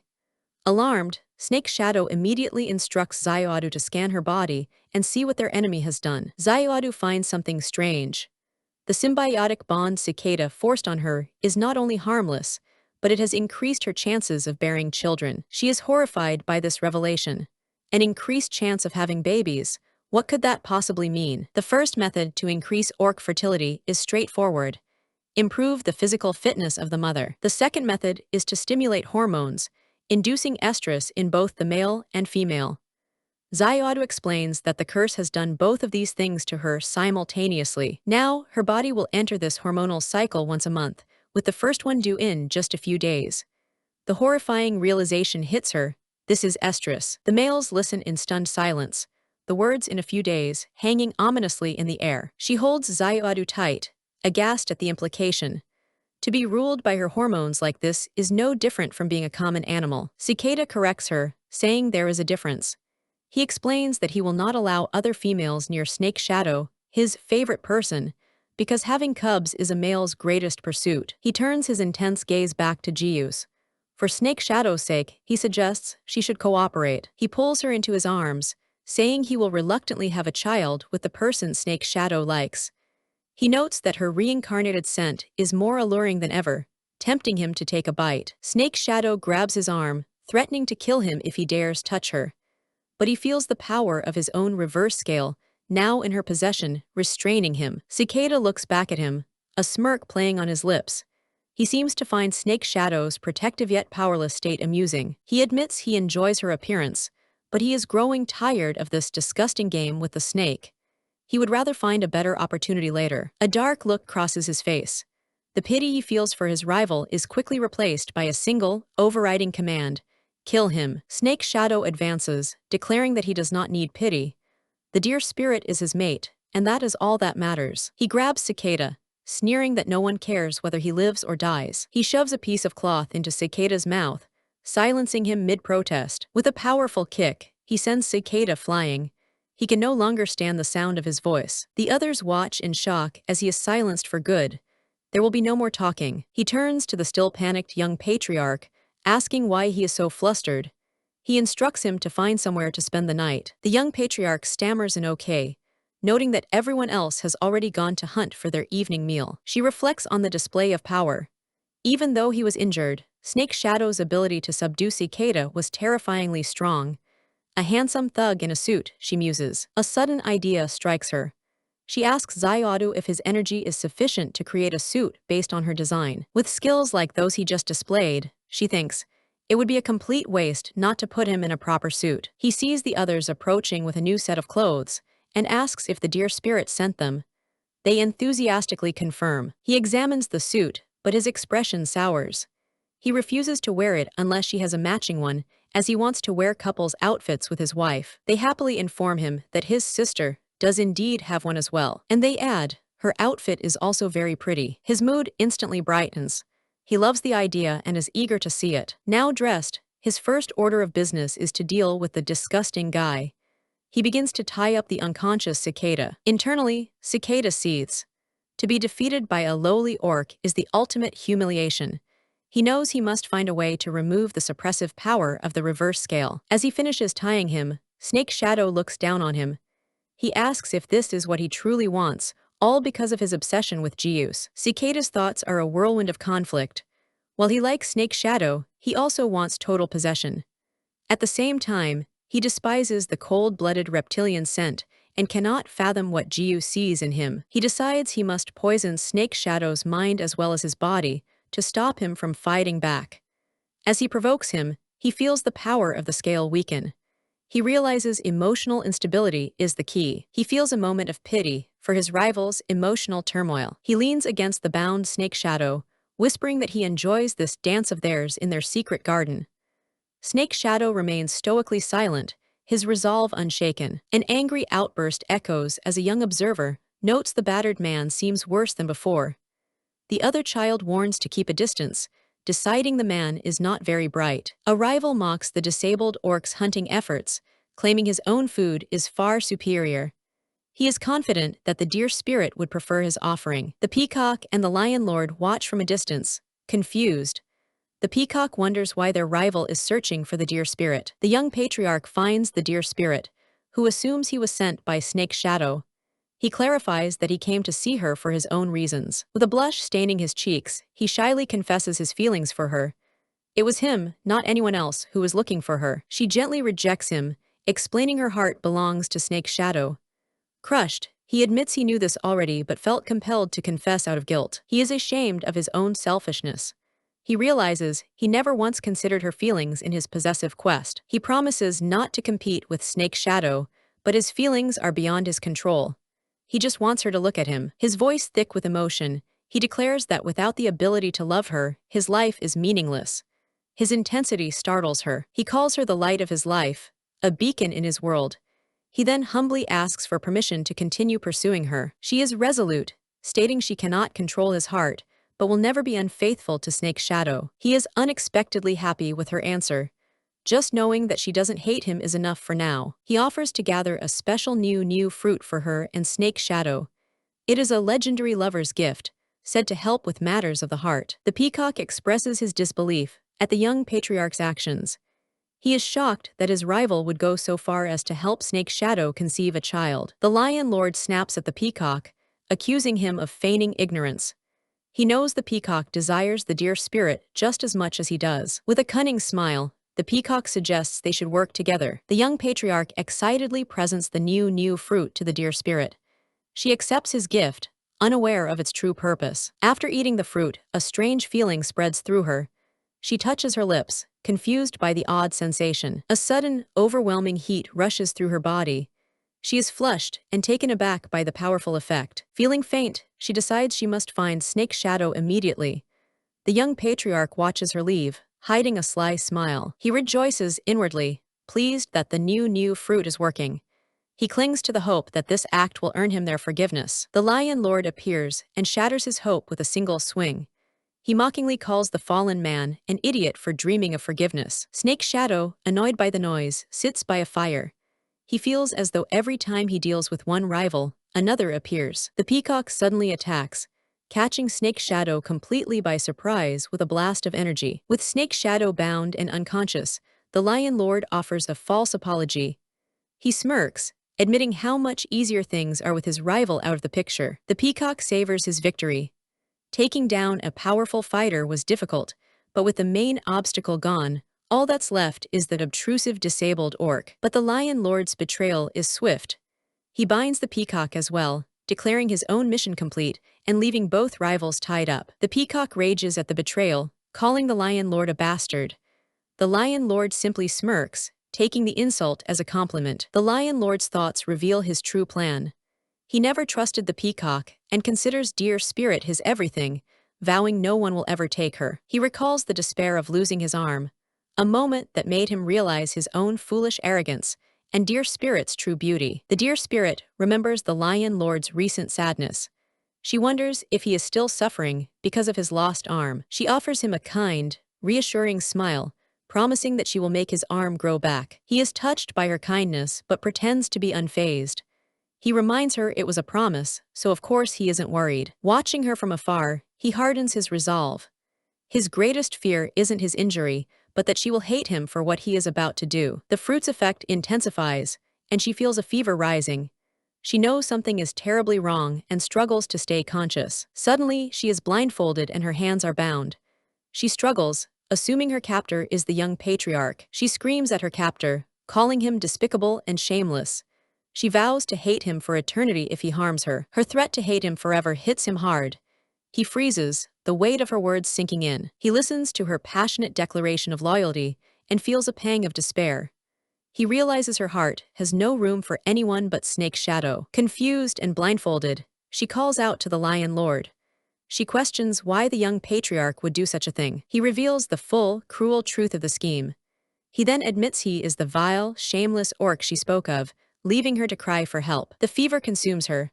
A burning heat flows through her body, clouding her mind and senses. The Lion Lord watches her, clinically observing that she has developed a fever. She cries out in denial, desperately trying to fight the overwhelming physical sensations. As the fever peaks, she insists she is human and this shouldn't be happening to her. She weeps, feeling helpless and lost in the delirium.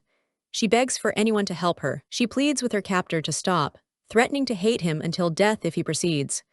Her love, she insists, is only for Snake's shadow. A thought not his own cuts through the air. It questions the distinction. Why is Snake's shadow allowed but not the Lion Lord? In her delirium, she explains her unwavering loyalty. Snake's shadow was the first and best person she met, and she cannot betray his love. A new voice urges her to continue. The sudden change startles her. She realizes this is not the Lion Lord's voice. The blindfold is removed, revealing Snake's shadow. He calmly informs her that the other man is gone. He pulls her into his arms, asking if her confession was true. He needs to know if she is truly willing to be his, even without a ceremony. With absolute devotion in her eyes, she confirms her feelings. There is no one else she could ever love. A satisfied smile plays on his lips. He softly asks her to hold him. He pulls her into a passionate kiss, gently reminding her to breathe. As his hands wander, she becomes flustered, protesting that it's dirty. He dismisses her protestations, whispering that every part of her is fragrant. He pulls back slightly, a realization dawning. He cannot let her get pregnant, not yet. The path ahead is too perilous, he explains. He refuses to endanger her or any potential children. He finds another way to please her, his touch gentle yet firm. He asks if she likes this instead. She tries to deny it, but her flushed face and trembling breath betray her true feelings. He sees right through her, calling her a little liar before capturing her lips again. She is overwhelmed by his size and passion, a thought that only heightens her response. He senses her state and playfully challenges her to solve the problem herself. The next morning, the other members of the group are awake early, looking utterly exhausted and miserable. Snake's shadow emerges carrying a sleeping deer spirit. He nonchalantly tells the weary group to prepare for the journey to the beast temple. A frustrated shout rips through the morning calm. Someone didn't get any sleep at all. The cat-like boy cheekily asks if he has a chance, now that she and Snake's shadow have consummated their relationship. The peacock watches, simmering with rage.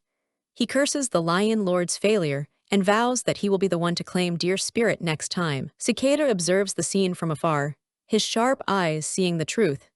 He knows Jius's life is bound to his, which is why she couldn't complete the act with the snake. Xiaodu tries to encourage a disheartened deer spirit. It promises her strength will return once they reach the beast temple. She knows this, but worries about the journey itself. Xiaodu blames a navigational error on magnetic fields, promising it won't happen again. She suggests they should rest, as everyone is tired. Snake's shadow leans in, teasingly asking if she is the only one who is truly tired. She blushes furiously, denying her exhaustion and insisting she can continue. He pulls her close, whispering that he is the one who is tired after working so hard for her pleasure. Xiaodu watches their exchange, completely baffled by the adult conversation. A sudden squeak interrupts them.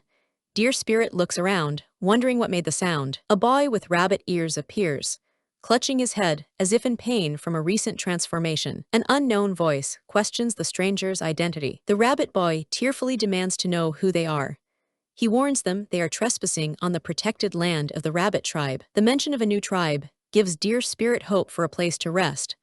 Snake's shadow, however, is already thinking about recipes. The small rabbit boy trembles in fear, clutching a carrot and begging not to be eaten. An apologetic hand extends a cup. A larger rabbit, the elder, bows deeply, begging forgiveness for Rabbit Luo's rude welcome. Deer Spirit graciously accepts the apology, and the group is welcomed as guests. She bumps her head on a low-hanging beam.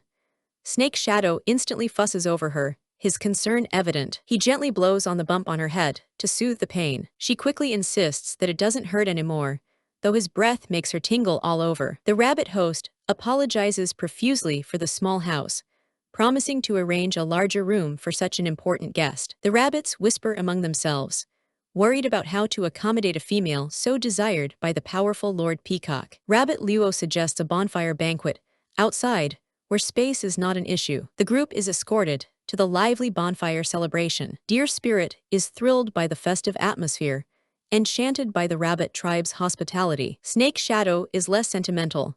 The fire just means he won't have to start his own to cook dinner. Rabbit Luo offers Dear Spirit a cup of divine water as a formal apology. She happily accepts the drink and offers some to Snake Shadow, who finds the smoky taste repulsive. Rabbit Luo explains that the wine is a sacred gift, brewed with flowers and special white grains. The words white grains trigger a massive realization for Dear Spirit.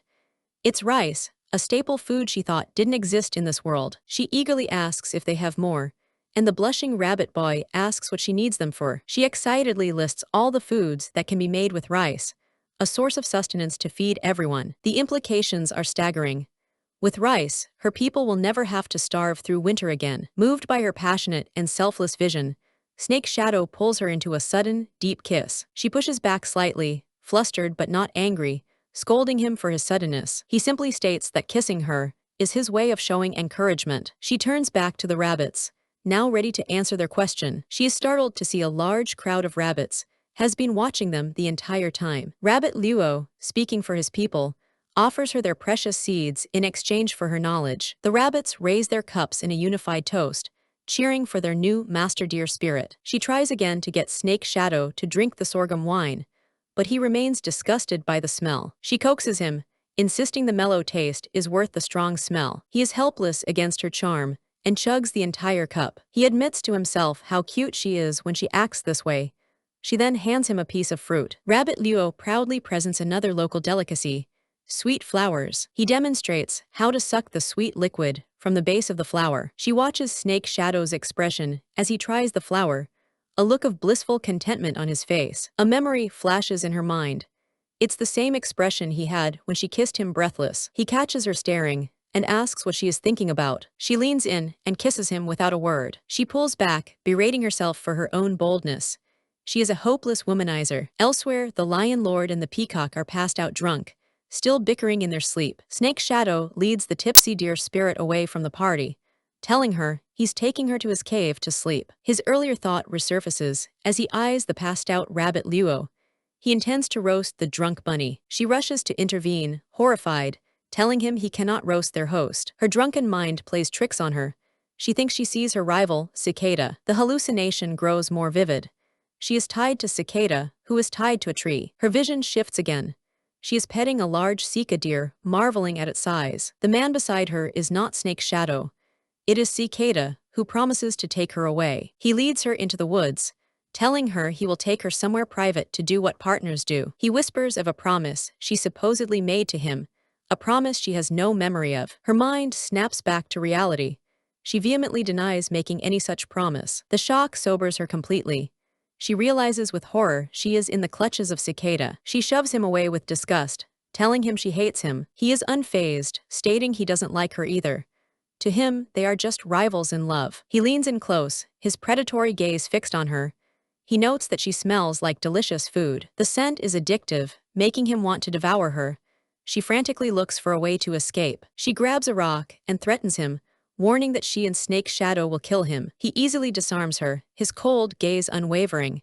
He has her right where he wants her. The real Cicada deer watches from the shadows as she struggles, feeling all hope drain away. She stares in disbelief at the deer. It wasn't a hallucination after all. Cicada turns to face the interruption, annoyed that his plans have been ruined. Snake Shadow stands there, radiating fury. He asks Cicada if he thinks he is worthy of touching his female. He pulls her into a protective embrace, chiding her for getting tricked by Cicada. Possessiveness overwhelms him.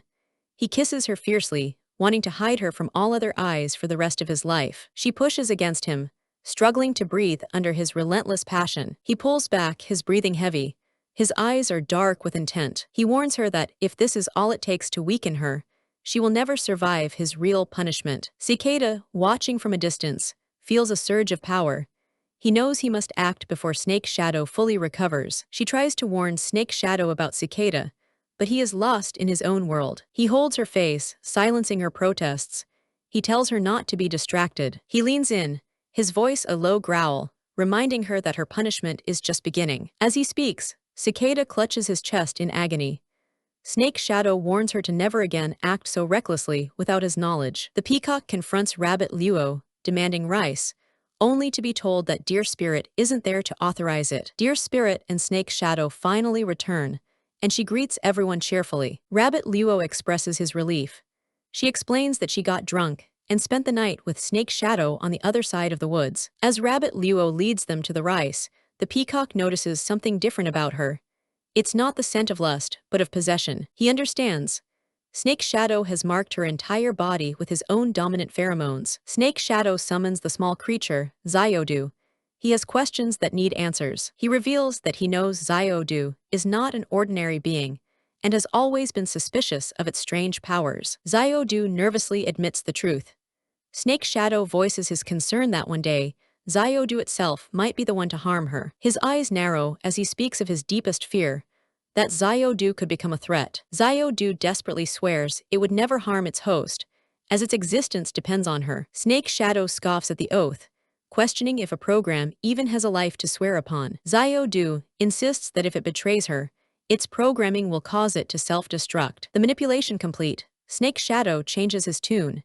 He asks Ziodu for a way to make a certain rival docile. Meanwhile, the bound cicada sneezes miserably, feeling a strange chill. The rabbit tribe praises Deer Spirit for teaching them about rice, declaring her a greater master than any envoy. She humbly gives them credit for their own creativity, particularly with their wine. Snake Shadow announces, it is time to depart for the Beast Temple before sunset. Deer Spirit grows concerned, asking what will become of Cicada. Snake Shadow is not pleased by her concern for another male.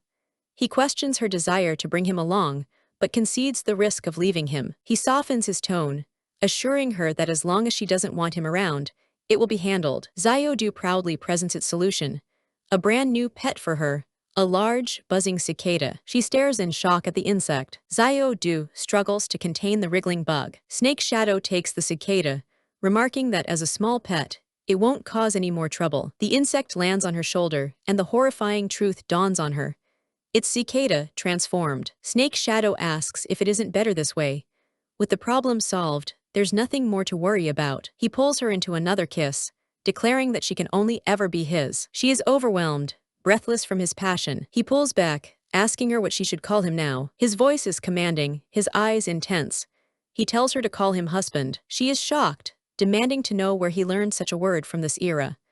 Ziodu frantically denies any involvement. She bids farewell to the rabbit tribe, promising to return and check on their progress. The group sets off once more, their final destination in sight, the Beast Temple. She summons Ziodu, her expression grim. Ziodu wonders why she is so upset, reminding her that her mission is almost complete. She confronts the small creature, accusing it of revealing her secrets to Snake Shadow and being responsible for Cicada's fate. Ziodu swears on its life that it said nothing it shouldn't have. She throws Snake Shadow's words back at it, questioning if it even has a life. It repeats its self-destruct protocol promise. She sighs, remarking how she and Snake Shadow are so in sync.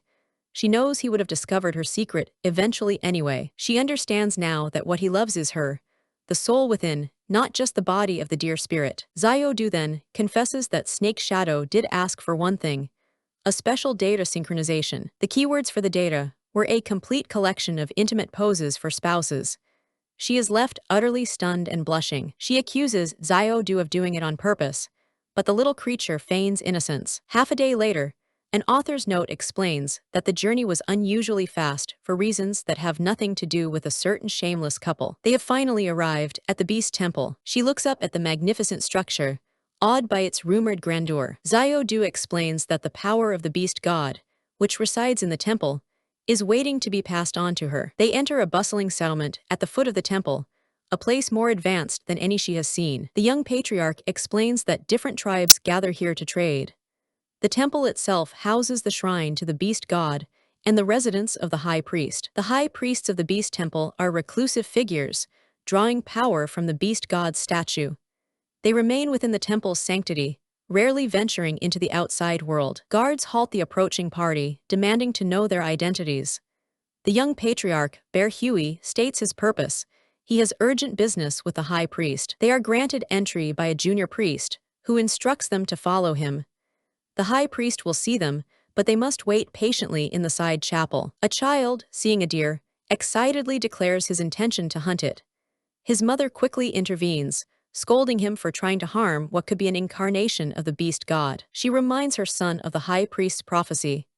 The beast god's return is imminent, and any deer they encounter might be the deity in disguise. As they walk through the temple grounds, the visitors feel an unusual energy. The dark-haired man, in particular, feels an inexplicable pull, a force that makes his heart pound. An attendant reports the arrival of young Bear Huey and his deer-shaped companion to a rabbit-like priest. After a moment of consideration, the priest grants them permission to enter. The group is welcomed, but the invitation is selective. Only the patriarch and the deer woman are permitted to proceed, while their companions are forced to wait outside. Snake Shadow, left behind with the others, is perplexed and demands an explanation from the high priest for the exclusion. The deer woman looks on, equally confused. Another priest with turquoise hair appears, his expression cold and dismissive. He rejects the companion's plea, stating that status means nothing. He doesn't entertain idlers. The rabbit priest, receiving his superior's command, dutifully orders the remaining guests to be removed from the sacred area. The rabbit priest tries a gentler approach with Snake Shadow and his companion. He acknowledges a message from the rabbit tribe's patriarch and pleads with them not to make things difficult. Accepting the situation for now, Snake Shadow turns to his companion, reassuring her. He promises to wait for her right outside, his touch gentle and protective. He leans in, making a simple, urgent promise. If there is trouble, she need only call his name. With a quiet agreement, she sends him away to wait. As they are led away, the blue-haired priest senses that something is amiss. He shares his unease with Snake Shadow. Snake Shadow's expression is grim as he listens. He already knows his companion's intuition is correct. The high priest is not what he seems. Inside the side chapel, young Bear Huey and Deer Spirit wait quietly. He places his faith in a protector named Zioadu to keep her safe. A voice addresses her directly, confirming her identity as the deer-shaped female brought by young Bear Huey. She looks up, startled. The top high priest, the imposing red-haired man, finally reveals himself. With a calm demeanor, he asks for the young woman's name. She hesitates, struggling to speak. A hidden voice warns her to be still. The priest is probing her, and she must not let him discover her secret. The priest's calm facade cracks. He leans in menacingly, his eyes narrowed in suspicion, demanding to know what she is concealing inside her. Young Bear Huey jumps to her defense, insisting she is just a simple female from his tribe. He assures the high priest that she hides nothing and could never be a threat. The high priest dismisses the patriarch's defense with a sharp command and a flick of his finger. A magical force gags Bear Huey, silencing him instantly. Her inner system, Zioadu, reports a critical failure. Its energy is too low to shield her from the priest's scrutiny, and it frantically searches for information on him. The priest's interrogation intensifies, his staff held close. He saw something reflected in her eyes and presses her for an answer about who she was secretly looking at. Flustered, she deflects the question by pointing out the strangeness of their surroundings. She wonders why the high priest would receive believers in such a dark, unwelcoming chamber. The priest seems amused by her observation, acknowledging its accuracy. He confirms that this room is not for ordinary guests, a faint smile playing on his lips. He leans closer, his voice low and chilling. This room, he reveals, is reserved for a very specific purpose, to receive those he suspects might be the reincarnation of the beast god. Zioadu's search yields terrifying results. The priest, Fox, who once built a special cell to suppress the beast god's power, intending to imprison the reincarnation to steal their power. The truth hits her with horrifying clarity. This priest plans to imprison her, a traitor who built a cell to kill a god. Her system urges her to flee. Her fear is palpable, but the high priest is unmoved. He looks at her with condescending pity, mocking the very idea that she could escape from this place. She shouts a warning as magical bonds wrap around her, lifting her into the air. A powerful, colorful light erupts from her hand as she resists. The priest's smile widens, full of predatory satisfaction. He recognizes the power flowing from her, the unique abilities of a colorful priest. His suspicions are confirmed. She is indeed the reincarnation he sought. Trapped and terrified, Her only thought is to scream for Snake Shadow. The rabbit priest attempts to lead the others to a waiting area, but a sudden silence makes them pause. He wonders why everything has gone quiet. A wave of dread washes over Snake Shadow and Peacock Yu. They instinctively call out her name, their voices filled with alarm. Snake Shadow pounds on the sealed door, desperate to reach her. The rabbit priest grabs him, pleading with him not to provoke the high priest's wrath. He violently shoves the priest aside, his expression fierce. He declares that he cares more for his female than for the anger of some unrelated priest, threatening him to open the door. The rabbit priest warns that brute force is useless. Undeterred, Snake Shadow channels his power, but the door, blessed by the high priest, resists his attack. He clenches his fist, realizing the futility of breaking the entire door. A new idea forms. Just because the door is unbreakable doesn't mean the lock is. As temple guards arrive and issue a final warning, Snake Shadow's companions urge him to ignore them. Their only priority is to help him rescue Dear Spirit. The little spirits frantically urge Snake Shadow to hurry. He promises that anyone who dares to harm Dear Spirit will face his wrath and regret ever being born. Inside, the high priest clenches his fist, a look of contempt on his face. He is amused that someone so foolish would dare to challenge his power. The door bursts open, and Snake Shadow stands defiantly in the doorway. He commands the high priest to release his female or face the consequences of life and death. The high priest looks him over with disdain, unimpressed. He scoffs at the warrior's rank, wondering how a mere Tier 5 fighter dares to speak so boldly to him. Snake Shadow's confidence is unshaken. He coolly retorts that being a Tier 5 fighter is all he needs to dare. He turns his attention back to Dear Spirit, breaking through her panic with a simple question. He asks if she remembers the Beast God Stone. His words jolt her memory. Her eyes widen in realization as she recalls the Beast God Stone and the Salt Beast. At her command, a small, glowing spirit emerges, brandishing the powerful Beast God Stone. It moves with purpose, ready to act. The high priest reels back in surprise, recognizing the artifact instantly. The appearance of the legendary Beast God Stone was not part of his plan. Snake Shadow holds the stone, explaining its power. Temporarily boosted to the 6th order, he is confident he has more than enough strength to handle a mere priest. He demonstrates how the stone works, placing it against his fist.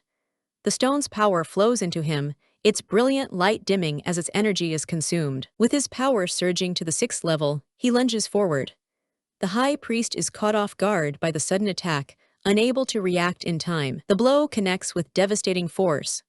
The high priest is thrown across the room, his arrogant expression replaced with shock and pain. He stands over the fallen priest, his promise echoing in the dark room. He will make the crispy mage regret ever laying a hand on his female. Enraged by the humiliation, the high priest rises. His fury is palpable as he vows not to let this insult stand. He unleashes his own power, fire erupting around him. He taunts the warrior, claiming that priests are inherently superior and he can easily destroy everything he holds dear. He makes good on his threat, his power not aimed at the warrior, but at the helpless girl. He declares his intent to take her very life. Snake Shadow cries out her name and lunges to intercept the attack. But the priest is confident, declaring that no one can save her from his wrath today. The blast of energy envelops her. She cries out his name one last time, her voice laced with pain, as her consciousness begins to fade. Desperate, Snake Shadow pleads with Xiaodu for a solution. The small spirit reveals it has one last resort, a stand-in skill, though it comes at a great cost. The skill allows it to transform another creature into a perfect duplicate of Dear Spirit, tricking the priest. However, the energy cost is so immense it will force Xiaodu into hibernation. Xiaodu despairs, realizing its plan is flawed. The stand-in skill cannot penetrate the high priest's barrier, making it completely useless. Snake Shadow grabs the high priest, threatening to kill him if he doesn't let her go. The priest, however, smirks, daring him to do it and see her die immediately. In a moment of desperation, Snake Shadow turns to his companion, Peacock Yu. He begs the fellow priest to intervene and save Dear Spirit. Peacock Yu bows his head in shame, admitting his failure. He explains that the high priest's power is inexplicably immense, far beyond the normal limits of an orc, and he cannot be shaken. Hope drains from Snake Shadow's face. He feels utterly helpless, forced to watch as the woman he loves is about to be taken from him once more. A calm, smiling face appears, speaking a single, confident word. A new player has entered the scene. A vision of dear spirit fills his mind, strengthening his resolve. He cannot live without her, and he will not let her be taken from him. He pulls the high priest closer, his eyes burning with a desperate fire. If he is to lose her, then he will take his enemy down with him. Suddenly, a real cicada materializes out of thin air.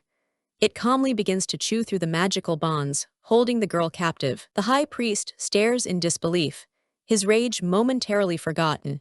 He cannot comprehend how this creature broke through his impenetrable barrier. Before the priest can react, a regal, white-haired being with large antlers appears behind him.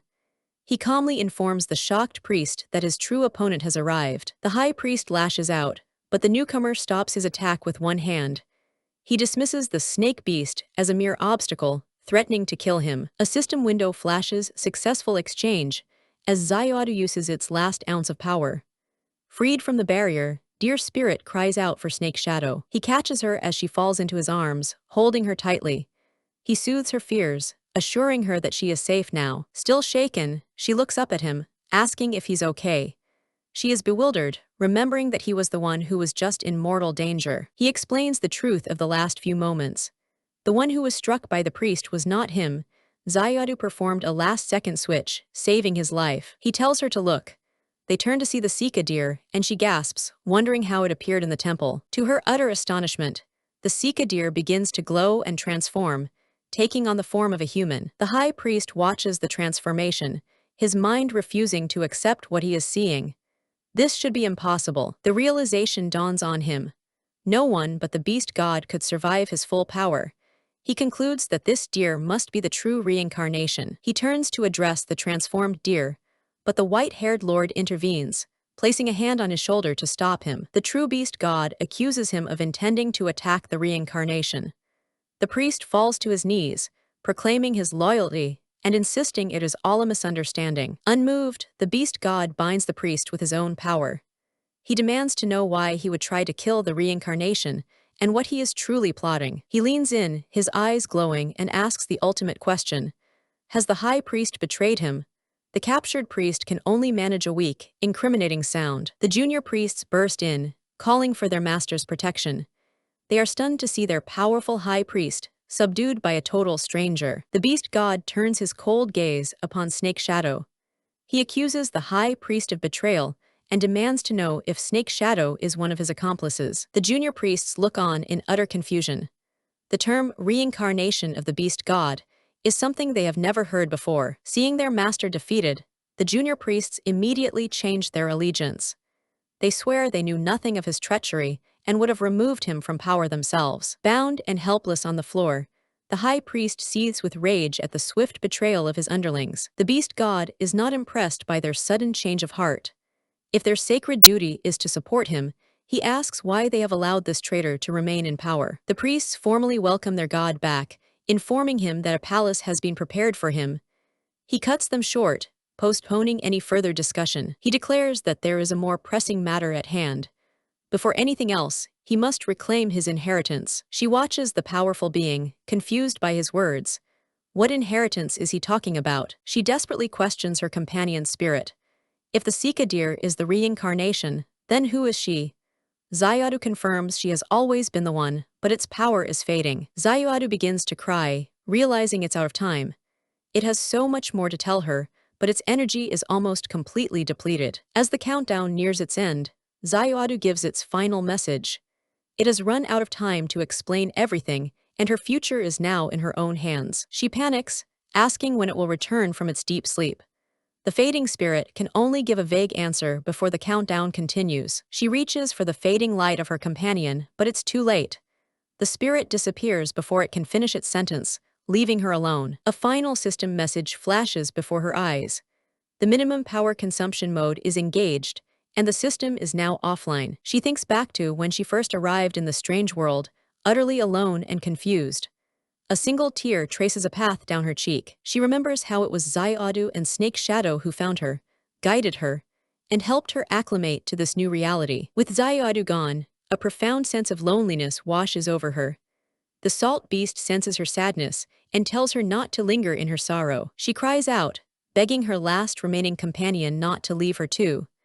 The spirit reassures her, promising to stay by her side even if the whole world disappears. Snake Shadow pulls her into a tight embrace, his presence a solid anchor in her grief. He tells her not to worry, for he will be her solution to everything. He seals his promise with a kiss, and she melts into it. For now, his presence is enough. The newly revealed beast god approaches them, issuing a cryptic warning. He implies he came back to warn them about the priests and their punishments. He clarifies his intentions. He has returned to help Dear Spirit reclaim what is hers, but to do so, she must attend a class with the priests. A memory of Xayadu's voice echoes in her mind. It had told her that her mission was to retrieve this power, the very thing the beast god wants to give her. She feels a pang of unease. Her mission was a secret. How does this stranger, this beast god, know that she came to the temple to reclaim her inheritance? Snake Shadow steps in, demanding to know the stranger's identity and allegiances. The being, who calls himself Dear Blood, simply tells him he will find out tomorrow. In a classroom setting, an elderly priest begins the lesson. He explains that while most priestly spells are for blessings, there are forbidden battle arts only the reincarnation is eligible to learn. The mundane setting of a classroom brings a wave of unexpected nostalgia. She never thought she'd miss school, but the familiar scene is almost painful. Her focus is broken when she glances over and sees her supposed guide. To her disbelief, Dear Blood is openly sleeping during the important lesson. Outside, she says her goodbyes to her animal friends. She promises the deer and rabbits that she will return to visit them in the future. Dear Blood observes her from a distance, a critical look in his eyes. He finds it hard to believe that this simple girl could be the powerful figure he seeks. He suddenly grabs her arm, waking her from her thoughts. He irritably complains that he shouldn't have to suffer through this tedious class by himself. He dismisses the need to pay attention, claiming he can absorb the priest's words without even listening. She questions why he's even here if he already knows everything. He pulls her towards him abruptly.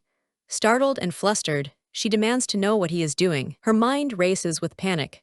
She knows Snake Shadow is waiting, and if he catches this man's scent on her, there will be serious consequences. He smirks, accusing her of deliberately avoiding him. Flustered, she pushes back, denying any such intention. The elderly priest sees their struggle and misinterprets it. He rushes over, begging her to get up and not harm the Lord Beast God. She looks up at the concerned priest, utterly baffled.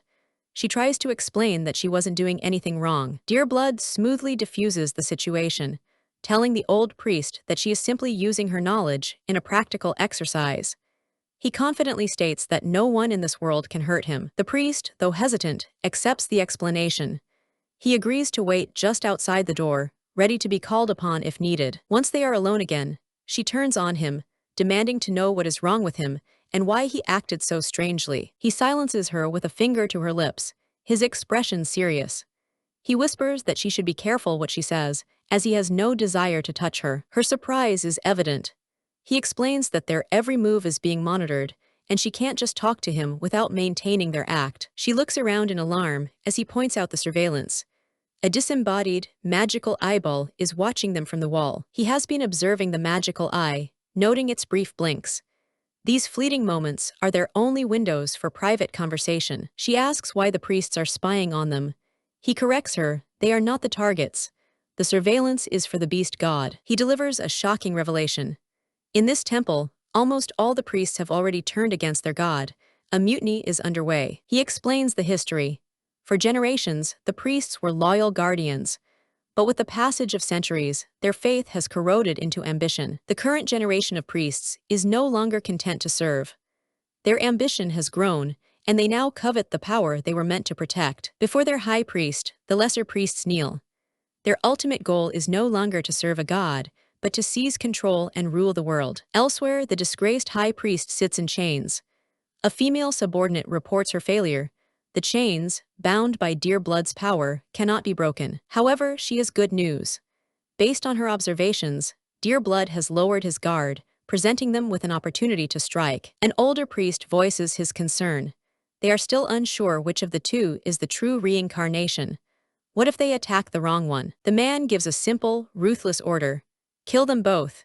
He plans to seize the power for himself tonight and become the undisputed master of this world. He looks at his loyal subordinate with a gleam in his eye. Once he is master, she will be rewarded with a position as his most powerful servant. The lesson ends, and she returns to her quarters, expecting to find Snake's shadow.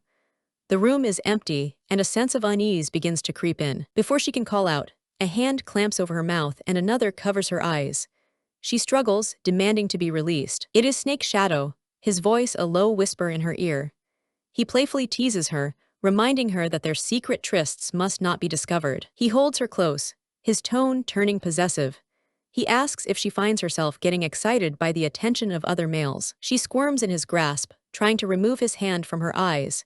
She demands to know what he is doing. He holds her still, explaining his purpose. By taking away her sight, he intends to make her other senses, particularly her sense of touch, far more acute. He begins a playful game, asking if she can feel his touch. Her flustered hesitation costs her. He declares that her time is out and she must face a punishment. He leans in to whisper her punishment. She realizes with horror that Zayadu must have taught him some very new and interesting concepts. Their moment is interrupted by a guard announcing a spot check. He loudly proclaims the temple rule: no one is allowed to leave their rooms at night, on pain of death. The guard sees them together and angrily demands they release each other. Snake's shadow, unconcerned, sits calmly with her, replying that they are doing nothing. The guard grows more agitated, sternly reminding them that fighting is strictly forbidden within the temple walls. Violators will be sentenced to death. Elsewhere, a spy reports back to the old priest. The targets are all inside their rooms. The priest confirms their plan will proceed once darkness falls. Back in the room, Snake's shadow admits to a growing sense of foreboding. She looks at him gravely and confirms that his intuition is correct. She turns to him with a serious expression, a new plan forming in her mind. There is a favor she needs to ask of him. His initial displeasure is obvious. Of all the arrangements she could have planned for their 100th day, having him wear her clothes was not what he expected. She explains the necessity of the disguise. With Dear Blood making his move tonight and inspections so strict, this is the only way for her to move freely while he creates a diversion. She adjusts her own disguise, her expression resolute. It's time to stop waiting. Tonight, she will reclaim what is rightfully hers. She makes him a heartfelt promise. Once she has retrieved her inheritance, she will return to him, and they will celebrate their anniversary properly. He looks at her, his expression serious, needing to hear her confirm it. The flimsy disguise is forgotten in the weight of the moment. A wave of affection washes over her as she looks at him in her dress. Finding him adorable, she seals her promise with a kiss. She tells him it's time for her to go, but as she tries to leave, he tightens his grip, not yet ready to let her go. He gives her a final, possessive warning. She must remember her pledge, because if he smells another male on her when she returns, there will be consequences. He leans close, his voice a low murmur. He will accept her word on their earlier punishment, for now. She finally meets up with Dear Blood, apologizing for her tardiness. He correctly and cynically guesses that her snake beast was the reason for her delay. The word entangled brings a vivid memory of Snake Shadow's possessive embrace to mind, and she flushes betrayed. She quickly denies his accusation, but her flustered state is telling. Unimpressed, he chides her for being late and urges her to keep up. They arrive at their destination, a towering, glowing statue of a goddess. She looks up at it in awe, asking him why they have come to this place. He tells her to stop staring and follow him. Their purpose here is simple and shocking. They are going to remove the idol. As they walk, she contemplates her mysterious guide. He knows this temple intimately and is fully aware of the priest's conspiracy, despite having arrived after her. He suddenly turns and grabs her, his intentions unclear. Startled by the abrupt movement, she asks what he is doing. He once again presses a hand to her mouth, silencing her before she can draw attention to them. They hide as two guards pass by. One of them complains about the fact that this time, the beast god has reincarnated as a man. His companion reassures him. The secret inheritance path is protected by a test. A false god would never be able to pass it. The mention of a test triggers a memory. She recalls facing a similar trial when she recovered the cicada blades in the mountains. She backs away from him, and he warns her to keep her distance. He clarifies that he would not take the initiative to approach her unless it was absolutely necessary for their deception. The guards continue their patrol, discussing the legendary test of the beast god, wondering at its power. One guard explains the test's nature. It supposedly activates a hidden side of a person's personality, and those with malicious intent are instantly destroyed by the beast god's consciousness. Concluding that this matter is far above their pay grade, the two guards decide to leave it be and continue on their rounds. As soon as the guards are gone, Dear Blood lets out a sharp cry, as if in pain or distress. He clutches at his chest, struggling against some internal force. He gasps that something is coming out, and she watches in alarm. His demeanor completely changes. His eyes glow red, and his voice becomes subservient as he addresses her as master and announces that he will now speak. He formally announces his return as her servant, as promised. To her utter confusion, he then requests a reward, a pat on the head. She senses a profound shift in him, something deeply unsettling. She tentatively reaches out to touch his cheek as he leans into her hand. He purrs with satisfaction, closing his eyes and blushing. He declares that his master's petting is indeed the greatest reward a servant could ask for. She freezes, utterly bewildered. The way he is acting and the words he is using are like someone stroking a cat, not interacting with a god. She backs away, reminding him of his promise never to touch her in this life. He coolly informs her that, of course, he was lying to his master. He opens his robe, revealing his chest, and his tone becomes suggestive. He asks why else his master would take the initiative to touch him. He moves closer, his words becoming more explicit and unsettling. He suggests that she should be punishing him, using her touch to humiliate him. She pleads with him to calm down and revert to his previous, standoffish personality. He informs her that it is impossible. Her power has activated his true face, and he can no longer hide his desire for her. Overwhelmed, her mind flashes to Snake's shadow. If she returns late and he finds out about this, she will be in serious trouble. She tries to negotiate, kicking him playfully. She suggests they focus on the inheritance first, and they can settle accounts afterward. She reluctantly agrees, but internally she's already plotting her revenge.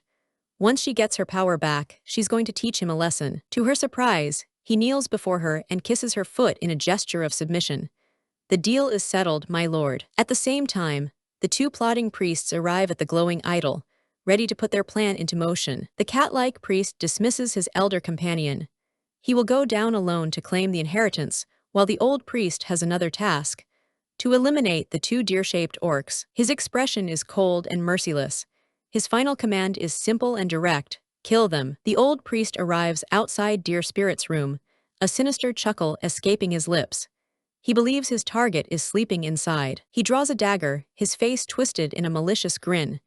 He whispers that he has found the little doe, ready to end her life. He is met not by a helpless girl, but by Snake's shadow in her clothes, his back turned. A cold voice informs him there are no hinds here, only the man who will kill him. A priest recoils in shock and anger. The doe he was expecting is gone, and in her place stands an unfamiliar man. His meticulous plan has gone awry. Snake's shadow coldly confirms the priest's betrayal against their god. He aligns himself with the true Deer Spirit, his resolve unshakable. The priest furiously denies the accusation of betrayal. He insists his actions are merely a righteous quest to obtain the power of the beast god himself. Snake's shadow struggles against an invisible force, realizing his captors are still attempting to control him with a powerful spell. A young, innocent-looking girl appears confused and worried. It seems something precious to her has just been broken. The priest scoffs at Snake's shadow's defiance, utterly confident in his own power. He commands the captured spirit to give up all resistance. Enraged, the priest gives a sharp command. He orders his underlings to rip the clothes from the one he mistakenly believes to be Deer Spirit. Snake's shadow effortlessly breaks free and seizes the priest by the throat. He demands to know the location of the beast temple. The scene shifts to 15 minutes prior. Dear Blood and Deer Spirit step through a mysterious doorway, entering a sacred, unknown space. Deer Spirit gasps in awe at the vast, spectacular chamber before them. Dear Blood calmly clarifies that the seemingly endless space is merely an illusion. As she walks deeper into the sacred room, she feels her body mending and her exhaustion melting away.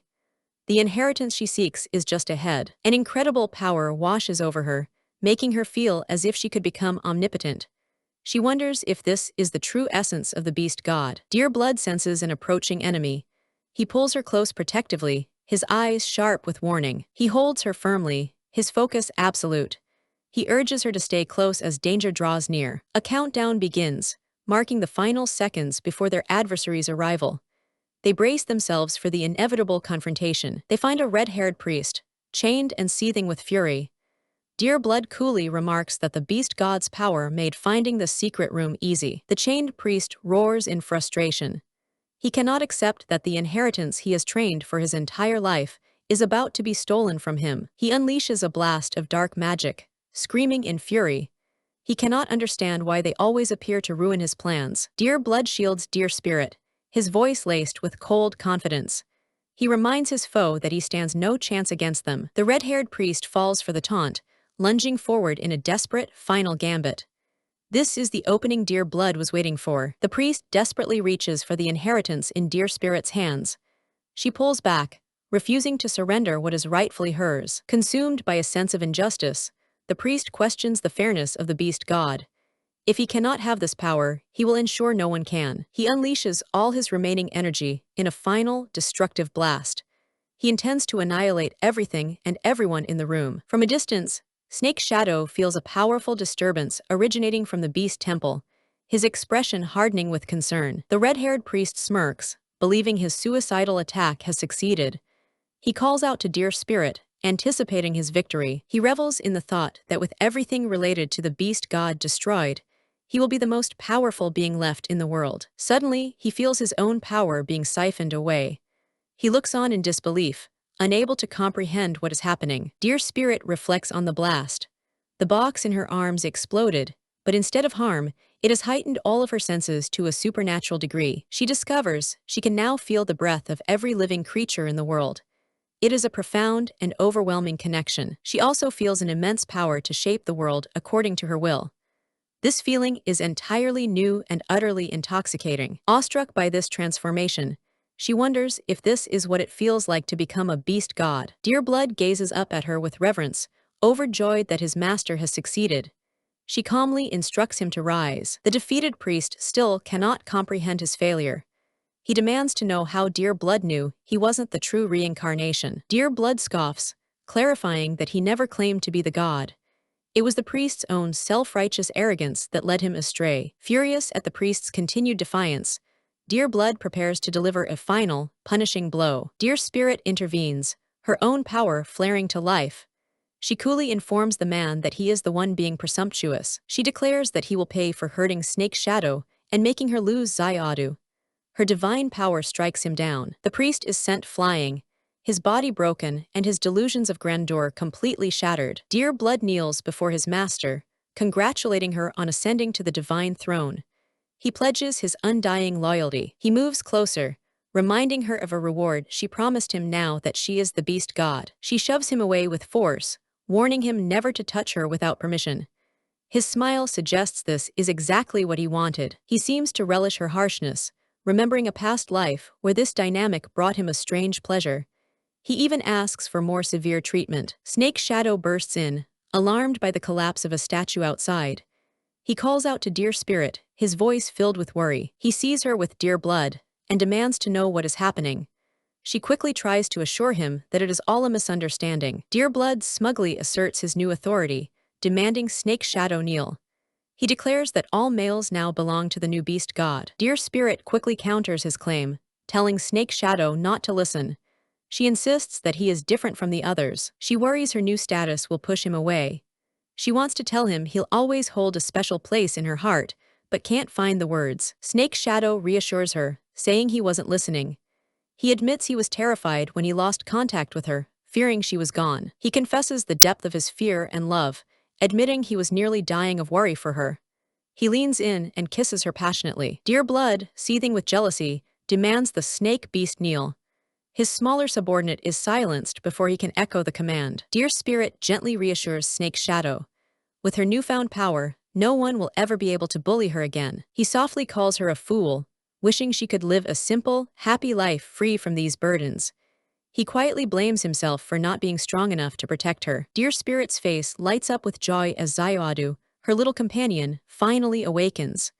Zayadu cries out that it missed her terribly. She playfully chides Zayadu, having heard its quiet thoughts. The creature explains it was on standby until she ascended. Zayadu cheekily asks if they put its time asleep to good use practicing certain postures, leaving Snake Shadow flustered. The little creature then looks at Snake Shadow with comical disdain for wearing Dear Spirit's revealing clothing, earning a sharp glare from its master. A blushing Dear Spirit threatens to put Zayadu back into a permanent sleep if it continues its nonsense. The creature immediately begs for forgiveness. Zayadu cautiously changes the topic. It suggests they address the problems that have piled up, like the treacherous priests and Snake Shadow's torn clothes. She realizes a solution is needed for Snake Shadow's attire.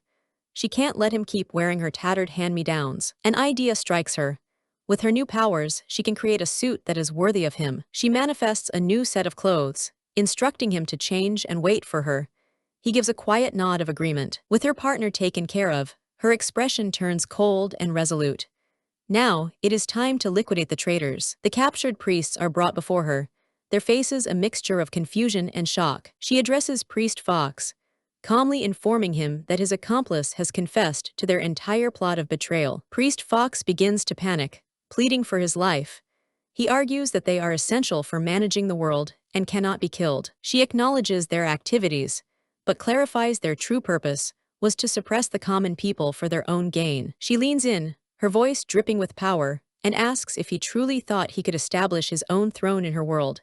He is left trembling and silent. She clarifies her judgment. She will not punish all the priests, only him and his direct conspirators. Her wrath is reserved for those who were personally unfaithful to her. She lifts the guilty parties into the air with a mere gesture. Seated upon a throne, she declares their sentence. They will be stripped of their powers and forced to serve the very tribes they once oppressed. She states that the best justice is letting them pay for their crimes at the hands of their victims. The question of future rule, however, remains. She decides on a system of autonomy with regular reporting to her. She will not be tied down to this place. She appoints Dear Blood as the new high priest. He will oversee the divisions and report to her once every 30 days. She privately asks Zayuadu how such a thing is possible. Zayuadu explains that as a god, she can be contacted through prayer and sacrifice. She formally declares the new order to Dear Blood, who humbly accepts his new role and responsibilities. The assembled crowd erupts in congratulations for the new beast god, hailing the dawn of a new era. Her thoughts turn to the Lion Lord's missing arm.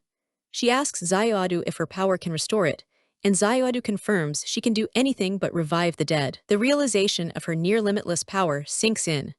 A bold and daring thought begins to form in her mind. She wonders aloud if this power is great enough to break through the barriers of reality and take Snake Shadow back to her home. Zayuadu explains that breaking the barriers of time and space is incredibly difficult and dangerous.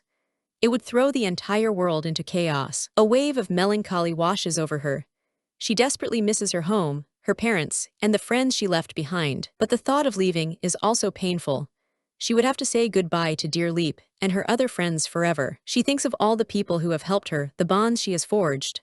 The choice is agonizing. She thinks of Dear Blood, acknowledging that her feelings for him are not the same as those she holds for others. Zayuadu offers a sliver of hope. Time-space rifts are not impossible to find. They exist in the most hidden corners of the world. Her eyes light up. The possibility, however remote, is enough to rekindle her determination. Zayuadu lays out a path. If she fulfills her duties as beast god and helps this world advance, a rift may appear on its own. A sense of purpose fills her. Fulfilling her duties here might be the key to eventually having the choice to go home. The Lion Lord approaches, greeting her respectfully. He has heard that she was looking for him. She smiles warmly and asks him to show her his arm, ready to make good on an old promise. He hesitates, embarrassed by his scarred stump. He feels he is not worthy of her attention. She dismisses his shame, her hand glowing with gentle, restorative light. As she begins the healing process, she reminds him of the promise she made to him long ago. She told him she would heal his arm when she had the chance. The Lion Lord is overwhelmed. Even after becoming a god, she still remembered him and her promise. A flicker of hope ignites in his heart.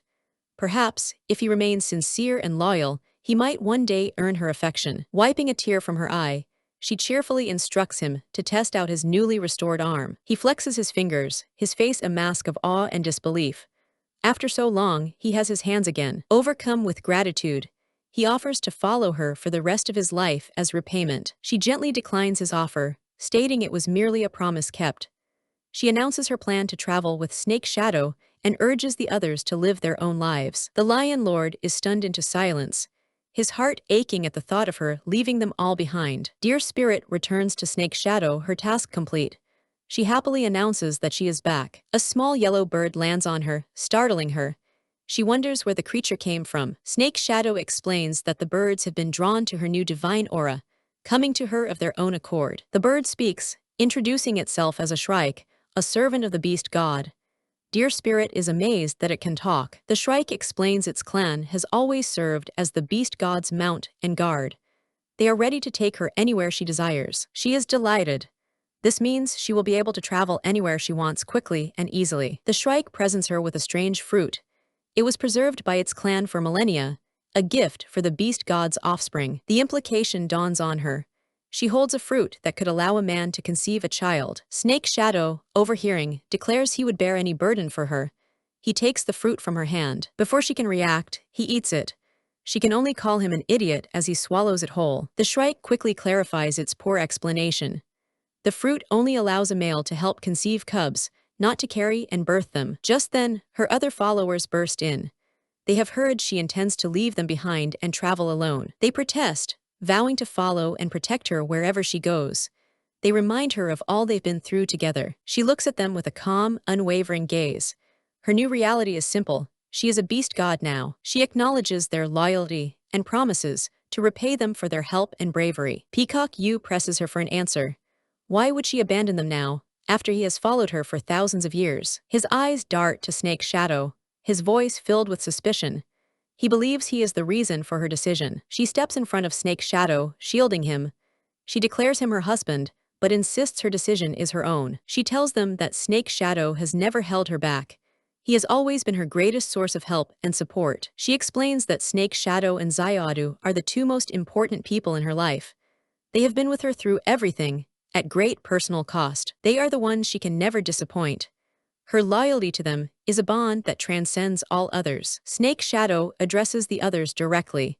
He tells them to understand that she is her own person, not the beast god of legend they once knew. Leopard Bound steps forward, his voice trembling as he asks for a hug. He embraces her without waiting for an answer, too afraid of her rejection to bear the silence. She softly tells him to wait for her, a promise of a future reunion hanging between them. She learns her followers have made their choices. The young patriarch will lead his tribe, Leopard Bound will seek his kin, and Peacock Yu will remain at the temple. She turns to Snake Shadow, her heart heavy. There is one person's fate she does not know, Dear Leap. She admits with a pained expression that she cannot find him. Her heart feels too small to hold anyone but Snake Shadow. She feels a pang of guilt, thinking that keeping them with her would be a disservice to their own lives. She gave them everything she could, longevity, wealth, and rights, but still feels it wasn't enough. The Shrike offers a solution.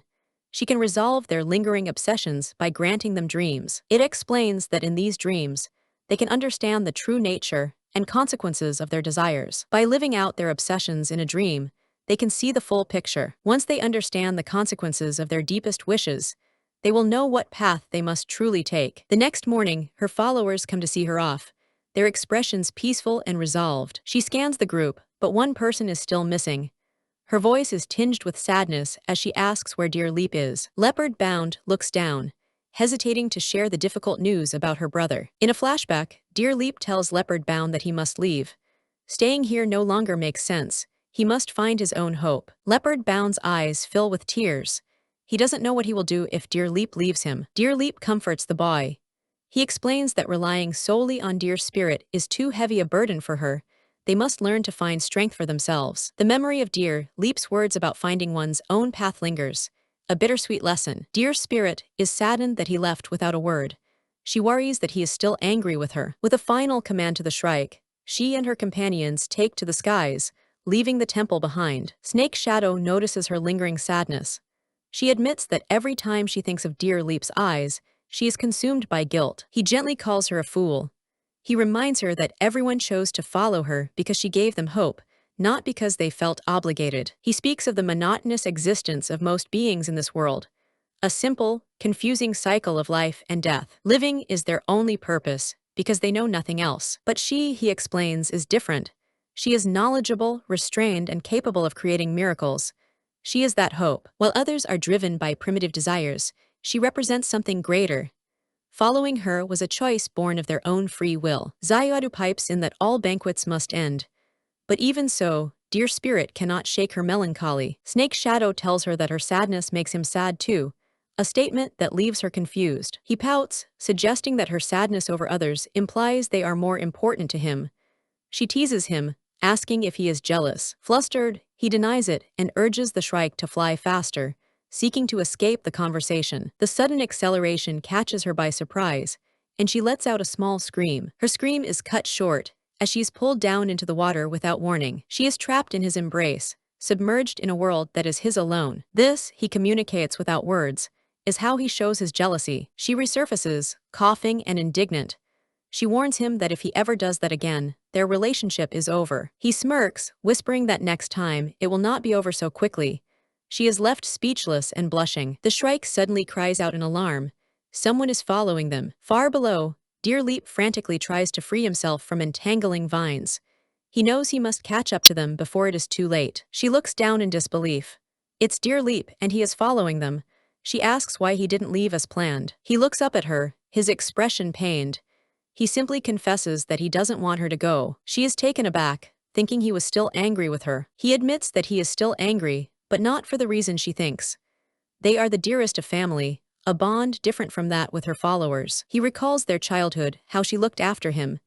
Even when her personality changed, she was always his sister, the real her. He remembers a time she had Snake Shadow get a nut for him. He believed then that he was the most important person in her heart, but then she changed. He tries to act tough, pretending he doesn't care where she goes or what she does. She sees through his facade. She grabs his arm, challenging him by asking what he'd say if she went with him instead. He stares at her, his eyes wide with surprise and confusion. She admits she was wrong to let him go. She apologizes and promises to stay with him until he's no longer angry. He is stunned into silence.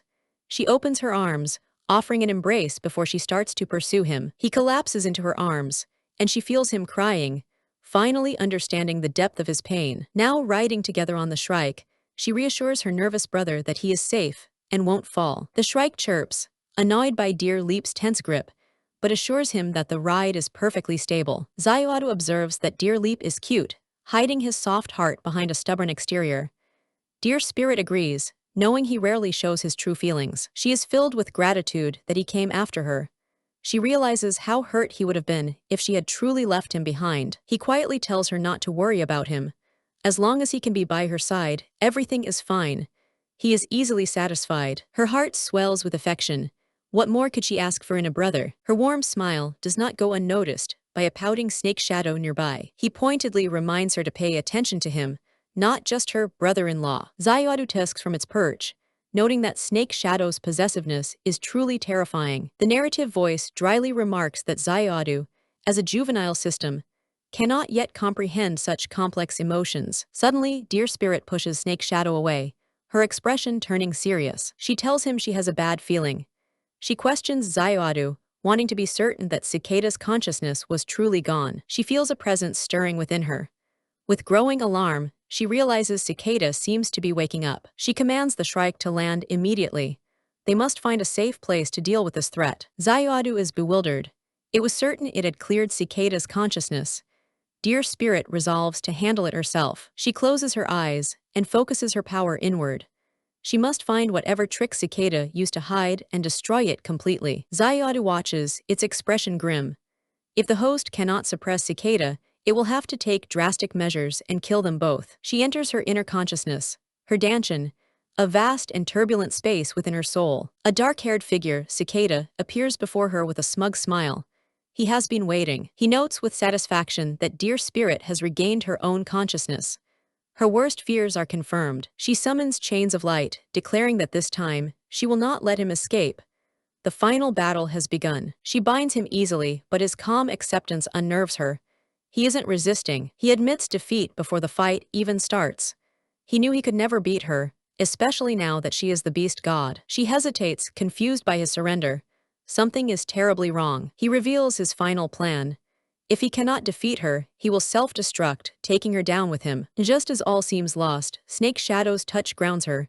He is here, trying to pull her back. Zayuadu panics, realizing Cicada attacked while she was defenseless.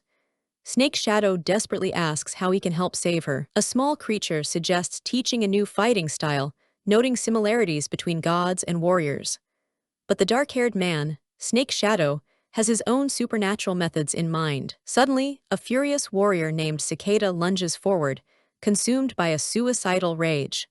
He calls for Dear Spirit to join him in death, unleashing a torrent of destructive energy. A barrier of light erupts around her, deflecting the lethal blow. Through the chaos, a desperate voice reaches out, calling her name repeatedly. Dear Spirit recognizes Snake Shadow's voice in her mind, relieved that she can hear him. He reassures her and promises to teach her how to deal with Cicada. Cicada, however, is defiant, challenging him to try. Snake Shadow speaks in a strange tongue, leaving Cicada utterly bewildered and confused. Snake Shadow calmly finishes his incantation. Dear Spirit watches, her eyes wide with curiosity and a hint of trepidation. With the threat gone, she throws her arms around Snake Shadow in gratitude. He confirms that the enemy has been completely eradicated. He demands to know where the body is, determined to destroy it permanently to prevent any chance of resurrection. A wisp of purple energy escapes. Far away, inside a dark cave, a cocoon figure hears the news of Cicada's demise with disbelief. A powerful-looking man learns that Cicada was defeated by the beast god, Geus. He scoffs at his underling's incompetence, crushing a purple butterfly-like messenger in his hand. The name Geus registers with disdain. With his subordinate gone, he decides it is finally time to go out and meet this new incarnation of Geus. He wonders with a smirk if Geus will even remember him in this new life. Back in the present, Snake Shadow tries to leave to find Cicada's corpse, but Dear Spirit and her companions urge him not to go. Dear Spirit is confused by Snake Shadow's sudden return, wondering what he is doing back so soon. He insists on checking her for injuries, though she protests that she is perfectly fine and not easily hurt by someone like Cicada. He pulls her into a deep kiss, thinking about how this foolish girl always makes him worry. He holds her, blaming himself for not eliminating the threat of Cicada sooner. He feels responsible for the danger she was just in. Dear Spirit absolves him of blame, reminding him they lacked the power back then. She resolves to become stronger herself. He tells her it doesn't matter, as he is stronger now and can handle any danger. But she refuses to use that as an excuse to remain stagnant. He looks at her with deep affection, declaring that no matter how strong she becomes, he will always want to be the one to protect her. Touched, she smiles and invites him to one day visit the place where she used to live. She clarifies that she means not just her home here, but other worlds. He recalls the time she disappeared, suddenly understanding. He pulls her close, confirming his suspicion that she was not herself during her absence. He knew someone else had occupied her body and done things she would hate. He holds her tenderly, admitting he would love to see the places she has been and the life she once lived. Beaming with confidence, she promises that her world will exceed his wildest imagination, leaving him fondly exasperated. Her brother, Dear You, interrupts, announcing a large beast has been spotted nearby. He asks Snake Shadow to come hunt with him as it's getting dark. Snake Shadow looks at him, upset, questioning why he can't handle the beast himself. Dear You flushes with embarrassment, admitting quietly that as a level 2 warrior, he cannot defeat it. Utterly depressed by his weakness, he pleads not to be looked at and vows to become stronger. Dear Spirit watches her companions walk away, amused by the rare sight of the usually stoic Snake Shadow looking so flustered. Her spirit companion, Zayadu, asks about her future plans. With Cicada gone, she decides to focus on developing the beast world so she can go home. She yearns for her family and friends back home, grieving their memory of her. She wonders how they remember her, if they think she is dead or simply missing, recalling a painful memory of them speaking to an officer. Zayadu brings her back to the present, urging her to focus on the tasks at hand and asking about her development plans for this world. She acknowledges the slow pace of development and decides the first step is to implement a farming system for everyone. She maps out the path to progress, cultivating seeds, developing food, inventing tools and machinery, and finally, smelting. The sheer weight of these ambitious, large-scale projects overwhelms her. Zayadu encourages her, reminding her that she doesn't have to do everything herself. She realizes her companion is right. If she does everything, the orc world will become too dependent on her. A mischievous idea forms. She'll introduce a modern performance incentive system to reward creativity. She briefly wonders if she's being too devious. She greets Snake Ying and Dear You upon their return, her face alight with excitement. Snake Ying asks what she's so happy about. She explains she has just figured out how to develop their world. Zayadu marvels at her unique idea to use a KPI system to motivate people. She proudly asks if the method isn't brilliant. She notices Snake Ying staring at her and wonders if she said something wrong. He surprises her with a kiss, declaring that her plan is the best plan he has ever heard. Xiaodu laments to Dear Yu that Snake Ying is becoming more and more brazen. Dear Yu simply states that his sister deserves the best treatment. Xiaodu feels completely exasperated, realizing the host is thoroughly pampered by her two protectors. It shudders to think what will happen to anyone who bullies her. Soaring on a bird, Xiaodu points out a large tribe ahead that perfectly suits her requirements. Dear Spirit assesses the location. It's perfectly situated, within their control but far enough from the beast temple to avoid interference. She decides this will be the perfect pilot location to introduce new technology and spread their influence. The head of the Linghu tribe appears, a stern and weathered elder. The patriarch immediately kneels in reverence, overjoyed at the beast god's return. She announces her plan to stay and develop new technologies in his tribe. The patriarch is taken aback, confused by the concept of development. He quickly agrees, overwhelmed with gratitude that the beast god would honor his tribe, but he has a question. He asks why she chose his tribe instead of the grand beast temple, worried he has done something wrong. She reassures him that progress must start somewhere. Eager to please, the patriarch declares he will arrange the best place in the tribe for her. She tries to stop his hasty departure. She is slightly bewildered by his overwhelming enthusiasm. As they follow, Xiaodu explains that the orcs on this continent have awaited her return for a very long time. The patriarch suddenly feels a strange energy in his hand, wondering who is there. He turns to find them already seated at a table, proudly announcing he has prepared their residence. He adds that his son will be at her side at all times to assist her. She tries to politely decline the overly generous offer. The patriarch introduces his son, Butterfly Huo, who has just arrived. The name Butterfly Huo startles her, striking a chord of familiarity. Xiaodu asks if something is wrong. She admits she feels like she's heard the name somewhere before, but can't place it. Snake Ying senses an uncomfortable aura from Butterfly Huo, a feeling he's had about others before. In a vision of being pampered, Dear Spirit imagines being waited on by adoring males. Snake Ying fumes internally, jealous of how every male seems to try and get close to Dear Ling. He senses this new arrival is not a simple man. The patriarch excitedly discusses her plan, exclaiming how wonderful it is that all tribes will have enough to eat. Overcome with emotion, he apologizes for his rudeness. She tells him not to worry, placing the future development of the orcs in his hands. The weight of this new responsibility dawns on the patriarch. Reinvigorated, he prepares to lead her to the tribe to get started, and she agrees. As he rushes off, she stumbles, and Snake Ying warns her to be careful. Snake Ying eyes Butterfly Huo with suspicion, wondering if he will use this as an opportunity to get closer to Dear Ling. Instead, Butterfly Huo simply hands his father a crutch, reminding him not to forget it. Snake Ying is surprised. The man made no move toward Dear Ling, instead showing filial piety. He wonders if he misjudged him. Xiaodu presents her with a small, glowing orb. She wonders what it is. Xiaodu explains the item will protect her from Butterfly Huo and allow her to monitor the tribe. She considers this new ability. After eating the orb, she is shocked to find herself transformed into a tiny version of herself. Xiaodu reassures her no one, but Snake Ying can see her this way. She panics, wondering how she'll walk or change back, now that she's so small and wingless. Snake Ying offers his shoulder, allowing her to ride on him. From her new vantage point, she is struck by how handsome he is, her heart fluttering unexpectedly. He reports that the clan leader has already started gathering cotton and flax. Xiaodu notes this tribe is fortunate to have such rich plant life. She notes the abundance of rami on the mountain, perfect for making linen. She is confident everyone will soon have comfortable clothes. She notices Butterfly Huo has vanished, wondering what he is doing in a place with no one around. Snake Ying suddenly takes off at great speed, and she struggles to hold on. The sheer velocity is too much, and she begins to slip. They arrive at a dark cave. He believes Butterfly Huo must have just arrived here. Perched on his shoulder, she points with a gasp, asking if he sees what's inside. A massive, glittering gold mine is revealed within the cave. He marvels at their luck, realizing that an original world of orcs would naturally have such rich mines.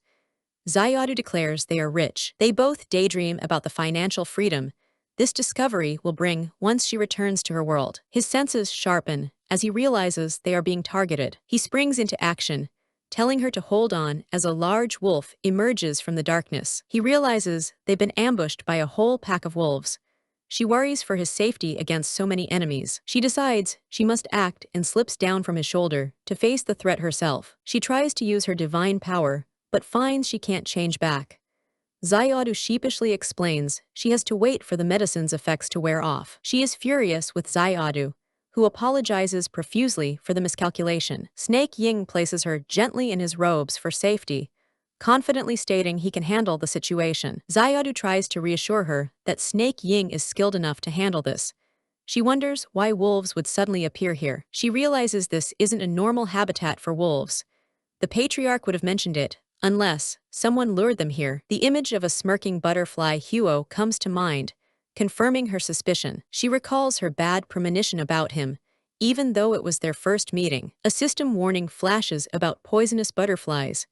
Xiaodu cries out that one is heading for Snake Ying. Realizing it's too late for warning, she leaps into action herself. Snake Ying yells for her to come back, but she is already gone. She feels a grasp and remembers Xiaodu's assurance that she cannot be harmed in this state. Now transformed into a butterfly herself, she looks back with determination, vowing to protect Snake Ying this time. It has always been him protecting her. But as she flies toward a large pitcher plant, she knows things are different now. With steely resolve, she flies directly into the pitcher plant, ready to face the enemy butterfly. Suddenly, she transforms back to her normal self. Xiaodu explains that the medicine must be working in an unexpected way. She accuses Xiaodu of being a spy, furious at the timing.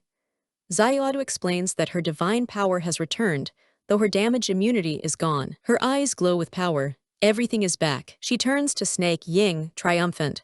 She defeated the wolves and can finally protect him. He kisses her. She asks why, and he simply replies that he kisses her when he wants to. Seeing her so radiant and powerful, a single thought fills his mind. She is his female. His possessive thoughts are interrupted, as the defeated butterfly begins to crackle with dark energy, resurrecting itself. She is shocked it can be resurrected. Xiaodu explains the main body must be nearby, allowing it to revive indefinitely. She wonders where the main body could be, her mind immediately picturing Butterfly Huo. He is the only one who has been here. Snake Ying prepares to go capture him, but she stops him. She has a better idea than a direct confrontation. She realizes the butterfly's target was Snake Ying all along, not her. With a new plan in mind, she summons a magical butterfly of her own, wanting to see what the enemy truly wants. A cat-like woman suddenly appears, shielding Snake Ying and warning him of the poisonous butterfly. Dear Spirit is surprised by the appearance of this unrelated female. Another male observes from the trees, seeing this as a perfect opportunity to heroically save Dear Ling and win her favor. Dear Spirit wonders if this is all an elaborately staged hero saves the beauty plot, unrelated to Butterfly Huo. She checks on Snake Ying, who assures her he is fine. She turns to the woman who protected him, asking if she is all right. The woman is flustered and shy in the presence of the beast god. A new theory forms in Dear Spirit's mind. Perhaps this woman orchestrated the butterfly attack just to get close to Snake Ying. Snake Ying questions the woman about her knowledge of the poison. She explains her mother-in-law was killed by the same kind of butterfly. Seeing the poison take effect, Xiaodu urges her to act. No matter the motive, the woman risked her life for Snake Ying, and they must save her first. She places a hand over the woman, channeling her healing power and promising to cure her. The woman opens her eyes, overjoyed. The pain and numbness are completely gone. She bows deeply in gratitude. They ask for her name and why she is here. Dear Spirit remains suspicious, still wondering about the woman's connection to the poisonous butterfly. The woman introduces herself as Leopard Lan, explaining she came to this place. Snake Ying grabs her, demanding to know her true purpose. She confesses she came to give something to the clan elders. The patriarch and Butterfly Huo arrive, demanding to know why Leopard Lan is in this unsafe area. The patriarch angrily scolds her for being lazy and orders her to leave. Dear Spirit finds the situation strange. Butterfly Huo was just nearby, yet now appears with the clan leader. The conversation feels off. She realizes that all three of them, Leopard Lan, Butterfly Huo, and the patriarch, seem to have problems. She dismisses the patriarch, telling him to do his work while she and her snake driver wander around. She laments to Xiaodu about the shrinking medicine, now changing her mind about its usefulness. She decides to use the shrinking ability to secretly follow them and uncover their plans. Now tiny again, and riding on Snake Ying, she complains about his terrifying speed. He replies that if they are too slow, they will not be able to catch up. Zayadu observes that the three suspects have split up and gone in different directions. They must choose who to follow. Snake Ying decides on the woman. He reasons that she is likely going somewhere the patriarch does not want them to know. They follow Leopard Lan to a hidden cave, where she delivers food to someone named Old Amu. They reveal themselves, shocking Leopard Lan, who stammers in surprise. A frail figure emerges from the cave, asking if they have finally come to kill her. Dear Spirit is stunned by the woman's resemblance to Leopard Fu. The resemblance is uncanny, the pupils, the race. She is certain there must be a connection. Snake Ying asks the old woman, Amu, if she knows a man named Leopard Fu. Amu's eyes fill with tears as she remembers her son, Leopard Fu, the only child who was never ashamed of his mother. Realizing the truth, Dear Spirit knows they must return quickly and inform Dear Yu and Leopard Fu. They depart, leaving Leopard Lan to say her goodbyes to old Amu. Leopard Lan reports to Butterfly Huo. He asks if her mission was a success. She confirms that the beast god's male has been successfully lured to Leopard Ling Amu. Butterfly Huo smirks, satisfied. Now everything depends on the clan leader's part of the plan. Leopard Lan calls out to Butterfly Huo before he leaves. She begs him not to hurt Leopard Ling Amu. He grabs her by the throat, impressed that she retained her consciousness despite his control. He threatens to kill her if she doesn't get out. As they travel back, Snake Ying senses something is wrong with the path ahead. The plants are growing wildly. Zayadu checks the energy levels, finding them normal, but something nearby is stimulating the plant's growth. A giant leaf suddenly snaps up, flinging Dear Spirit and Zayadu into the air. Snake Ying searches desperately for Dear Ling. As the massive leaves retract, he finds himself surrounded by strange flowers, recognizing them as Bansheng flowers, and wondering why they are here. Separated, Zayadu reassures the tiny Dear Spirit that it has marked Snake Ying's location on the map. But the map glitches out. The magnetic field is being scrambled by the powerful plants. Dear Spirit spots something in the distance, drawing her attention. Zayadu frantically warns her not to go there. A giant flower captures her, its tendrils wrapping around her tiny form. She panics and cries for help. She struggles against the flower's grasp, demanding to be let go. She vows never to be so small again, mortified at the thought of being overpowered by a flower. Zayadu finally gets a lock on their location, having found the source of the interference. The system reveals a parasitic relationship. Alien beasts help the Bansheng flower find food in exchange for help with reproduction. This means the flower and its bound host share senses. She is aghast at what kind of strange alien beast this could be. The system identifies the host, a 20-year-old male from the Soaring Snake clan. Zayadu checks on its host, worried. Dear Spirit realizes with dawning horror that if their senses are shared, the host felt everything she just did. She screams in embarrassment, overwhelmed by the sensory feedback and begging for it to stop. Utterly humiliated, she cries, mortified at having been played with by a flower right in front of Snake Ying. The shame is too much to bear. Snake Ying commands the flower to stop. Seeing that Dear Ling has fallen asleep from exhaustion, he confirms to a bewildered Zayadu that the Bansheng flower is indeed his. He doesn't know why it suddenly appeared here. He gently picks up Dear Ling's sleeping form and carries her away. She wakes up, feeling like she only slept for an hour. She is shocked to find herself in a completely different set of clothes. She sees the flower is still there and excitedly points it out to Snake Ying. The flower's enthusiasm returns, and she cries for help, never wanting to see the playful plant again. He apologizes, explaining the flower got her clothes wet and gave her a new set as an apology. She realizes with a shock that he is the host of this flower. He explains the Bansheng flowers were born into this world with him. It is the flower he is most closely associated with. He recalls his own birth, where the flower was present. He is confused why he can't control it now. She interrupts, connecting the dots of their close bond. Means Snake Zayadu. He is from the never-said legendary alien Soaring Snake tribe, which are considered divine alien beasts, not different and ordinary orcs. She acknowledges her own preconceptions. Zayadu had never said alien beasts were bad, only that they were different and possessed unique superpowers.